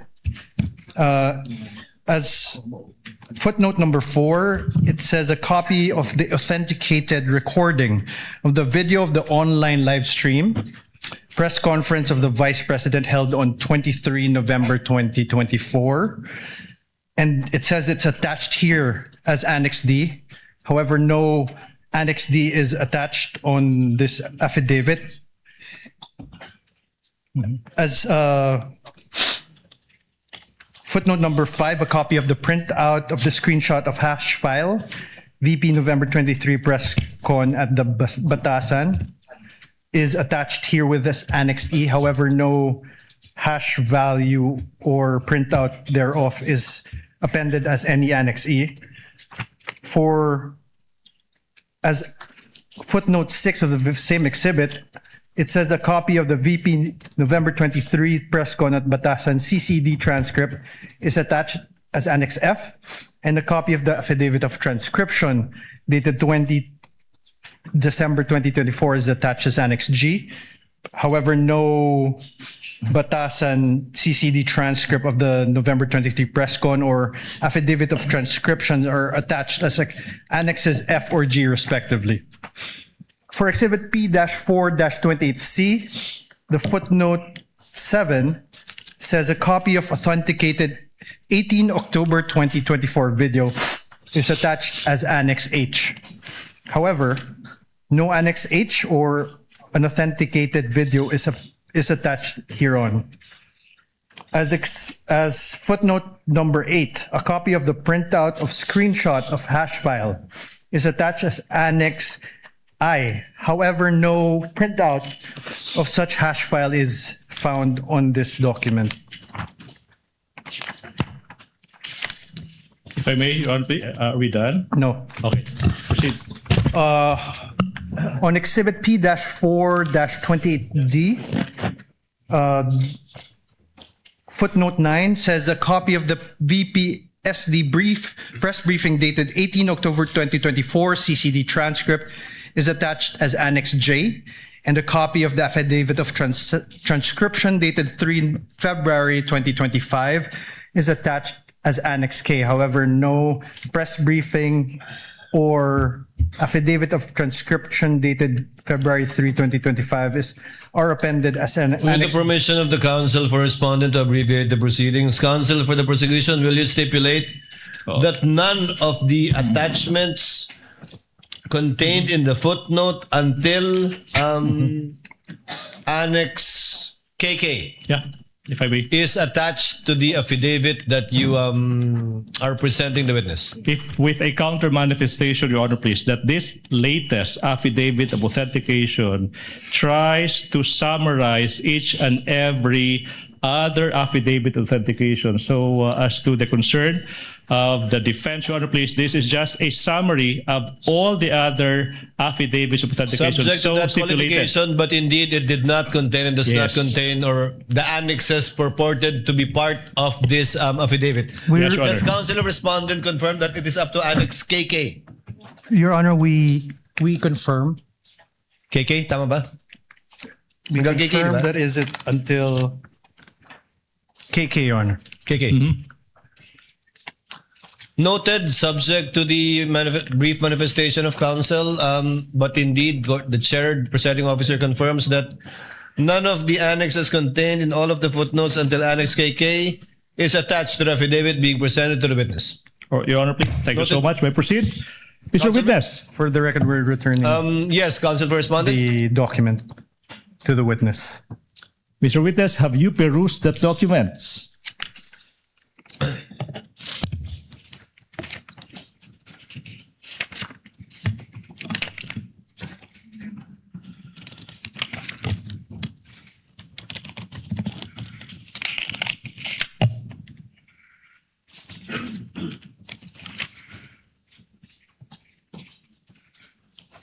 Yes, sir. This is a copy of the affidavit of authentication, collection, preservation, authentication of digital evidence, dated June 11, 2026. And It doesn't have annexes, sir. Yeah, okay. May proceed, Your Honor, please. Mr. Witness, what happened next, if any, after you authenticated the video of the Vice President's, that on November 26, 2024, you said the Vice President did not deny that she made the threats, and in fact, she confirmed her utterances should something happen to her. What happened next, if any, after that? Objection, Your What is the objection of counsel? Leading. Misleading, Your Honor. No mention. Oh. The witness did not mention this. Your Honor, Witness may answer. I saved the video of the November 26, 2024 online interview on my computer and on a flash drive. Now, Your Honor, before we Counsel for respondent. proceeds, may I request that the counsel for the prosecution refrain from characterization, testifying on what the document or the video is. So, Your Honor, I request that. Your Honor, I'm just merely describing an affidavit or a document or an object that this witness already testified to. I'm just repeating what the witness said. I'm not adding any value whatsoever to what the witness already testified to, Your Honor, please. Precisely, Your Honor. And there's nothing wrong with that. Nothing in the rules would disallow me to do that, Your Honor, please. Will counsels kindly wait for the presiding officer to recognize them before they speak? Counsel will instead advise the senator judges to kindly listen, take note of only the pieces of evidence presented through a witness under oath and subject to cross-examination, and not statements made by either counsel that are conclusions of fact and or law in arriving at their decision. The chair will be more mindful, counsel for respondent, insofar as that is concerned. Thank you, Your Counsel Honor. for the prosecution, you may proceed. Thank you. Mr. Witness, you mentioned by flash drive, correct? Yes, sir. Now, kung yung flash drive na iyan, ipapakita sa iyo, ma-identify mo ba yan? Yes po. Now, ngayon, ipinapakita ko yung flash drive na previously marked as Exhibit P1426 containing the video recording of the Vice President on November 26, 2024, that is previously marked as Exhibit P-Roman numeral 426. May you peruse the same. Permission to unseal the flash drive, sir. Witness may do so. Thank you, Your Honor. Oh.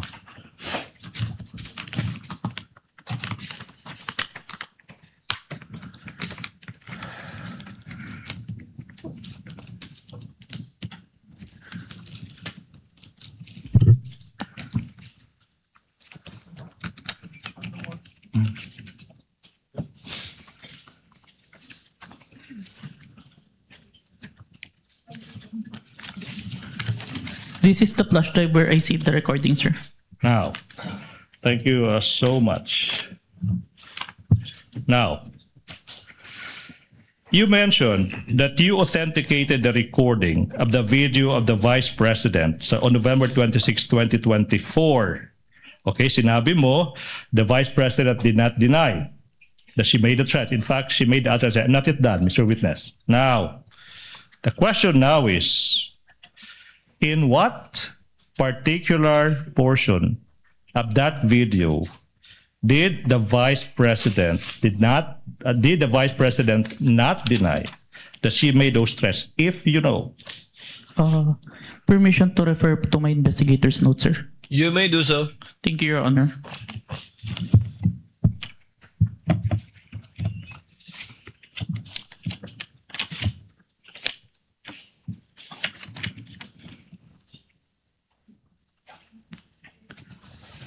Timestamp 10 minutes and 40 seconds to timestamp 11 minutes and 50 seconds, sir. So it's from timestamps 10 minutes to 40 seconds to 11 minutes, 50 seconds. A quick calculation, that would be 1 minute and 19 seconds. Mr. Witness? Yes, sir. 1 minute and 10 seconds. I'm about to show you now that 1 minute and 18 seconds portion particularly from timestamps 10 minutes, 40 seconds to 11 minutes, 50 seconds. May we allow Attorney Stephen Magallon? Will counsel, one of the counsels for respondent accompany the counsel for the prosecution to make sure that it is the same USB identified by the witness that will be played by the tech Thank you, Your Honor. of the clerk of court.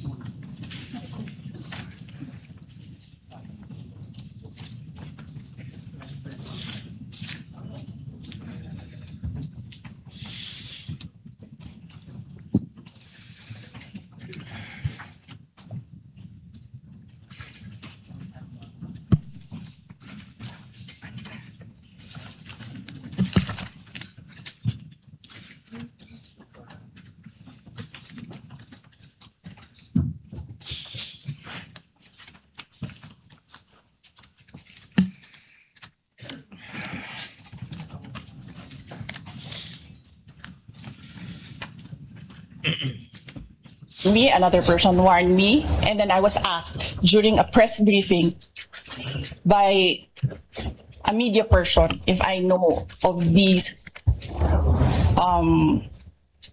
plans, if you can say the word, if that is the correct word to use here, plans. So I answered, I was asked Romanov, and then I answered, I was told by two people, this is the first time I've heard of Romanov, so that is the third already. And I said, don't worry about my security. If they kill me, if I die, kapag pinatay ako, or kapag namatay ako, in the context of don't worry about my security. So this means pinatay ka. Diba? Kasi hindi ka naman mamamatay by heart attack in relation to your security. Diba?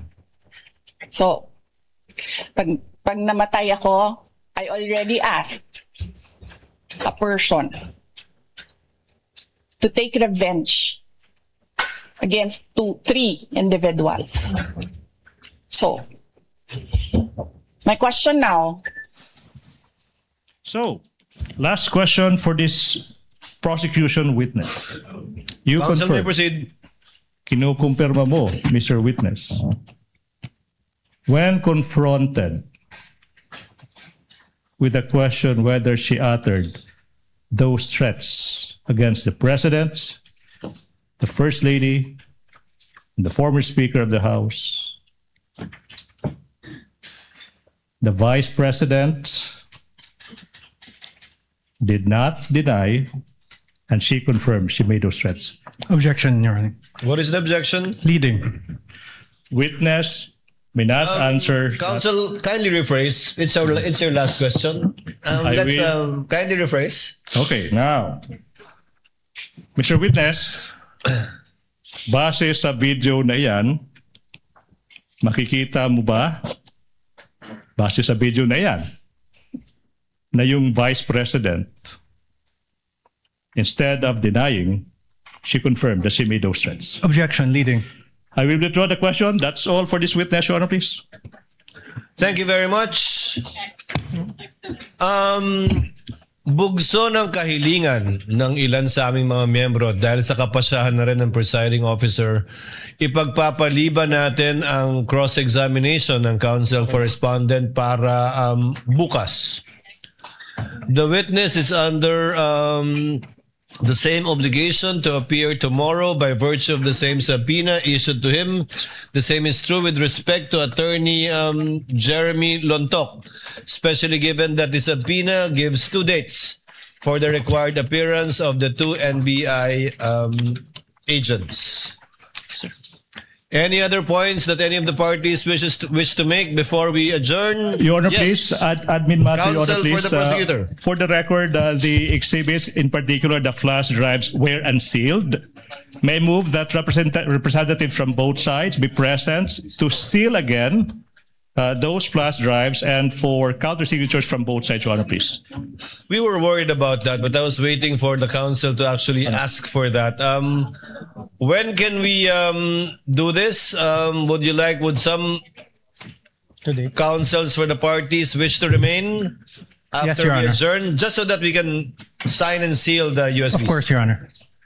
Thank you. There being no other matters to be taken up by this court, the trial is hereby adjourned until 2 p.m. of Wednesday, July 8, 2026, for the continuation of the testimony of NBI agent John Mark Kalilong, specifically the cross-examination by the counsel for the respondent.